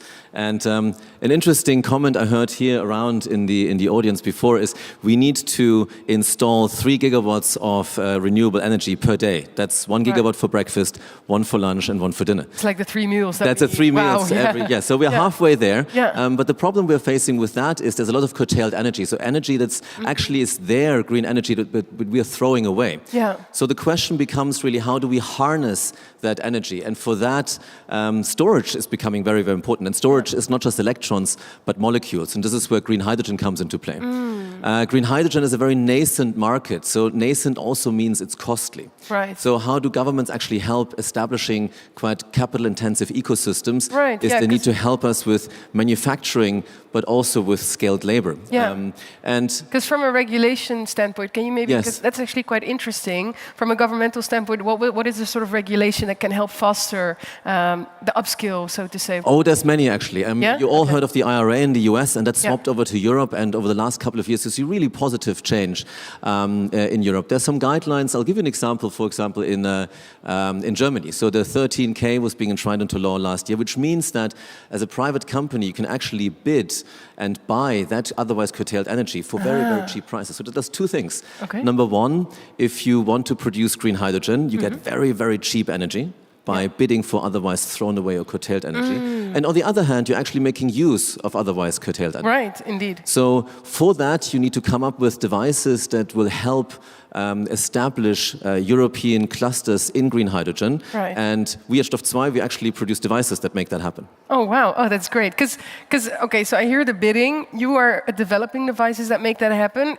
You're one of the companies that play a role within the market. If I can zoom in on that, so that's from a government perspective, what needs to happen in terms of regulation. Now let's look at the private sectors. What would you say that private sector and companies within the market should do to really help accelerate the development of regional and sort of global green hydrogen energy that is available? It's a big question. It's a big question. What do private companies need to do? So we, as a scale-up, actually, it's a mammoth task, a very ambitious task, but we can make it happen. So we looked at this curtailed energy that we need to harness, because Germany, for example, already curtails 10 terawatt hours, which is equivalent to 2 million households per year, and that problem is going to double and double again in the next 5 years and the next 5 years thereafter. Yeah. So what private companies need to do is need to come up with innovation and innovative and disruptive technologies to harness that energy. And especially in the energy transition space, that for us is energy storage and electrolysis. And for us, we've developed a technology that actually does exactly that. So we're combining the functionalities of a battery, so that's energy storage, with electrolysis, so that's hydrogen production, in one device. Oh, wow. And the way we do that is, if I may finish, then please do. I am intrigued. I'll go on and speak a bit about Stoff 2. So the way we're doing that is actually we're harnessing that when the sun shines and the wind blows, so 4 hours during the day when renewable power is abandoned, when it's otherwise curtailed and when it's cheap, we then store that energy in our device securely and safely, and then produce green hydrogen in a constant flow for our customers. Wow! And what would you say is the most innovative element to that? Is it the captive potentiality? Is it the fact that you indeed use curtailed energy and derive hydrogen, also green hydrogen, in that process? Or? So the way we like to describe that is we want to make 100% renewables possible. So with that expansion of solar and wind, we want to make that. We want to harness that curtailed energy. And along sort of the 3 guidelines of our company, we want to make that secure, cost-effective, and green. Secure is as we're storing that energy not in its gaseous form, hydrogen. So the trick is we store that in its electrochemical form. It's much more secure. Cost-effective, because we're only taking the energy when it's cheap, when the sun shines or the wind blows. Otherwise, you're talking about negative energy prices. And that will ultimately help us to produce green hydrogen at costs or at prices that will help end fossil fuel dependence. And last but not least, it's green. So yes, we produce green hydrogen, but not only that, our devices also are built from materials that get rid of all these bad metals, the graphites, the lithiums. We don't need membranes. We don't need any PFAS, so these everlasting chemicals. So we've developed a device that is sustainable by its nature. Amazing. And when I hear that, I think with all the benefits surrounding it, definitely something that we can get on the increase and accelerate in that sense. Sebastian, I really want to thank you. That already brings us towards the end of this stakeholder interview. I would say keep on doing the good work. Thank you very much. And thank you. Stop by our stand if you want to find out more. Oh, well, that's a call to action to all those in the room that want to hear more. But you can also hear more in a little bit in the deep dive that we'll do, as I said, and you hinted towards it already as well, the captive potentiality of renewable energy, specifically, that's the word, in industrial and commercial zones. We'll be speaking about that with, first off, Dr. Gloria Magombo, who is the Secretary for Energy and Power Development of Zimbabwe, and we have Thomas Duveau, who is the Chief Strategy Officer at the Access to Energy Institute. Give them a big round of applause, and please join me on the stage. Thank you so much. Thank you so much.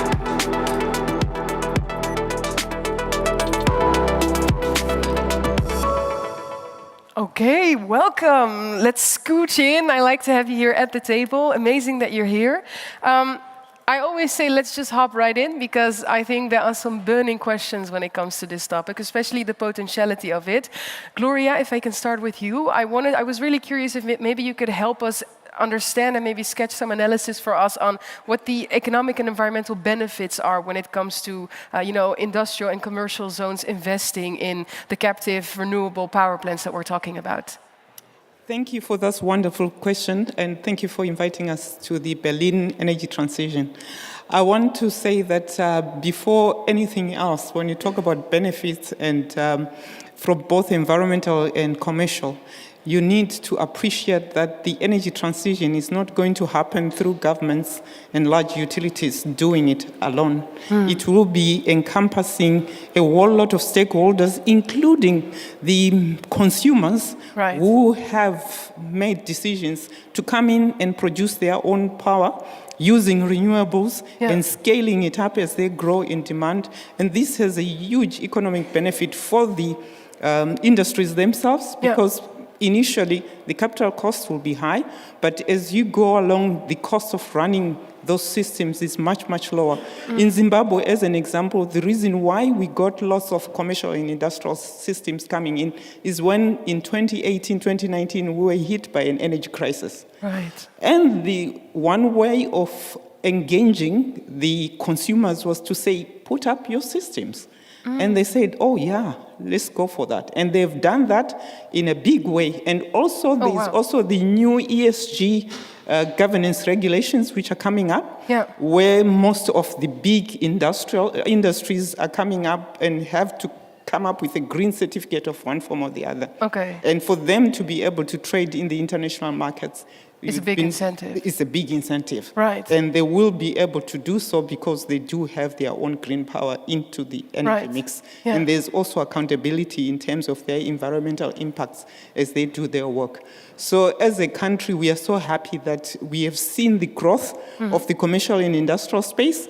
And they are also looking for much sustainable storage systems. And I'm happy about the green hydrogen issue, which has just been mentioned. Yeah, especially because it does come in and answer some of the issues in terms of providing. It's a new market, it's nascent, it's still expensive, but most of the companies are using the storage in terms of battery storage, which Very is still fairly expensive. But we still believe it's a much better environmental system which has brought in more of the companies coming up and saying, than the status quo that we currently have. Yes. Yeah, absolutely. And I love how you also give the example of people even doing that, putting their systems up. Especially, you mentioned the energy crisis. It's especially indeed when we talk about captive energy that is being used, when we're talking about a lack of infrastructure that is good at the transmission, or whether we're talking about a power outage, the potentiality is so big and it needs to be tapped into.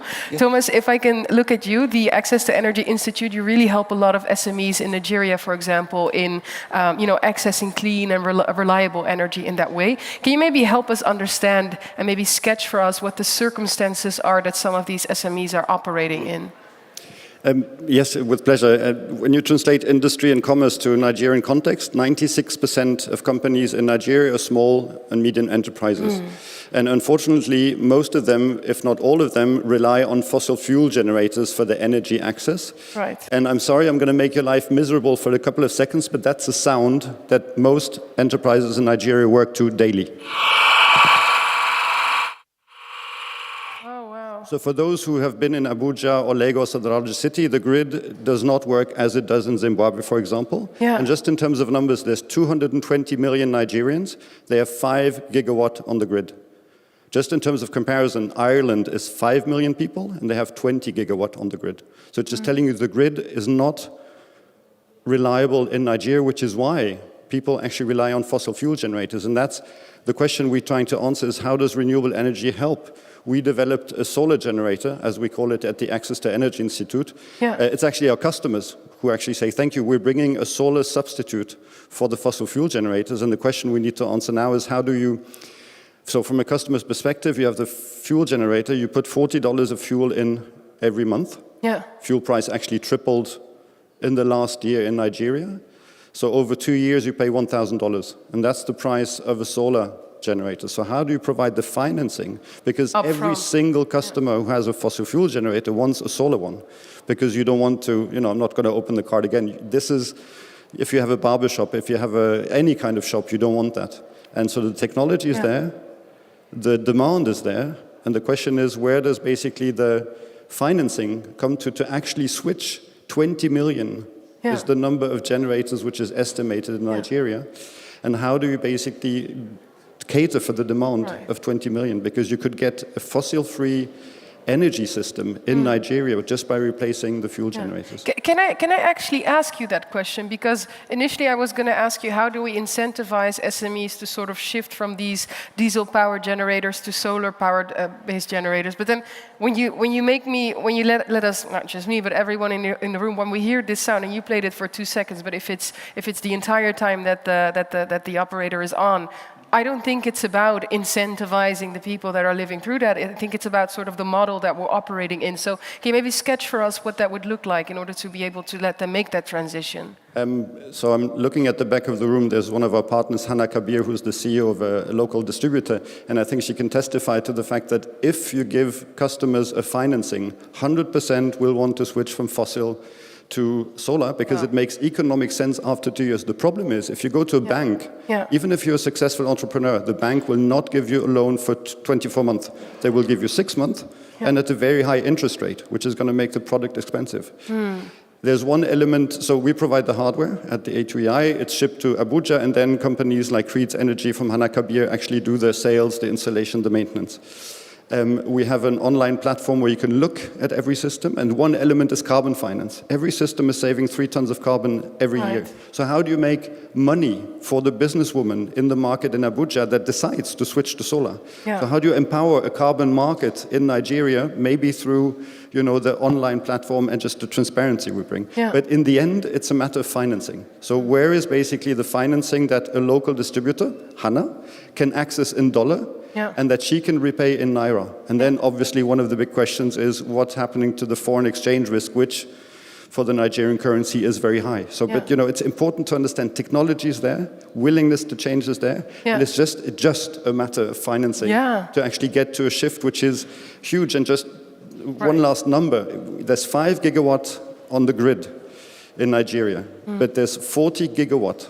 If you aggregate the capacity of all these fossil fuel generators, 40 gigawatt of 100% fossil fuel powered systems, that's the equivalent of 40 or 30 large coal power plants. That really puts it into perspective. In a country that is exporting crude oil and doesn't have a refinery yet. So, it's a massive chance to basically decarbonize the Nigerian economy. I want to go to you, Dr. Magombo, because if you hear this, is that something that you second, the point of financing, or what do you think is needed to sort of make sure that we can transition better? For us, as government, we've put in incentives for renewable energy to accelerate the uptake of renewable energy. We've reduced the tariffs on the zero-rated, the importation of renewable energy technologies. We have also come up with regulations which allow those who have their own captive power to give access to the grid and be able to net meter or bank with the grid and be able to use it elsewhere within the system. So there is a lot of collaboration between the utility and also the private sector to make sure that we sweep as much of this excess power which is now sitting within the commercial and industrial customers to ensure that we stabilize the grid. And most of it is at the point of consumption.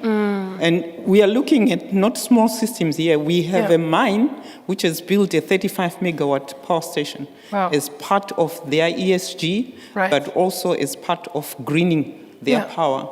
And we have a lot of agricultural estates which have put up 3, 4, 5 megawatts, and that they can be able to use it during the time they are producing their tea. But when there's excess, they are able to bank it with the grid, they are able to net meter. And now we are introducing the ability of collaboration and cooperation with the utility such that any excess banked on the grid can actually be paid for in cash. So there's a lot of incentives which we have put in place. And financing is one of those areas which still remains an issue. But we have seen that as part of our renewable energy framework, we have introduced what we refer to as a prescribed asset status, which allows these companies to get funding from pension funds, which are much longer term. It's a public-private collaboration. Yes, and it's also a lower cost than going to banks where, like you said, most of the bank funding will be maximum a year and high cost. But with these, it's up to 5 years and much more spread costs. So we have put in these private-public partnerships, which allow for sharing of the energy if there's excess, but also for the financing of the projects so that the commercial and industrial customers don't carry the full cost upfront, because that was the main barrier. I see that you want to respond. I'd like to make just a comment, because you hear from Gloria a much wider array of solutions to basically making the energy situation better in Zimbabwe, which has to do with the fact that your grid is better than in Nigeria. And we did the math before, there's 7 to 8 times more energy per person in Zimbabwe than in Nigeria, which is why, in Nigeria it seems to be like, there's a couple of strategies, but they're very narrow, and that's why it boils down to one element, which is financing, more so than to the array of solutions that you can basically offer. Yeah, absolutely.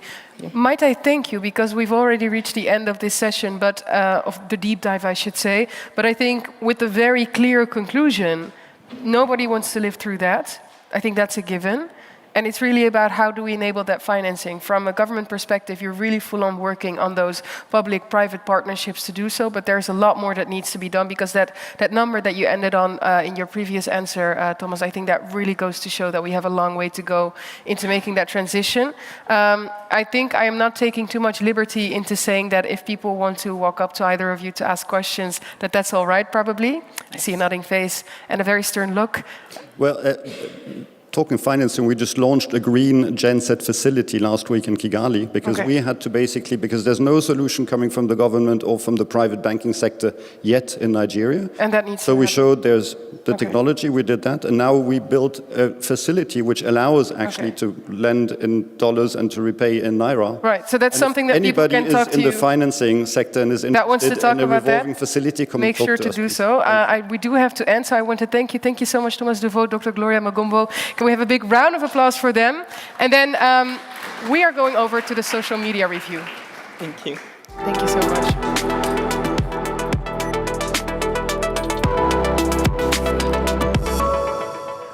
Yes, because folks, you have been posting like crazy. Thank you so much for using the hashtag BETD24 if you're watching now and if you're thinking, hey, I want my tweet featured too. I don't see it there. Make sure to use it, because I want to start by showcasing this first tweet made by Marisol.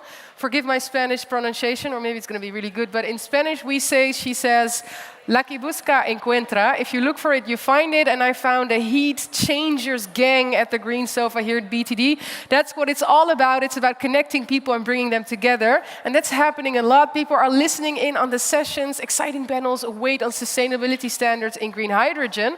I put that in for a reason, because that's the next session coming up in the Weltsaal in a little bit. But before we go there, it's interesting to see some more tweets being put out there. We have this one saying, great discussion at BETD on a climate action now with Minister Robert Habeck and State Secretary Jennifer Morgan. Investing in clean energy is an investment in every SDG. De-risking investment in Africa is needed, where 600 million people remain without electricity. That also shows the importance of an equitable and just energy transition, which we have seen so much. You can see here at BTD, this is one of the bilateral meetings that we have. So we have sessions here, but there's a lot going on here in the hallways, in different rooms as well. So it's very lively and bustling in that sense.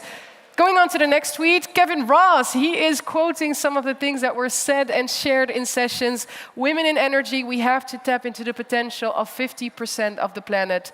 I don't think that there's a lot I need to add to that, other than the fact that we have seen time and time again how important it is that we also, from a just and equitable perspective, have a gender lens on this entire transition that we need to make. So it's good to see that Kevin is out there and spreading the message online. Next tweet. It taps a little bit into that, because who is better to drive a crowd than women on fire is something that was quoted by Anna Loerman during the women's lunch that we had this afternoon. It's good to see this lively, full hallway of all the people that attended the women's lunch. Again, it really goes to show that that just and equitable, but also that gender lens is so important in this transition that we're making all together. So keep on spreading the word and the message. And that is a message to you guys as well, because we have one more dialogue hub session here later on. And if there's anything online that you want to share with us, maybe a takeaway from this BETD, then make sure to share it. I'd be super interested in seeing it, and I will promise you, as always, that I will then try my best to post and showcase as many of those tweets, Instagram posts, TikTok dances. I said it, I haven't seen them yet, but please send them through here at the Dialogue Hub. For now, it's time to go over to the Weltsaal. This is a session that has been mentioned time and time again, a topic that is very crucial in this transition that we're making, a panel on the sustainability standards, and as Melinda said, also the social standards within the transition when it comes to green hydrogen. Make sure to check it out, because we're going over to the Weltsaal.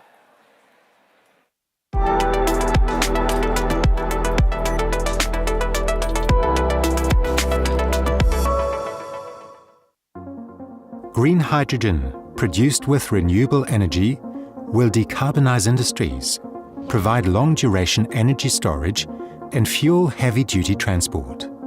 To make trade in green hydrogen beneficial for producer and consumer countries, we need ambitious sustainability standards. How can we harmonize these standards around the globe to ensure everybody benefits from this new industry? Welcome back, everyone. Can you believe it? This is the final panel of our 10th Berlin Energy Transition Dialogue. It's amazing because it always goes so fast at the end. Our look at accelerating the global energy transition has included many mentions of green hydrogen, but now we want to take a really deep dive. We want to talk in particular about sustainability standards because they are a crucial prerequisite in the view of many who have spoken here already to scaling up both production and transport of green hydrogen. And as you know, dear audience, hydrogen produced with renewable energy offers groundbreaking paths for decarbonizing sectors in which there haven't been very good options until now, meaning those segments of transport and industry where electrification is difficult or impossible. And green hydrogen also helps solve the long-running challenge of energy storage. Yet, the green hydrogen industry is still in its infancy, and physical trade in green hydrogen and its derivatives has yet to really take off, not least due to a lack of technical and regulatory rules for harmonizing and standardizing the needs and modalities of suppliers on the one hand and off-takers on the other. Our panel aims to illuminate the current challenges. Eliminating would also be great, but that might be a little more of a reach. Illuminate the current challenges in scaling up the international market for green hydrogen and also trade in green hydrogen. And we want to ask especially how we can all work together to overcome challenges holding back development of this crucial commodity. We have a fantastic panel to share insights and experience. It's a great honor to welcome them, starting here next to me with His Excellency Salim Al-Aoufi. He's Minister of Energy and Minerals for the Sultanate of Oman. He's responsible for a portfolio that includes renewables and hydrogen, along with exploration and production of hydrocarbons, and electricity and mining regulatory responsibilities. And he has served as CEO of the Public Authority for Civil Aviation. It's great to have you with us, Excellency. We also had the opportunity already to meet Namibia's Minister of Mines and Energy, Tom Awaindo, during the opening session, and it's great to have you back here on the stage, Excellency. The minister has also served as Director General of the National Planning Commission, where he oversaw development of Namibia's 4th National Development Plan, and he has held the post of Governor of the Central Bank. Thank you so much for being here. Seated next to him, Rachel Fakhri is Policy Director for Emerging Technologies and the Climate and Clean Energy Program at the US-based Natural Resources Defense Council, leading advocacy around emerging technologies, working to encourage federal investment in research, development, and deployment, and also to ensure the responsible development of renewable hydrogen. Great to have you with us. I'm also very pleased to welcome Sungat Kutaovic Yesimkhanov. He is the Vice Minister of Energy for Kazakhstan. He's an engineer and has held various high-level posts in government, including serving as president of the Expert Group on Energy and as chairman of the Atomic and Energy Supervising Authority of Kazakhstan. And please note that he will speak in Russian, so you will perhaps want to get out your translation devices later on for that. And Jonas Moberg is also with us. He is CEO of the Global Green Hydrogen Organization. Previously, he held key positions at the global commodities supply company Trafigura, including global head of corporate and government affairs. He also served as head of the Extractive Industries Transparency Initiative and as an advisor to UN Secretary General Kofi Annan. Wonderful to have you with us as well. And joining us virtually, you see her on your screens, dear ladies and gentlemen, is Ukraine's Deputy Minister of Energy, Svetlana Glinchuk. She is an economist and previously served as director of the Reform Support Office at the ministry and also has worked with the World Bank. Dear audience, before we begin with our panel, let's do one last Slido question. And here is the question. It's essentially asking for your perspective on the biggest challengers for suppliers and off-takers of green hydrogen. Which obstacles do you think most retard the evolution of international trade in this commodity? And the choices that we have listed are high production costs, high trade and transportation costs, sales price uncertainty, missing infrastructure, non-uniform sustainability standards and certification schemes, too little finance, unclear political framework conditions, or other. And please vote now, and we'll come back in a little while to get that result. And now I would like to get our panel's take on some of the challenges that you see. And also, I'd like to ask all of you to talk a little bit about your own efforts to create a flourishing market. That's going to keep developing, Jonas. So this is undoubtedly not the final result. Let me begin with you, Minister Al-Aufi, if I may. Oman aspires to become one of the world's leading green export hydrogen exporters by 2030. And to advance that strategy, you've adopted a program known as Hydrom 2 years ago to implement a master plan for the sector and to oversee project development. Tell us, please, about the current status of green hydrogen projects, especially in regard to trade. What links are you already forging with international off-takers, and what do you see as the greatest challenge to scaling up those first shipments? All right. Well, first of all, thank you very much for inviting us to this event, and congratulations on your 10th anniversary of this particular forum. And again, congratulations on a very successful event over yesterday and today. Definitely very well attended. And we certainly enjoyed a lot of interactions with many companies and government partners as well. As far as what's happening in Oman, of course, we started the journey a few years back, like many other countries as well. And to date, what we've done is we have identified and locked something like 65,000 square kilometers of land dedicated for renewable energy and hydrogen, of which 50,000 is primarily dedicated for the development of the hydrogen economy.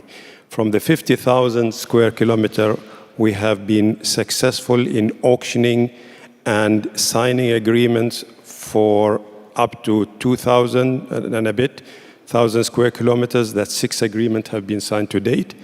An existing auction is ongoing, and we are potentially signing 2 more agreements by middle of, or probably end of next month. In total, they will get us very well on our path toward achieving 1 million tons of hydrogen by 2030. And of course, part of it will be consumed locally, and part of it will be converted into whatever derivative that will ultimately allow us to export it to the different parts of the world. And of course, it's no secret, Europe is a primary contender for some of that volume, Germany specifically, but of course the other countries as well. The Far East, and that's also our traditional market. We have been in communication with almost all the potential markets available in Europe as well as the Far East. The consortiums or the areas that we've signed, the 6 areas I've mentioned, they're all international consortiums from Europe as well as the Far East, and sometimes it's a combination of both. So in one of the areas we have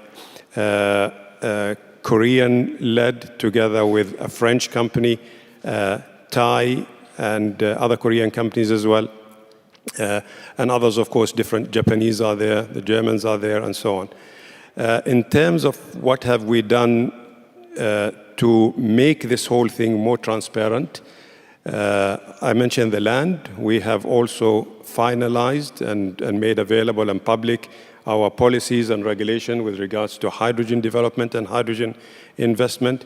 We have established a dedicated company only to orchestrate and manage the entire hydrogen economy, separate from the ministry. So we set the policies. The Hydrom, the company that we created, is the orchestrator that is also auctioning the plots and managing the entire interactions with the developers, signing the use of right agreement and all the different terms and conditions of the agreement, and following up with the developers in terms of support and so on. And of course, keeping them checked with regards to the different terms and conditions agreed. We've been, as I mentioned, talking to pretty much all the potential buyers. We've been here, of course, in Germany since the 17th. So we started with many of our traditional partners, trying to understand their plans, their challenges, sharing our challenges with them. And I'm happy to see that sales price uncertainty is scoring high, because in my mind, that's probably one of the biggest items. We can work on the cost, and we're doing everything we can from our side to work on reducing the cost. For example, we have decided and already working toward creating a common infrastructure that will supply water to all the developers and ultimately collect the hydrogen and transport it to the ports and the renewable energy. So there's a lot of work happening, and sometimes we're accused of moving way too fast for what we're trying to do, but I think someone has to have a leap of faith in terms of where this economy is going, and I think we're making the right move, and only time will test whether we are making the right decisions or not. Moving fast is one of the reasons you're here, and the same goes for your neighbor here on this panel, Minister Alwendo. If I may come to you, Namibia is also one of the first movers here. You're aiming to launch production of green hydrogen in 2 years and to produce 300,000 tons per year by 2030, most of that for export. So tell us a little bit more about your project pipeline at the moment and how project developers cope with the chicken and egg problem of demand and supply essentially waiting for each other, which also has something to do with. We're not showing you the graphic yet, dear ladies and gentlemen, but I will reveal that sales price uncertainty is number 2. So, Minister. Thank you very much once again for inviting me to be on this panel. Namibia's story is not dissimilar from my neighbor here, Oman, but I don't want to say we are competitors. I think we are collaborators. Yes, as you say, we have started just over 2 years ago, looking at our economic growth strategic path, how we can grow the economy. And we look at the resources that we have got, and we actually realize that Namibia is one of those countries where we have very quality resources for renewable energy. You can talk about wind, you can talk about solar, and we got plenty of land. Namibia is one of those, we always say, Namibia is twice the size of France, but we only got 3 million people. So we got plenty of land. So as part of our economic strategy, then we say, look, given the climate change, the energy transition issues, we do have that resource that you can actually leverage on, that you can use to be part of this transition. We then went out on the request for proposal, internationally issued this request for proposals to identify investors that can work with us to develop this green hydrogen molecules. We had very good response from the markets, those who wanted to work with us, and we had a thorough scrutiny of those proposals that we got. The biggest criteria we put in this to make sure that whatever we are going to do is going to be useful, it's going to be a catalyst for economic development, not simply producing molecule that is going to be exported. We then identify a group of investors that we then agreed to work with. And since they have been working on this one large project, the company called Hyphen, we have already signed an agreement with them. It's a long-term agreement that they're going to guide how we are going to be doing this. But for us, we also did not want, as I say, this is part of our economic development strategy. So we didn't want just to have a company producing molecules and exporting it. We, as a government, want to be investors in this project ourselves. And therefore, we have also strategically decided to partake, to have an equity participation in this through a fund that we call SD1 Namibia Fund. And through that fund, the government has now a 24% equity in this project. And we might have also started off to say, this is green hydrogen, but I think we have also moved past that. So this is not just about green hydrogen. This is really a green industrialization project. It's not simply for exporting green hydrogen, but in our own industry, in our own economy, we need to start with some energy industry. For example, we've got steel. Why don't we produce green steel, for example? And therefore, it's no longer just for us to do this and export it, but to really make sure that it's part of our economy, and therefore there's a whole value chain, the whole ecosystem, so that it's become really beneficial to the economy and not just for export. And that's a message we've heard quite a bit here, especially in regard to green hydrogen. Another message that we did hear, let me ask you a very quick follow-up question, but with the request for a short answer, if you don't mind. Namibia also came in for mention earlier today in regard to water, because green hydrogen is, of course, a very water-hungry production process. And the question was, how can a country like Namibia embark on this? How can you ensure the kind of amount of clean water that you're going to need? And it's a very high quality level, as I understand it, given the fact that you also have a population that needs that water to drink. Yep. Yeah. Namibia is a very dry country, and therefore water is really a problem. We depend mostly on underground water, but luckily for us, the resource, the wind resource we have got and the solar resource is just alongside the coast. We have got a long coastline, therefore we are going to use seawater, and then we're going to desalinate that water, and that becomes then the source of the water that we are going to be using, and to use all the industries. So it's going to be desalination. In fact, making even a much bigger investment proposals, not only to produce green hydrogen, but also to desalinate the water. And also maybe just quickly to say, we have got this project, but it's not only one project. We have got pockets of winds and solar in the southern part of the countries, in the western part of the country, also in the northern parts. And during the last quarter of this year, we are going to float another request for proposal so that we can invest other investors that can work with us on the second and third project for producing these molecules. Thank you. Let me go to Rachel Fakhri now. And the Inflation Reduction Act has come up for quite a bit of mention here also over the course of the last 2 days. And it does include measures to boost domestic production of green hydrogen. The US economy's demand for this commodity is expected to be massive.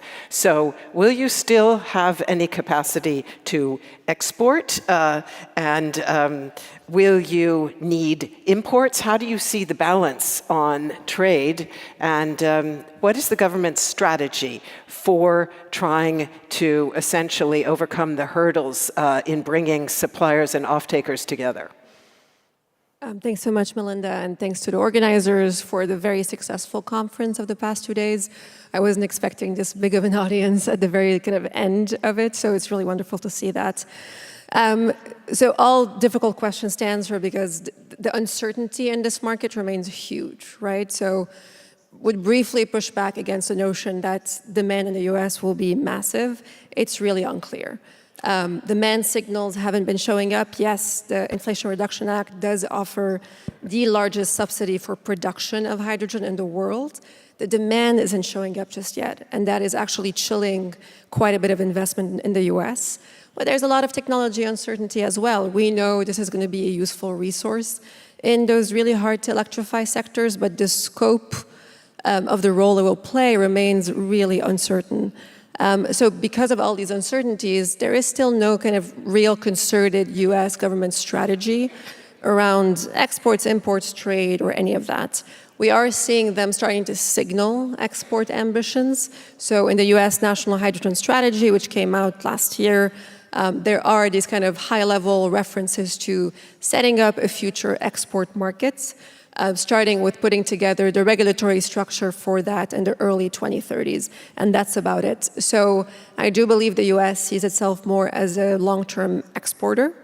Now, having said that, because now we have the largest subsidy for production in the world for clean hydrogen, projects are starting to show up and be announced that are more geared towards exports. So the gigascale projects that are being announced, we'll see if they will actually materialize. But this gives you a sense of where investor interest and appetite is. It is far more geared towards export, in particular into Europe, in the form of green ammonia for now. So the market is starting to gear itself towards exports given EU's demand signals. But other than that, everyone's still waiting to see how this market shapes up before regulations sort of kick in. Thank you very much. And then I will continue down the panel with Mr. Yesimkhanov. And Kazakhstan is one of Central Asia's renewable energy pioneers. So, of course, that augurs well for hydrogen production. Tell us about your government's strategy, if you would, please, how you see the role of green hydrogen in decarbonizing your economy, and whether you expect to have sufficient capacity to export.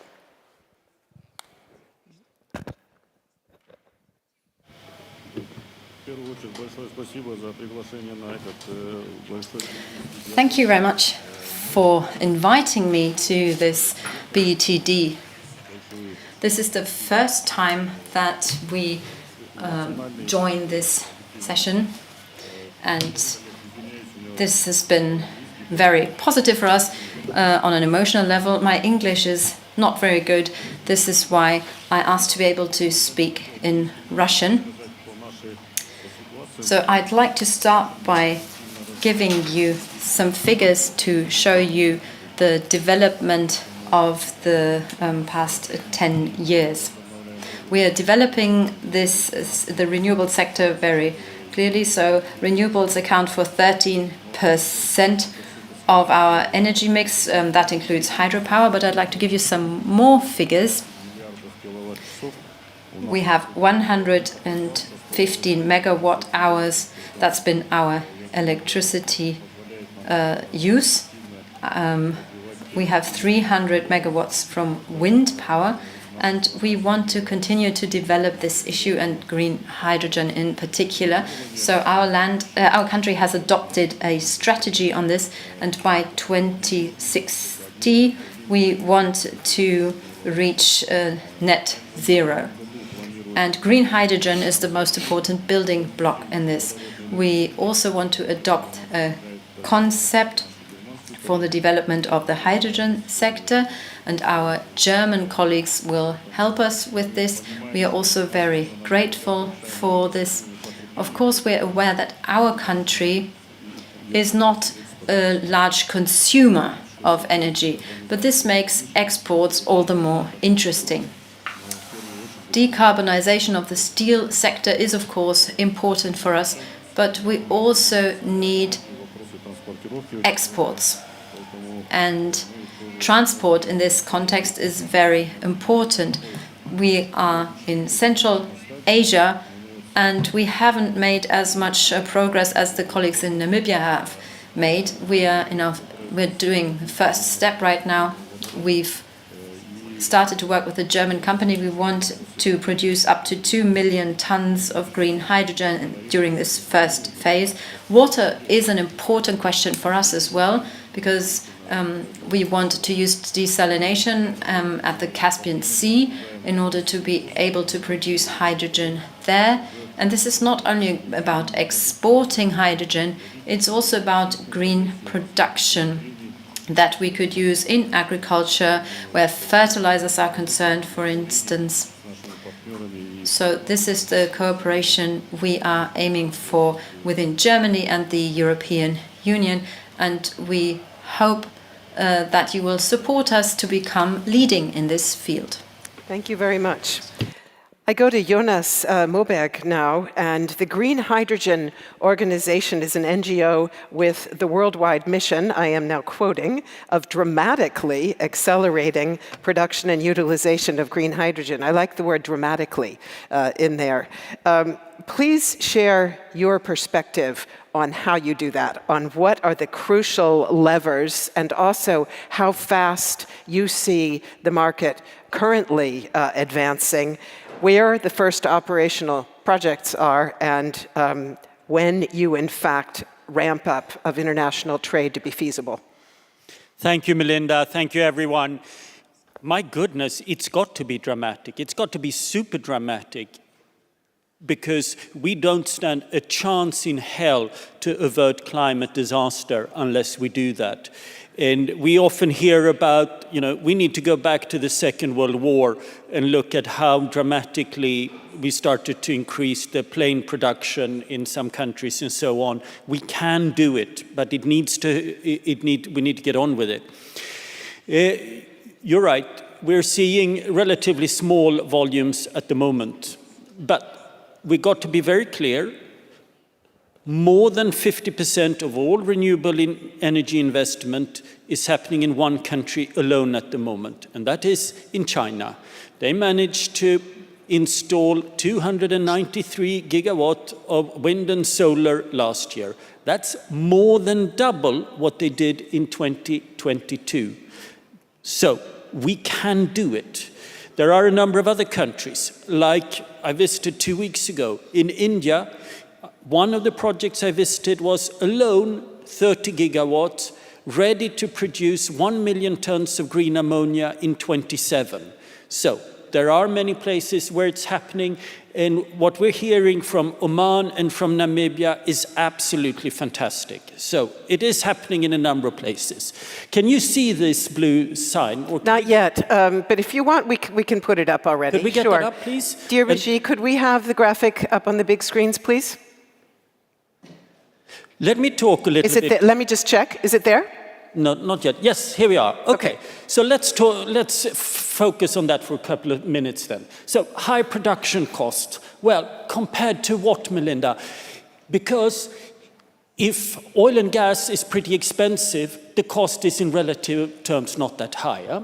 So I guess what's implicit in the whole question is, how do we find our customers? And at the moment, the problem is we're not finding the customers because it is too expensive compared to carbon-intensive fuels. That is the implicit question. So let's focus on that. Now, the high production cost is also falling very, very quickly. So let's also be clear about that issue.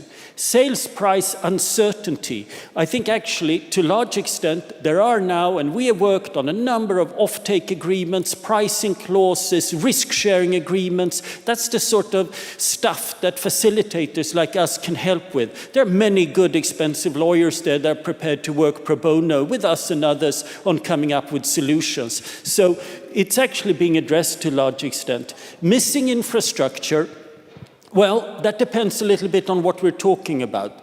And a lot of infrastructure is being built. And in Oman, you can use a lot of the already available infrastructure. It depends on what kind of hydrogen and green ammonia we are going to use. Is it for steel? Is it for fertilizers? And so on. When it comes to, for example, fertilizers, yes, it's a big issue because we essentially need a totally new supply chain. Whereas with some of the other use cases, a little bit less so.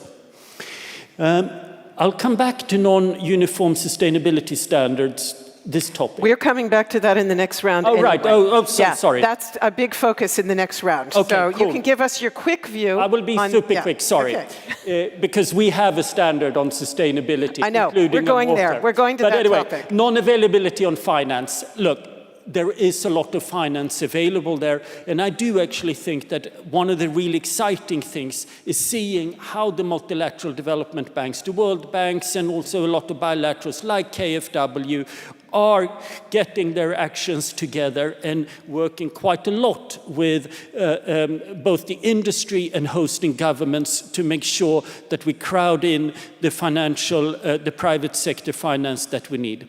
Unclear political framework conditions. Yes, it is a moving feast, but day by day, like we heard announcements here this week from Robert Habeck and others, we are getting increasingly better at creating the market conditions the private sector needs to scale up. Great. Thank you very much. So we will pick up on a number of those messages, but yes, that's the applause for the dramatic presentation that you gave us on the dramatic need to accelerate. Let's go to Deputy Minister Grunchuk now, waiting patiently there on screen. And Ukraine has the potential to become the major European supplier of green H2, given your abundant supply of renewable energy and your existing gas supply infrastructure and network. However, Russia's ongoing attacks and market barriers do hold you back. So how is your government responding to those, and what policies can you and are you putting in place now to ramp up when conditions improve? Good afternoon, dear colleagues. Can you hear me well? Yes, we hear you very well. Thank you. First of all, my great appreciation for the invitation in this panel discussion on development of green hydrogen, because raising these such topics is a crucial step towards achieving the climate neutrality for all European continent and especially for Ukraine. But before delving into the focal issue, I want to highlight the few current conditions in Ukraine and the conditions under which we are building our green economy and energy transition. You well know that over the past 2 years of war, energy facilities and energy infrastructure was the main target for Russia's attack. And currently we lost really a lot, more than 50% of our generation capacity, grids, but thanks to the support of our international partners, especially for the energy sector, we have ensured the stable operation of the country's integrated energy system. And the winter of 2024 passed without significant power outages, not like previous winter. This fact is primarily due to the hard work of the people and the massive repair campaign we conducted. But returning to the main topic of our panel, I want to emphasize that we have not paused for a moment in fulfill the commitment that Ukraine undertook before and during the military aggression. We are reforming during war, approaching energy transition and development sustainability approaches within the energy sector development. In 2023, Ukraine adopted the energy strategy of Ukraine for the period up to 2050, which outlines key strategic goals such as climate neutrality in the energy sector till 2050, renewable modernization of energy infrastructure, as well as promotion of the development of renewable energy sources and alternative fuels like hydrogen. As the EU, we also recognize hydrogen as a key technology for decarbonizing the hard-to-abate sectors, and as another dimension of Ukraine's EU integration. In this regard, we are in the final stage of preparing our hydrogen strategy for 2050, which we plan to adopt this year. The hydrogen strategy envisage hydrogen production for export amounting to 1.5 million tons per year, as well as for domestic use and the reconstruction of the industrial sector, particularly chemical industry and the development of green steel. At the end of the last year, the European Commission adopted also the first list of projects of common interest and projects of mutual interest, which fully aligned with the goals of the European Green Deal including the Central European Hydrogen Corridor, which aims to provide competitive transportation of renewables hydrogen from Ukraine through Slovakia and Czech Republic to Germany and other European countries. The project is planned to be implemented by 2030. And currently, the hydrogen strategy project includes the implementation of existing pilot projects we have in Ukraine and initiatives in the hydrogen sector. For us, advancing the hydrogen technologies presents an opportunity to generate green employment, aligning with the Green Deal and energy transition objectives. Hydrogen strategy includes complex solutions for establishing the fundamental principles of hydrogen industry development in Ukraine until 2050.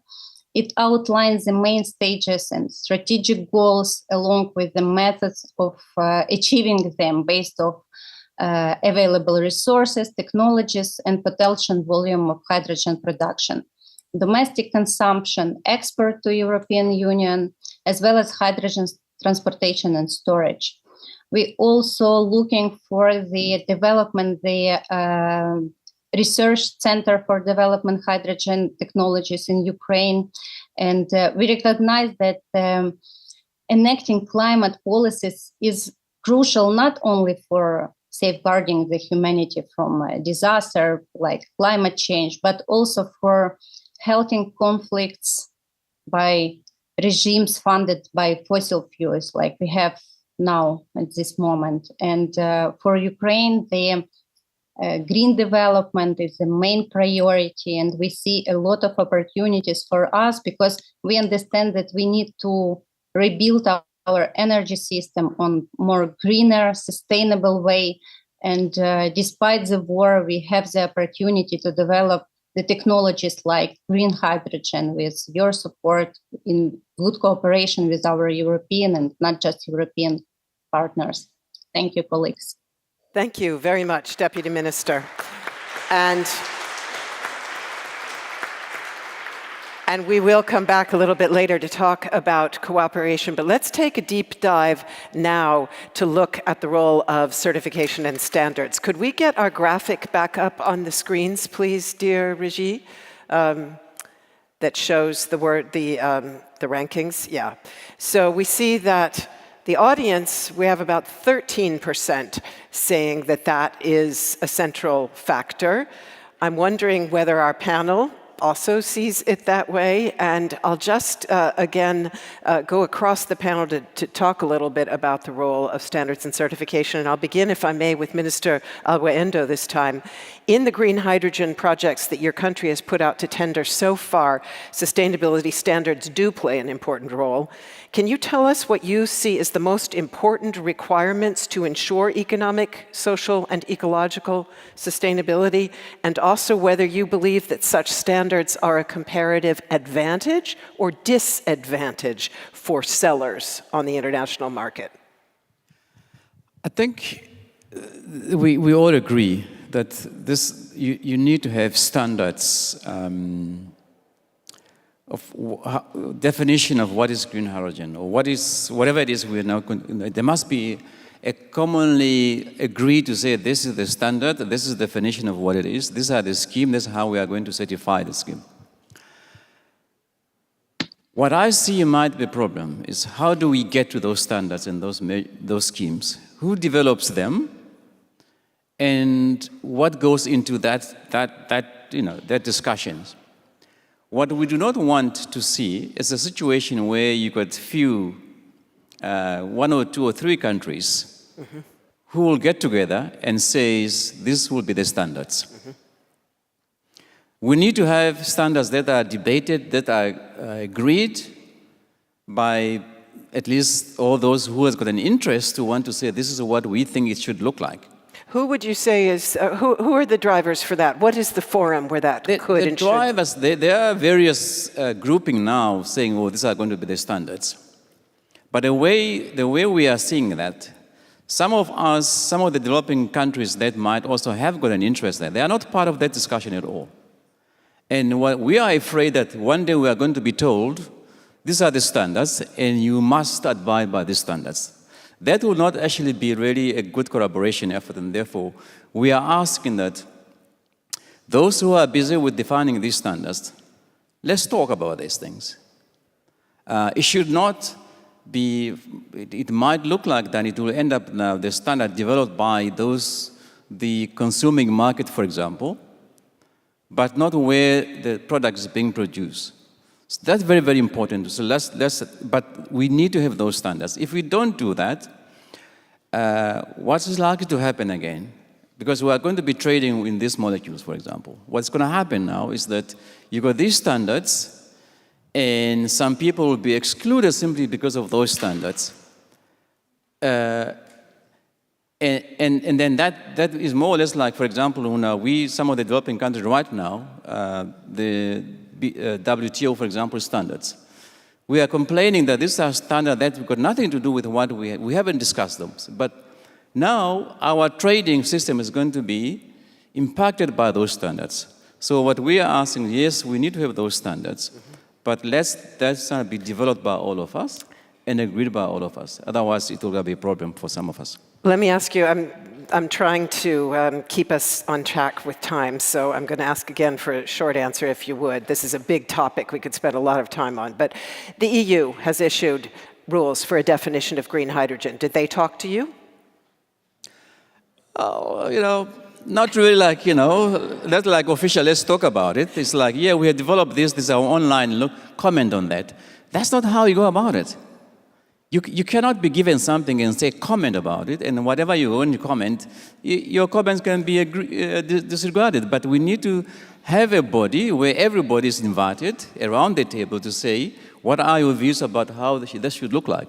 That would be the best way to go about it, but not to be given a product and somebody say comment about this thing. That's not how we think we should go about it.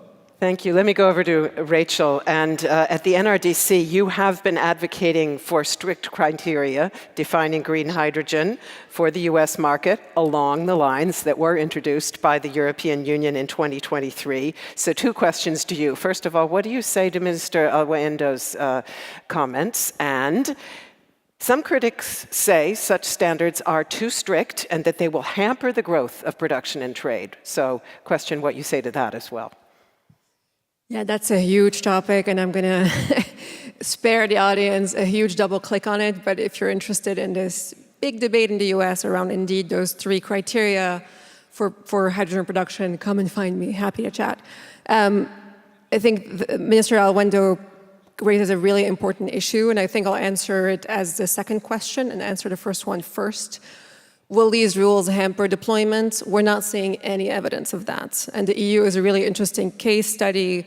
The pipeline of announced projects, of projects going to FID, has been increasing since the adoption of the rules. In the context of the US, we're seeing very similar projections and kind of movement of projects. And as I mentioned earlier, interestingly, a lot of the first mover projects are geared towards exporting into Europe. So we're not even seeing evidence that somehow those European rules have chilled investments to import into the EU. Meanwhile, I cannot stress enough the significance of those rules in building public trust and public confidence in this molecule. Which of course is a backbone of setting up a trade system. Because what these rules effectively are a way to prevent that hydrogen production ends up driving more fossil fuel generation on the grid to meet the pretty large demand for hydrogen, and stymieing grid decarbonization. Hydrogen projects that do that will not receive the public confidence or trust they need to increase deployment. So this is a very important issue in the context of trade as well. Conscious of kind of Minister Alwendo's issues around the prescription of these rules, there are kind of efforts starting to figure out how do you meet the intent of the rules without this prescription of it? How do we make sure hydrogen projects are not driving more fossil fuel generation on the grid, right? And there are ways of doing that. The 3 pillars are a straightforward way for the EU and the US. There are ways to kind of translate that intent to other countries. Again, within the kind of the whole frame of making sure this resource is not hindering grid decarbonization, which is the #1 superpower we have to stay the 1.5 degree course. And want to know a couple of things. I think the real hindrance... Briefly, if you would. Yes, I'm terribly sorry, absolutely. but our time the is real flying hindrance to away. trade is probably going to be very much along the lines of what is here. So the lack of demand, the fragmentation of standards, right? If no one agrees what is clean hydrogen, few people will invest in kind of capital-intensive infrastructure to kind of trade that globally. So there are different hurdles to trade. Thank you very much. And let me jump over to Deputy Minister Günçük, if I may. And again, the European Union's Renewable Energy Directive has adopted strict sustainability standards and certification schemes. How do those impact Ukraine's green H2 plans? Are they an opportunity or an impediment? For this question, what I could say is that we are developing our policy now totally in line with European standards, because we just started the association negotiation and we understand that we need to adopt all the regulations, European regulations in our policies. And now we are working together with our European partners, with the European Commission, for developing our policy, our legislation, totally in line with European Union legislation. We have a lot of potential to produce and to transport the hydrogen. And I think that it's a big opportunity, not just for Ukraine and for all Europe, because we had enough lands, enough specialists, enough water and other resources for production and transportation hydrogen, green hydrogen. You know that one small example, now we started few small pilot projects, how to produce and transport hydrogen in Ukraine for local consumption. And also we will start very soon the project together with Germany for the estimate the possibility to use our gas transportation system for green hydrogen transportation. And also what is very important that we have enough we have understanding that that we need to use this opportunity even now. And we, for example, during last year, we established new renewable energy capacity, renewable energy generation, more than 1 gigawatt of 1 gigawatt is despite the war, and we will continue and using this new renewable energy capacities for hydrogen production too as well. Indeed, and in fact, your ministry was represented here last year and did tell us about those projects and how important they are, because they are decentral. And the fact that that is extremely helpful when your energy system is under attack.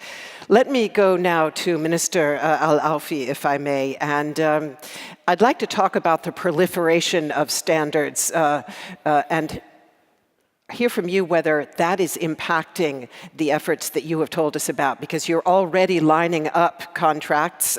You are projected by the IEA to probably become the biggest green H2 exporter in the Middle East, and I think one of the 6 biggest in the world. So these conflicting, inconsistent standards and certification schemes, do they represent an issue?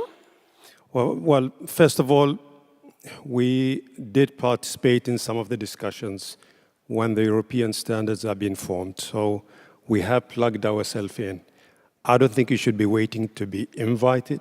It's important, if you are serious about being a developer, is to plug yourself in and shape the future together with your partners. So we have been in communication with our partners here in Germany, in the Netherlands, in Belgium, and of course in Brussels itself. So we have contributed, whether our comments have been taken into consideration or not. I think a lot of it have been.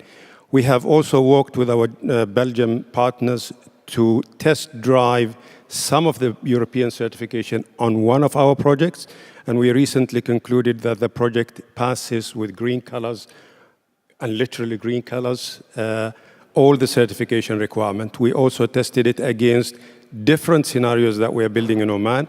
And for what we know today, it looks like we probably will be succeeding in achieving all the requirements to be able to supply and ship to the European market. Of course, it's more stringent than the Far East.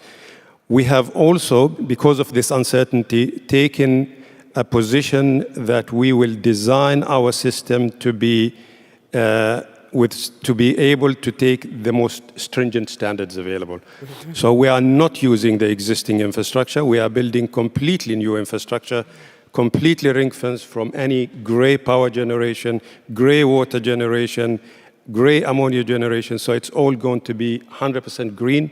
The pipelines are going to be new. The renewable energy are going to be new. The electric cables are going to be new. The hydrogen pipelines will be new. The water supply will be new. The desalination plants will be new. And all of that is to make sure that there are no standards that we cannot meet.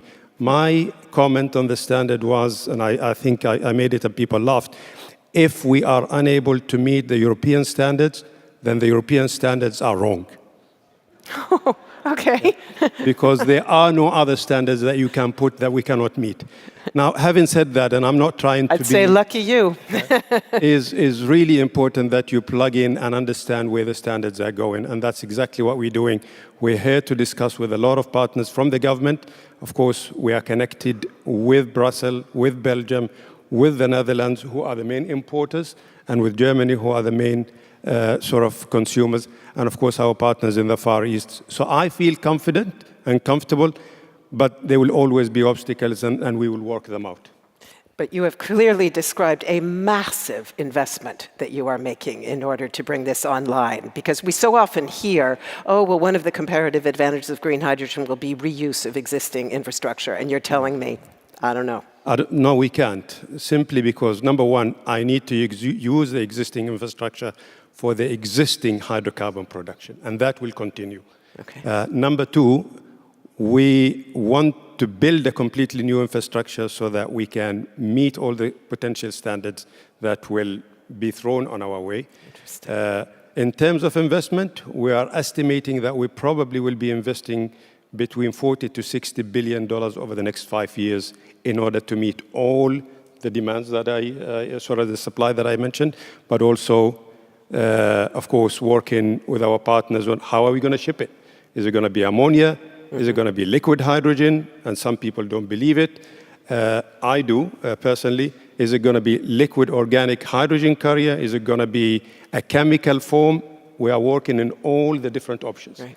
In addition to that, we are also working on options for storage so that we can increase the efficiency of the electrolyzers and make sure that we bring the cost down, which makes us as competitive landing price to Europe as possible.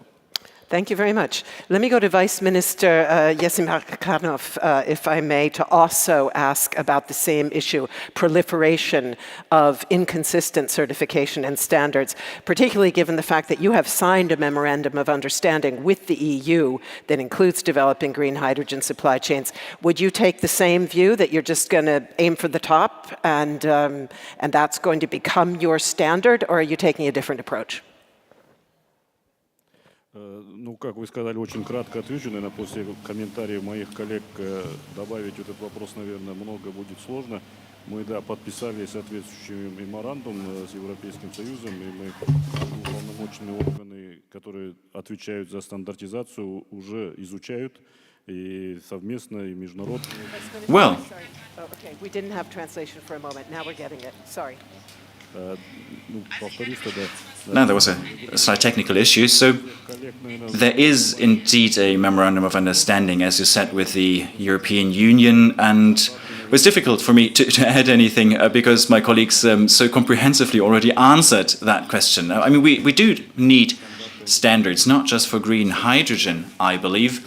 We need standards in general, covering a wide range of criteria: efficiency, safety, the quality of the water that we are using for hydrogen production. So I think it is indeed important that we develop standards that don't cause a sudden increase in prices, for example.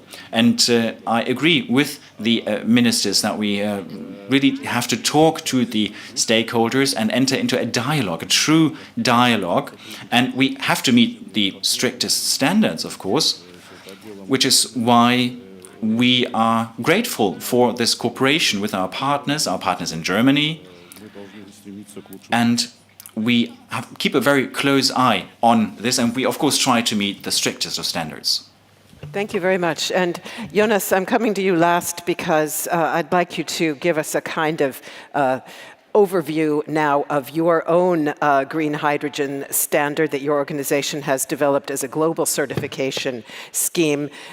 You have said that we need consistent standards to really ramp up global trade and market confidence. Rachel also mentioned confidence as key. So tell us something about the design of your standard, who you've been talking to get to that standard, and also perhaps how it would compare with the EU approach, because Europe so often thinks of itself as the driver in the public regulatory area, whether it's GDP, the global data rule, or the AI package. It kind of thinks of itself as being a first mover when it comes to regulation. So how much does your standard conform to theirs? It's precisely because what all of these have said that we brought together a big group of governments, including the Namibian, a number of companies, including some of the ones that are in Oman, like ACME, CWP, in some other countries like Mauritania here, and Fortescue, and a number of civil society campaigning organizations like Rachel, and developed the Green Hydrogen Standard. It's one of a number of efforts. It rests on 3 pillars. The first pillar relates to the emissions content. What kind of power can you buy? And in particular, if you grid connect things, that becomes a big issue. In particular, in countries like the US, where the grid uses a lot of coal. That's why Rachel can talk to you about that for a very, very, very long time.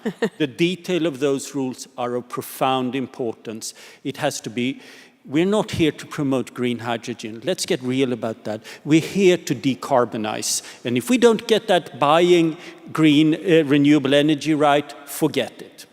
Okay? That's the first pillar. And we have said in the standard, these stakeholders agreed 1 kilo of CO2 per kilo hydrogen. And that's a good measure.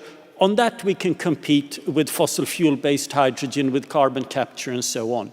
It's also, when it comes to this first pillar, where there is just about all regulations are moving in different directions, as we've heard about the EU and so on, and most countries are likely to set rules that suits their energy profile.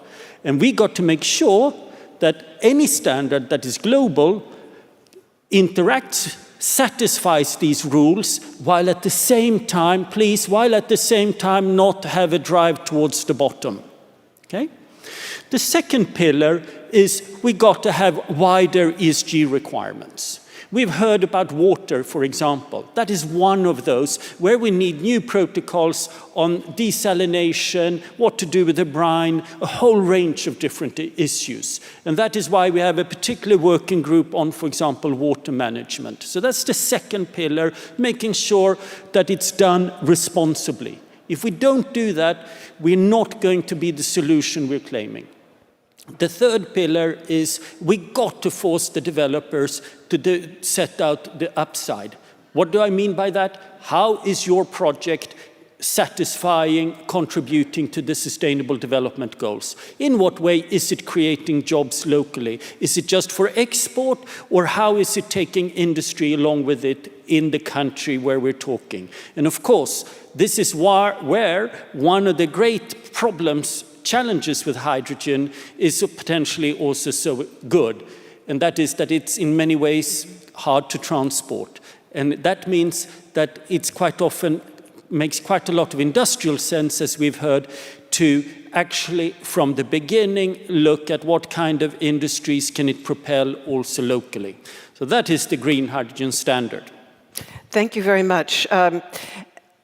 Going forward, Jonas, what groups, what institutions would you work with to try to move the standardization process more quickly? You talked about accelerating and dramatic need. Yeah, look, I think we always need to start with governments, and the kinds of emissions rules, like we've heard on the EU, they are an absolute key here. It's bringing along the companies, it's looking at the whole supply chain to make sure that each step is accounted for. We also need to work with oil and gas industry to make sure that for example, when it comes to their standards, that they actually require site-specific methane reporting. Because if they don't, and they start they in a sense will have an advantage that isn't costing in the actual associated emissions. And there are a number of international processes underway here that we all need to engage in. We have 48 seconds. Would it be possible to get the rest of the panel to say one sentence about your top priority in international cooperation, whatever that might be? I'm just going to really ask for one sentence because we need to try to end on time. Minister. My top priority is aligning with off-takers. I want to know where the market is. We keep hearing big numbers coming from the politicians, but what translate into the grounds from the people who are actually ultimately buying is a little bit different. So we are talking to the buyers on an individual basis, and that's the only way we can get it done. Thank you. Minister? My top ask is to say, let's agree to create an international recognized body that will come up with standards, so that we don't end up having European standards, American standards, Australian standards, but there's that one body that we all recognize, and we subscribe to those standards. Thank you. Rachel? Agreement on how to establish high-fidelity standards to make sure hydrogen does not stymie grid decarbonization. Vice Minister?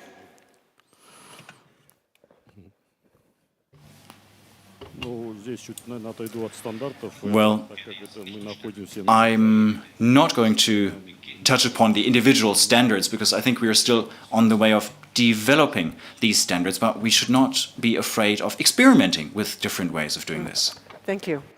Then I'll jump over to Deputy Minister Glinchuk. Yeah, thank you. I think for us the priority is to build the new system with the European standards and to use the possibilities, to use all the resources for the new future, decarbonized and climate neutral future. Jonas, would you like to add one more sentence to your last plea for cooperation? Yeah, there is a lot to talk about offtake. One of the reasons we're struggling to finding our customers is because we're seeing a stiff competition from hydrogen with varying degree of carbon capture from fossil fuel undermining that product. So we need robust standards for everyone, and we need to remember that it is by setting those robust standards we will help our market to take off. Thank you very, very much to all of you. What a fascinating and rich discussion we have had. I wish you much success in your endeavors. Let's give them a very warm round of applause. And ladies and gentlemen, if you'll just stay in your seats for one more moment, I'll just tell the audience we will return in half an hour for our closing session. So please, in the meantime, if you like, follow our dialogue hub on carbon capture and utilization or storage over in the Europasaal.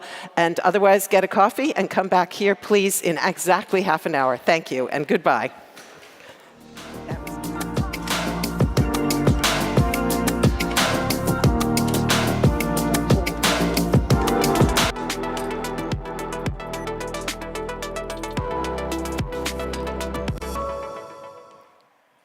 Good afternoon, hello, and welcome everybody at this final Dialogue Hub session. to everyone that's in the room. You know you're a diehard, or if you're watching the stream, then thank you so much for being here with us. If this is by choice or by accident the first Dialogue Hub session that you're watching, and I'll say hi, my name is Haji Yacoubi, and I have the honor of guiding you through for what is to be a very interesting topic and becoming much more relevant these days. We're going to be talking about carbon capture and utilization and carbon capture storage. I will be using abbreviations during this session because the terms are very long, CCS and CCU, so you know that now. But more specifically about the roles that CCU and CCS can play as a complement, so not as a substitutory nature, to the energy transition in hard-to-abate sectors especially. Now, as always, if anything is being shared during this session that really resonates with you, something that you'd like others to reflect on or to read, make sure to share it with us online by using the hashtag BETD24. I have the honor to see so many amazing outings, ideas, reflections from your side online by using that hashtag, so thank you so much. But it will allow us to also see it after BETD, because of course we're about to go to the closing in a little bit, but that doesn't mean that the work ends here, and you all know that. And in this way, we can also take that inspiration beyond this BETD and this final day. That being said, please do also share your feedback with us. If I'm not mistaken, there should be a link up on the screen now or very shortly. But we'd love to hear what you thought of BETD. Is there anything that you really liked, something that you perhaps missed? Make sure to share it with us, because it's only through your feedback that we can make this BETD, and especially the next ones that are to come after this 10th anniversary edition, better than they have been so far. And with that being said, I would say let's hop right into this first session, because there is much to be discussed. And I'm very delighted to welcome my very first speaker to the front of the stage. I will ask for your enthusiasm in giving her a warm welcome. She is the Secretary General of the European Biogas Association. Can I get a big round of applause, everyone, for Giulia Laura Cancian.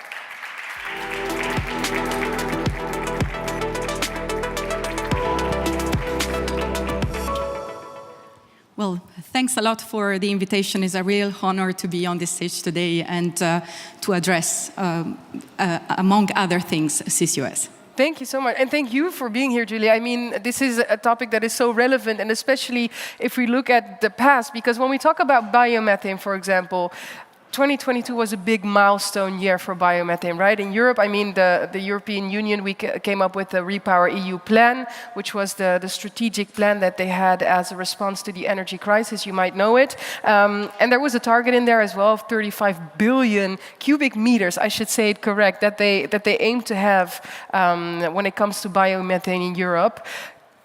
Because of that, a lot has happened, right? I mean, it has had a big impact on the market, and it's also accelerating very quickly. So I think it might be prudent, right, before we dive deeper into the topic, maybe if I can ask you to give us a bit of an overview of what is happening on the European sort of landscape for the market when it comes to biomethane. Absolutely, happily. So as we all know, the energy crisis and 2022 was a wake-up call for all Europeans and for industries. Biomethane was really put in the agenda at the time, and we saw that on one side, energy security also ramped up in the geopolitical agenda and the discourse at international level. And we also understood that in order to get to energy security, we cannot forget about climate change mitigations. That are two things that needs to walk together, hand by hand. And so in this space, biomethane really ticks all the boxes. We're talking about a renewable gas, the most cost competitive to date, readily available, and infrastructure compatible. So the emergency response of the European Commission, as you said, featured this indicative 35 billion cubic meter target by 2030. And to give you an idea of the challenge, this would mean basically scaling up the sector in 7 years' time by tenfold, so 10 times. Is that something that you think is possible? Yes, I think it is possible, but However, we need policies to accompany this. We need a long-term perspective, and we need to make sure that the market can continue doing the efforts that it's doing at the moment. Last year, we grew by 20%, and that is not enough. Okay. It is a lot, but absolutely not enough. Yeah. We are seeing that the member states in the European Union are also doing a lot of efforts. In the draft national energy and climate plans, biogas and biomethane are featured as target in the majority of the member states. But 2024 is completely a different landscape compared to 2022. And this is also because fossil gas at the moment is trading at 25 euro per megawatt hour. So if we look at the short-term perspective, we see that there are some signs of slowdown because we're not pushed as hard by the prices and the prices signal that we have in 2022. But the target remains really valid. So at the moment we have 1,300 operational plants in Europe, and we need 4,000 new ones if we want to get there.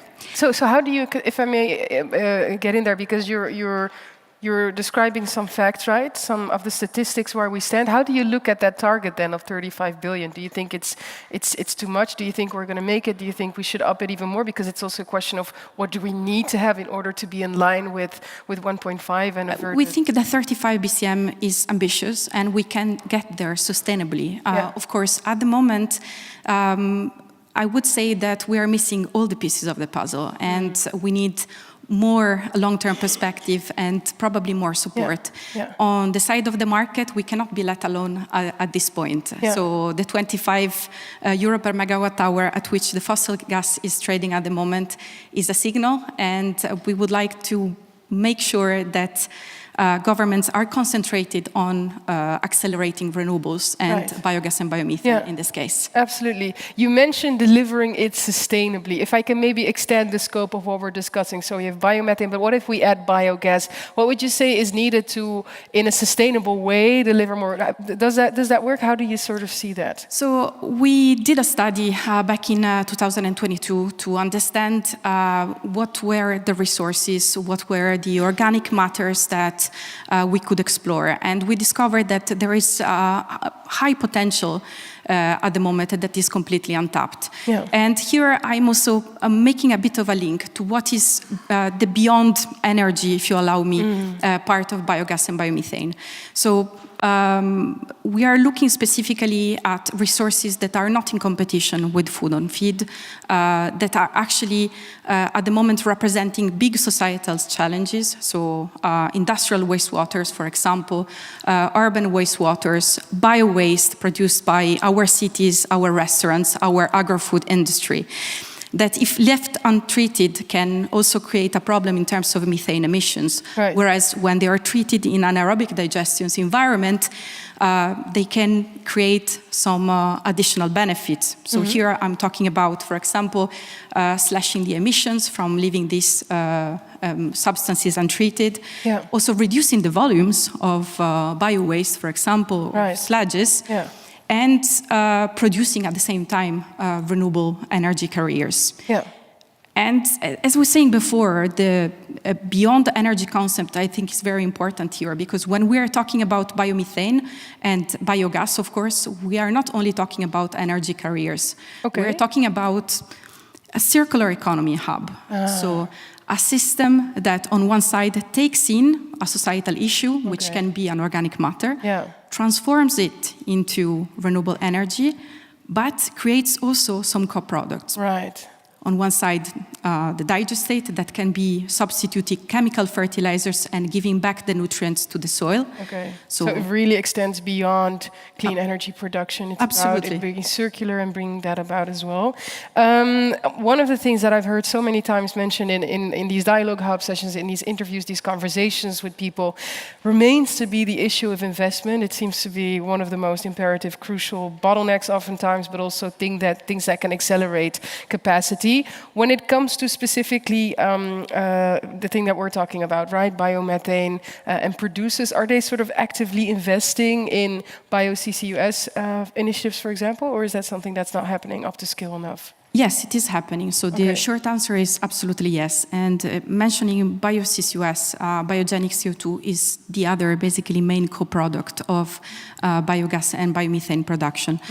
So going really straight to the topic of today, it is important, first of all, to accelerate renewables and to make renewables available on the market, but we will need also removals.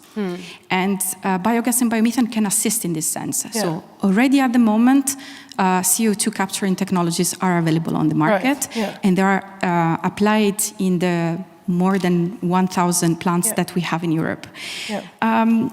The interesting part is that the CO2 streams that are provided by this sector are pretty pure, and which makes it a big advantage in terms of the technological challenges of taking care of the streams. What is needed then to accelerate it? Because I'm hearing a lot of good things, but what is the bottleneck, if you could say it very briefly? Okay, there is one challenge and one opportunity. The challenge is at the moment, when we are looking at the size of the challenge, biogas and biomethane plants are on the small and medium size, so can give streams of CO2, for example, to the local market, which is great and contributes to the circular economy.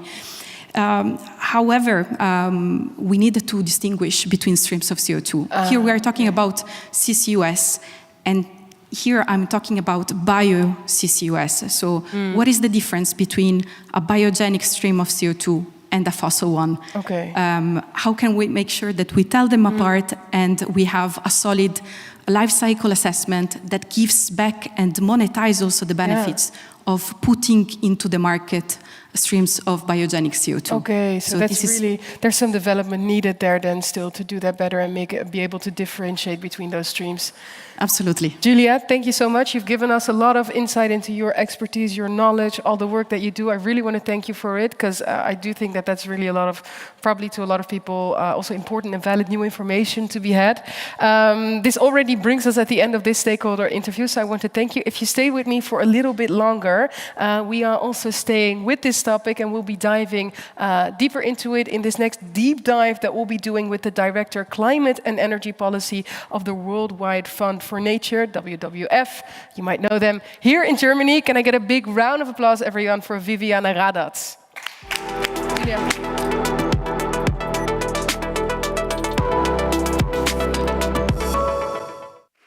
Hello. Thanks for the invitation. Very happy to be here. Thank you so much for being here. I'm very happy to have you. Viviane, if I can start, I already mentioned WWF. You might know them. At the core of the advocacy of the organization, of course, it's always been the protection of nature and biodiversity. Now we're here and we're talking about CCU and CCS. Can you maybe share with us how the topic came onto your agenda specifically? I've been asked this a couple of times at this event, so we need to do more work on that. No. But of course, we see that nature and the biodiversity crisis are very much interlinked, and nature, the climate and biodiversity crisis. So nature stores a lot of carbon, over half of what we release. So, but nature is also compromised in many ways, so it cannot actually deliver that function for us in the way it should. So, and on the other hand, the climate crisis is also impacting natural processes, the oceans and so on. So we basically, for decades, WWF has been working on the climate and energy fields in all sectors that are affecting the climate crisis. And so if you work on, like in the industry field, or if you look at like climate solutions for industry, at some point you come to the CCS point. And I really want to say, we talk about CCS and CCU, I think a lot more than their share in the solution altogether. So I think it's really fitting today here at nearly the end of the conference we talk about this, because this is a really, like, it's one of the like smaller parts of the solution. They're important, but it's all the other solutions that we have talked about in this conference are much more important to me. So I think it's fitting that it's at the end. Wow, that's very symbolic. I don't know if that was intended by the organizers. I'm scanning for them. I hope. It's almost symbolic, right? It's like the last sort of thing that you sort of reach towards to do. Because that's, you actually, you tap into a good point. At the very beginning of the introduction of this session, I said, complementary, not as a substitution to, because I think that's the risk sometimes, right? Absolutely. How do we deal with that risk? Because that's something, if I'm really honest, that's something that sometimes frightens me, or sometimes I'm a bit hesitant or distrustful, because I'm like, okay, as long as we don't use it to sort of divert away from the transition that also needs to happen towards renewables. How do you look at that? Well, it can definitely be a distraction in the discussion. That's what I meant. We discussed about it a lot more than its share in the solution. It is an end-of-pipe technology, so the question is to keep the pipe, at which end it is to keep it very small, and we do that by actually decarbonizing industrial processes with other methods. So there's electrification, there's using green hydrogen, there is circularity, recycling, all these kinds of things that we have to actually really reduce CO2 from industry, but there is still some applications in industry, and notably that's the cement industry, the lime industry, that's some part of waste treatment. The hard-to-abate sectors. They are the so-called hard-to-abate sectors, and for those we need a small part in a solution that CCS can play. And so that's why we deal with that, but we are also very much aware of the risks. And one of the risks, I would say, is to apply CCS in the energy sector, where we do actually have other solutions. And I'm really happy that we've talked about renewables a lot here the last 2 days, because we don't really need CCS in the energy sector. This will, prolong fossil business models, and it will have a real risk then to be a real distraction from what we need to do and what we can do. So it's really important that we keep it to the sectors that are hard to abate. Right. You bring that message here. We're here at the Berlin Energy Transition Dialogue. No better place to bring that message, might I add. Do you think the message is felt and embodied enough by the energy sector? The fact that CCS is specifically something that you think would be prudent for hard-to-abate industries and not per se the energy sector? I think we have seen a lot of discussions, like coming from a German perspective, basically the acceptance for CCS is very much relying on it being applied only in these hard-to-abate sectors. Otherwise you will have, there was a lot of public outrage if there is actually a breach into the energy sector. We've had basically this, 10, 15 years ago, because there was an effort to put CCS on coal plants, and that was not happening because there's no public acceptance for that. So I think we need to get CCS technology rolling. This is important. So we need to make sure that we get also the acceptance for that, and then that means to keep it out of the energy sector. I think at least for Europe, for Germany, this is very important. And we also agreed to this as the world community at COP28. It was basically also laid down that it should be for hard-to-abate sectors. Yeah, I like how you say that, because in a way, this sort of social acceptance, the public acceptance of it, so to say, is also a thing in it. Because oftentimes we talk also about climate tipping points, that's sort of the urgency-invoking background as to why we're trying to prevent this. But we have social tipping points as well. And I think that's the point where people say, okay, don't do it for coal plants because we know that will delay things much And don't further. do it for gas plants either. Okay, fair, good addition. But indeed, that's also something to keep in mind. I want to go in a different direction. I don't want to do the same thing where I'm like, oh, I'm so surprised that you guys did this, because I said it already on the CCS. But you did recently publish a position paper on carbon capture and utilization or storage. For the case of Germany, but you did it together with a lot of organizations. First off, the Federation of German Industries, the German Trade Union Federation, and the Nature and Biodiversity Conservation Union, I should say, correct? That is I'm not going to say a surprising set of partners, but how can you maybe just share with us how that came about? Because those are very different sectors that we're talking about. A bit of an unusual alliance, that's true. But if you dive deep into, climate mitigation and what needs to be done, then you arrive obviously at conversations with, and then those sometimes hard conversations with the industry, with the unions. All these people are partners for us, and we've been talking with them for years. And we saw a real risk that the German carbon management strategy is not coming along. So that was our joint reaction to say we need this strategic approach. We don't just need CCS. We need a strategic approach. We need an approach to get the public involved. We need an approach that clearly rules out applications in the energy sector. And that's what we could agree on with these other partners. And that's what we put down in this paper. Unfortunately, the German government didn't hear us very well, but we're still trying to get it out of the energy sector again. Maybe, as a final question, I always like to end on a note of specificity. I always choose words that are hard to pronounce. But so you mentioned already a little bit what's in the paper, sort of the message that you're trying to bring across. If you could make that very concrete when it comes to sort of policy recommendations, also beyond Germany, because this is a global challenge that we have in transition that we need to make. What is sort of like specific policy recommendations that you in this sort of coalition are striving to push forward? I think the specific policy recommendation is that you need to embed applications like CCS in a general industrial strategy. You need a carbon management strategy within that industrial strategy. Yeah. And you definitely need policies that incentivize industry to decarbonize and defossilize their processes in other ways than looking at CCS. Yeah. And then for the rest, you need some kind of like clear guidelines for how to apply CCS and CCU. I like that. That's very clear, very, very straightforward. I think everybody got that right. Nobody forget. Viviane, can I thank you so much? This was very insightful. Thank you for doing all the good work. And I'd like to thank you so much. For now, we'll be heading over to our social media review. Thank you so much. It was very delightful. Yeah, you can. Thank you so much. Okay, because you have all been posting so much online. It was truly delightful to see it for this final session. Can I just start off with this tweet that was shared by Lahiro? He says, finally, I had my picture taken at the iconic green sofa here at BTD. I don't want to give you FOMO, fear of missing out, but if you haven't yet, make sure to check it out. It's a great place to also meet some new people.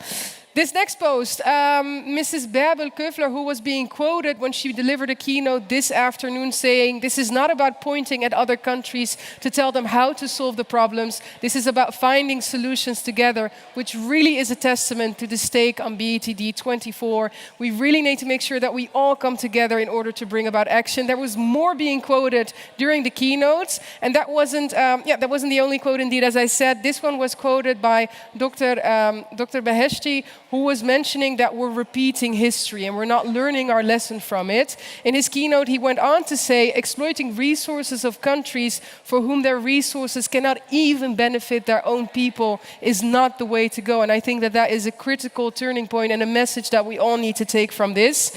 Moving forward, we have this amazing picture from Konstantin, who has really enjoyed this year's BETD. I think I see him here in the audience in front of me. Amazing conversations, peoples and visions, and he can't wait for the next 10 editions. And to be really honest, I can't wait either. I think I speak for many here. Moving on, people are taking much away from these sessions, and here we have Marisol celebrating the transition that needs to happen within the heat sector. I told you, if heat changers are given a stage, they will talk about solar heat, especially at the Berlin Energy Transition Dialogue. So it's great to see that people are listening in, they're celebrating what is being said at these sessions outside of it. And that is being done here as well. We found Tainara, who shared this with us on Instagram. It is the most important moment to raise more finance for renewable energy projects. This is one of the things that we've heard numerous times here at BETD, so it's so important that we take this with us. She says Brazil has so many investment opportunities, but many of these projects, especially in distributed generation, do not get off the ground due to a lack of finance. That's a clear path forward there as well. I want to end with this one when it comes to social media.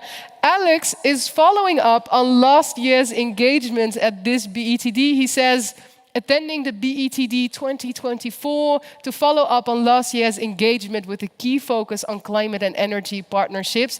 That is amazing. Remember your commitments from this year, folks. And then next year when we see you, make sure you follow up on them. We can all use a bit of Alex energy here. That is it for the social media updates, but we're not finished yet because I have a video message to show you guys right now, which is all about a message that we need to take home after. It will be delivered by the Executive Secretary of the UNFCCC, Simon Steele. So let's take a look. We're entering the era of the end of fossil fuels. That was made clear at COP28 in Dubai in December.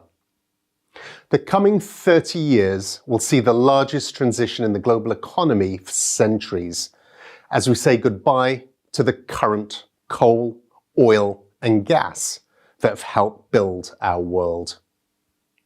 Wind, solar, geothermal, and other renewable energy generation will reshape our economies and our societies for the better. But we're in a race against time.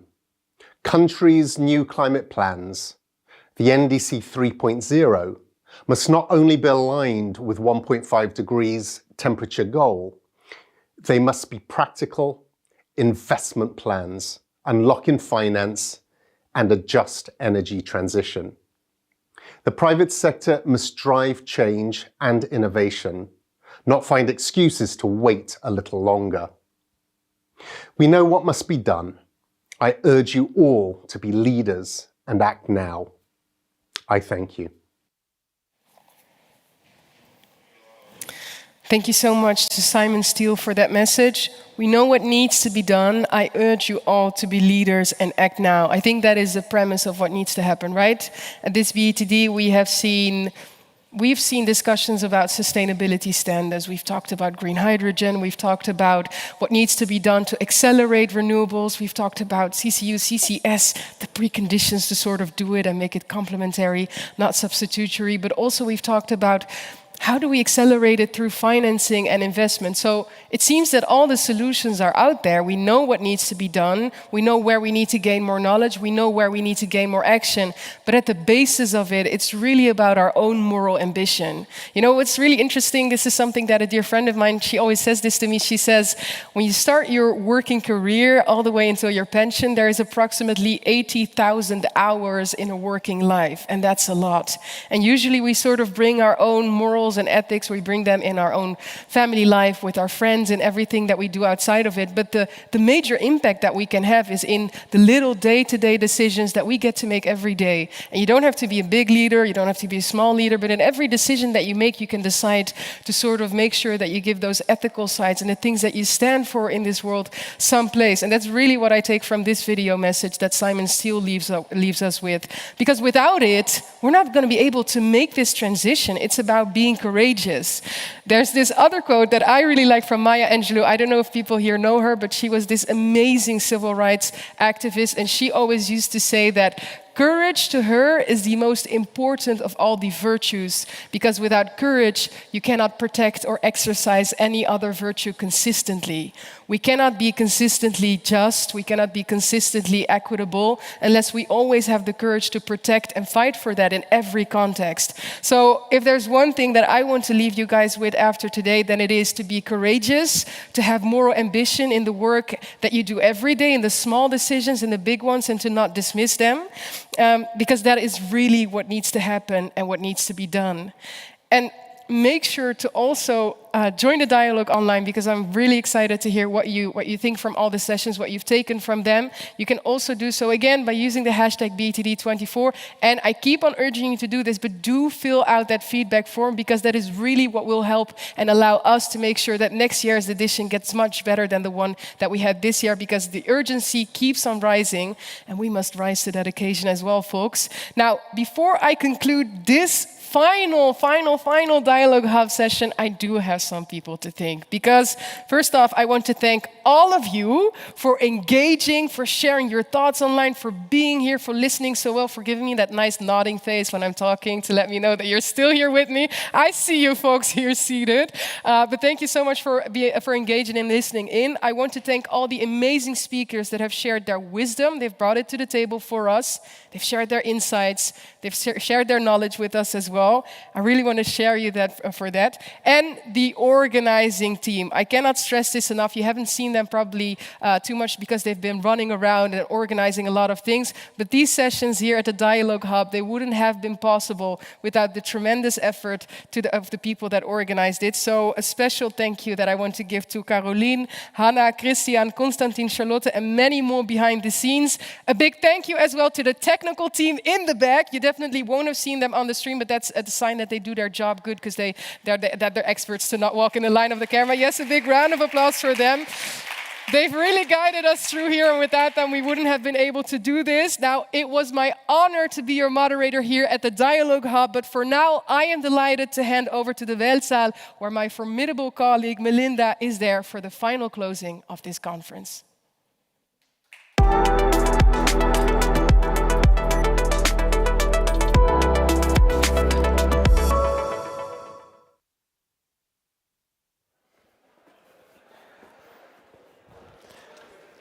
Wow. Excellencies, ladies and gentlemen, we got there. It's the last session of the 10th BETD. It kind of feels like it just got started and it's already ending. And if you've been with us before, and many of you have, according to the test question we did yesterday on Slido, we are traditionally using this session to distill some of the main findings of 2 very intensive, wide-ranging days. So it's a big job to try to boil that down. It's not my job, fortunately, but I do have a couple of themes that I would like to underline one more time because I find them so crucial. And one of them is that the energy transition, yes, it's about technology, and yes, it's about economics, but it is also very much about social transformation. And if we want to make it work, we have to make that happen. And that means sustainability along all of its dimensions, including the social one, diversity, inclusion, making it work for local communities. So that was one main message that came up in one session after another here in the Weltsaal.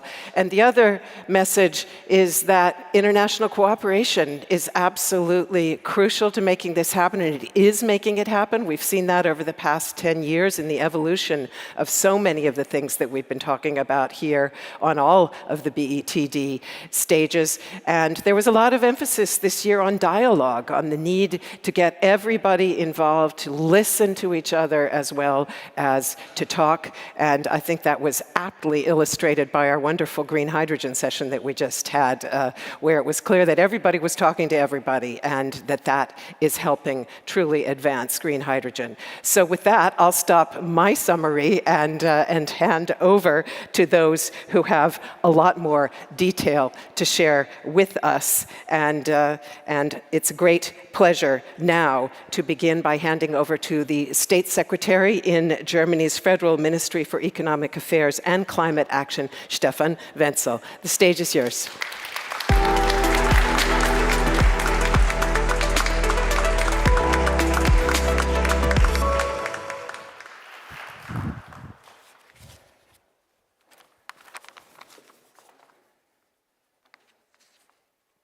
Excellencies, ladies and gentlemen, first of all, thank you, Melinda, for your eloquent moderation over the past 2 days. Thank you very much to the Excellencies, country representatives, and all the other speakers and panelists for their great contribution to the BETD 24. And thank you very much to the Federal Foreign Office, Jennifer, and your team, your big team. Thank you for hosting us, and with this fantastic event here at the Foreign Office that showcased the state of the global energy transition, its success stories and challenges from across the globe. I hope you all are also taking away new ideas, new projects, fresh perspectives from this year's BETD. And of course, new contacts with partners in the energy transition from around the world. We celebrated the 10th edition of the BETD conference and the achievements made since the inception in 2015. In 2023, the global expansion of renewable energy reached a new record high, giving us reason to be optimistic. We also reached a new milestone with the COP28 decisions on tripling renewable energy capacity and doubling the rate of energy efficiency improvements by 2030. And a common commitment to transitioning away from fossil fuels.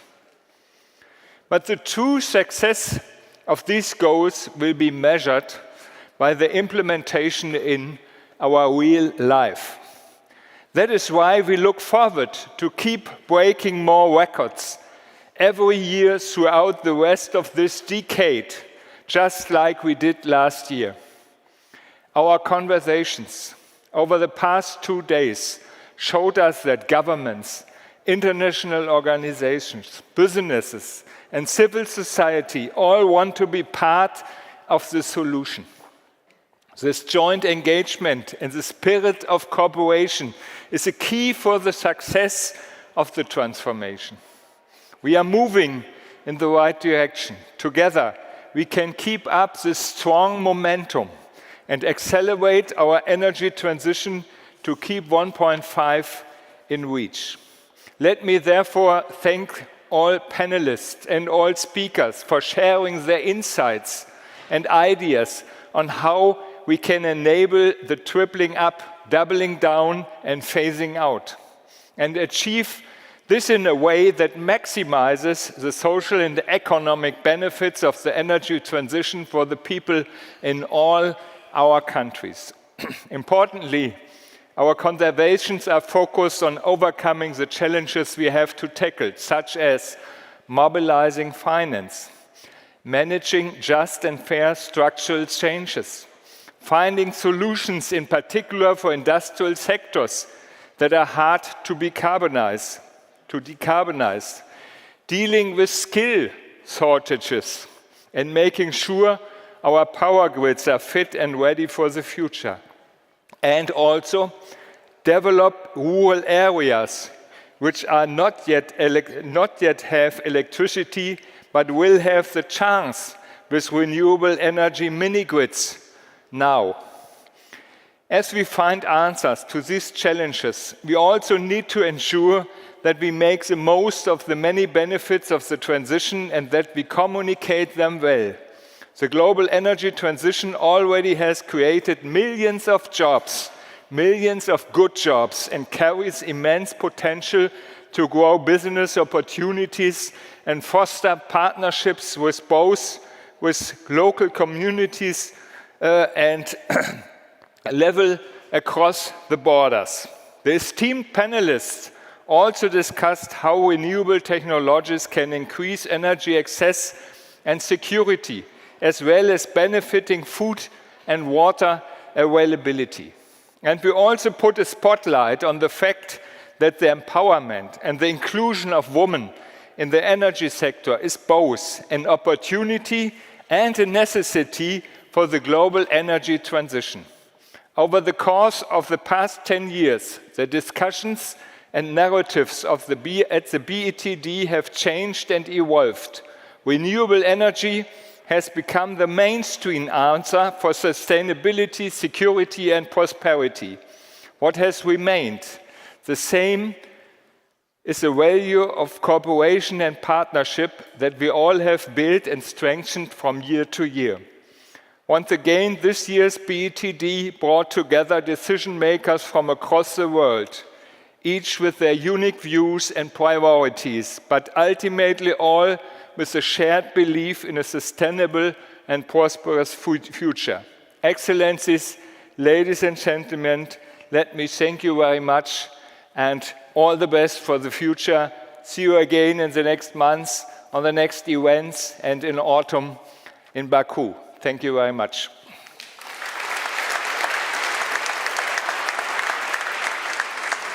Thank you. Thank you very much, State Secretary Wenzel. And now it's my great pleasure to hand over to the State Secretary in the Federal Foreign Office and Special Envoy for International Climate Action, Jennifer Morgan. Please, Jennifer, the floor is yours.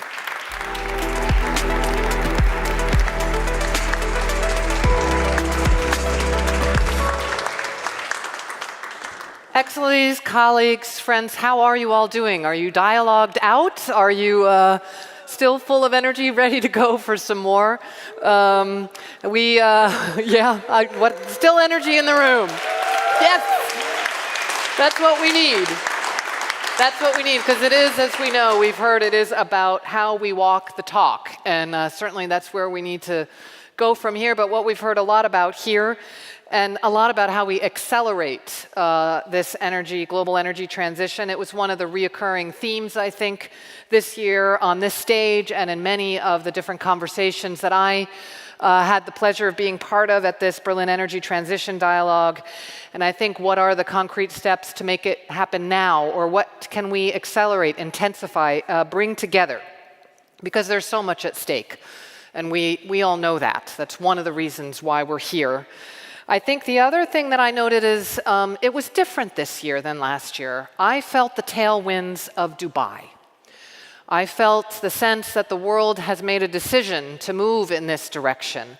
And that gives us all who are here a bit of an extra step, because we know we're, number one, on the right side of history. But number two, there's been a decision made at the highest levels of governments around the world. And as Minister Baerbock said at the opening, we're at a critical juncture. And we have to take forward-looking decisions so that the COP28 outcome will materialize in the real economy and in the lives of people. And Minister Habeck, in his opening speech, well, he pointed out that there is a story of the energy transition and energy access, which is actually quite unknown in many countries. We all know it, but many people don't. And therefore, the best way to do this, to be really shining that spotlight on concrete examples, concrete stories from real people, mayors, moms, dads, CEOs, teachers, company CEOs, where that transition or the creation of energy access has already brought jobs, it's brought economic, health, and social benefits. And so that we bring people together and don't allow them to be driven apart. And we heard Minister Alwedo during the opening speech about how Namibia is building one of the world's largest hydrogen production facilities, and how that's going to bring real local value creation, and how we need to do that differently too now. These partnerships on eye level, bringing local value creation, not just extracting resources for others, but real partnership on the ground, real benefits on the ground moving forward. We heard about the over 90% share of renewables in Uruguay, and I heard about how they financed it. Totally inspiring and impressive. The impressive increase from 75 to 180 gigawatt renewables in India for the past 10 years, aiming for that 500 gigawatt by 2030, and how that's changing the lives of people on the ground. And we heard, being here in Germany, about how wind power has overtaken coal as the most important source for electricity, the share of renewable energies reaching an all-time high of 56% last year, the creation of 380,000 new jobs, better energy security, declining energy prices. But we know all together in this room we're not moving fast enough, and we're not in enough countries moving adequately enough in an inclusive manner. This is indeed, as Minister Habeck said, a task of historic proportions, and he called it the task of our political generation, and I couldn't agree with him more. Energy security and access to clean energy, well, ultimately, it's about economic freedom and human dignity. As Nyadarka Mojodi said at the opening panel as well, we know that 600 million people in Africa are without access to electricity, 4 out of 10 Africans. And so here is where we know that the transition means transitioning from no energy to clean energy. Tremendous untapped potential there. But in order to tap into it, well, we need to increase investments 5-fold in Africa by 2030. So renewables, well, worldwide enabler for access, for economic development, for social empowerment, for new trade opportunities. And I think that's why in many countries we see that renewables, well, it's not, and this clean tech, it's not just something that is about the climate crisis. It's actually about creating a good life for people and for around the world. And they're based on very pragmatic policy decisions that are there. The other thing I heard a lot of was that we cannot walk the walk alone. And therefore, untapping potential in developing and low-income countries requires really our joint effort. This is a joint, collective effort that we are underway together along the entire supply chain of the energy transition, from power generation to transmission to distribution, possibly to export. We need radical collaboration. And that was why this BTD, I think, was so crucial, to break down those silos out of our way of thinking, and to truly work together to join forces across business, politics, think tanks, NGOs, financial institutions, because we know we need those many ingredients to get us moving forward, along with that mindset shift on how renewables can deliver for homes, for factories, and for cities. So we need to move beyond that piecemeal approach to get those, beyond those bottlenecks and those barriers. Colleagues and friends, before closing, I just wanted to ask the people who made this happen, from the Economics and Climate Action Ministry, from the Foreign Ministry, from all of our partners, if you would just raise your hand or stand up, because I think you deserve a big round of applause. If I may just do something unconventional and just everybody.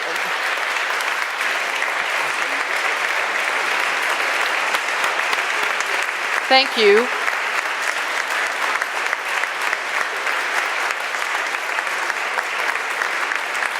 You are all amazing, amazing for all the hours you gave and all the people. I hope you can feel the energy that you gave to others and what you made happen here. So, 2 requests from me before we close. The first is if I would request that when you leave, you connect differently with maybe somebody that you hadn't connected with before after having been here in an outcome-oriented way. So if you're a policymaker, then pick up the phone and call your local banker. If you're an NGO, then maybe talk to the private sector person that you're trying to make something happen on the ground. So do that a bit differently. And the second thing is to really think now, what am I going to do differently now having been here? I know we all go to so many conferences. This one, I have the sense the energy in this BETD is phenomenal. What's the one thing you're going to do differently when you leave here? And to bring back home, share with your colleagues and your friends. And so that when next year comes, and now is the magic switching of the sign, we know we come back together and we learn, because we also have to accelerate our learning here. So I want to, at this moment, officially close this BETD. And I can't believe we're moving to 2025 and shift over to BETD 2025. If I ask Stefan to come up onto the stage.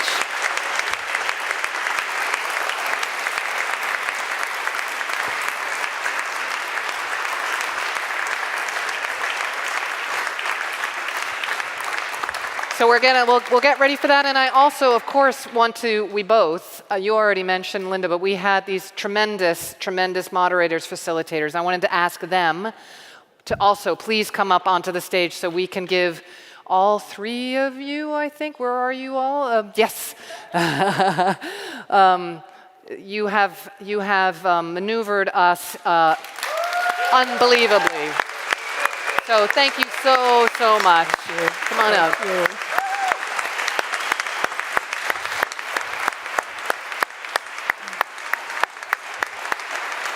Oh, beautiful.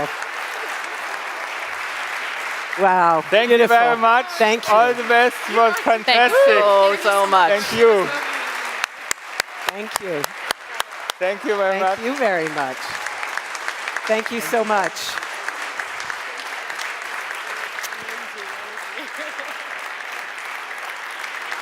So it falls to me, because I've still got the microphone on, to, on behalf of my wonderful colleagues, Hajar and Jennifer, say thank you so much to all of you, to everyone who was on one of the stages as one of our many guests through these 2 very intensive days, to all who sat in this audience and gave us their full attention and took part in our question sessions and our polls. Thank you so much for your participation.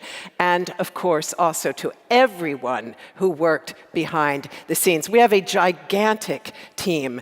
Are we going to get everybody up on the stage, maybe? We have a huge team. Let's get everyone up here. And our technical team can't come, because they have to keep the show running. But thank you, technical team, also. So let's go, everybody. And, of course, thank you to the 2 ministries for making it possible. It's been fantastic.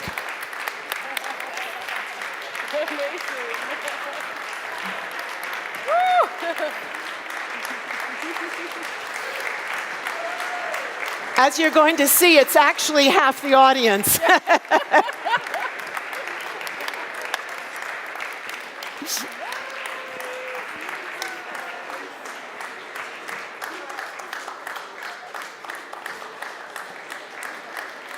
These are the ones who make it happen.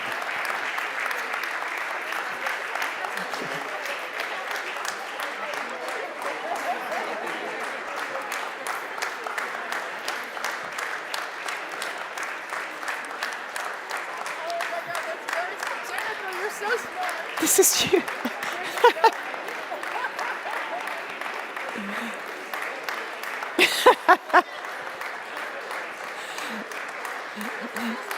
So, as you know, after the game is before the game, and after BETT number 10 is the beginning of BETD number 11, as you see also from the sign. And this amazing team works all year long to make this happen. So let's give them one more amazing round of applause. Good job, you guys.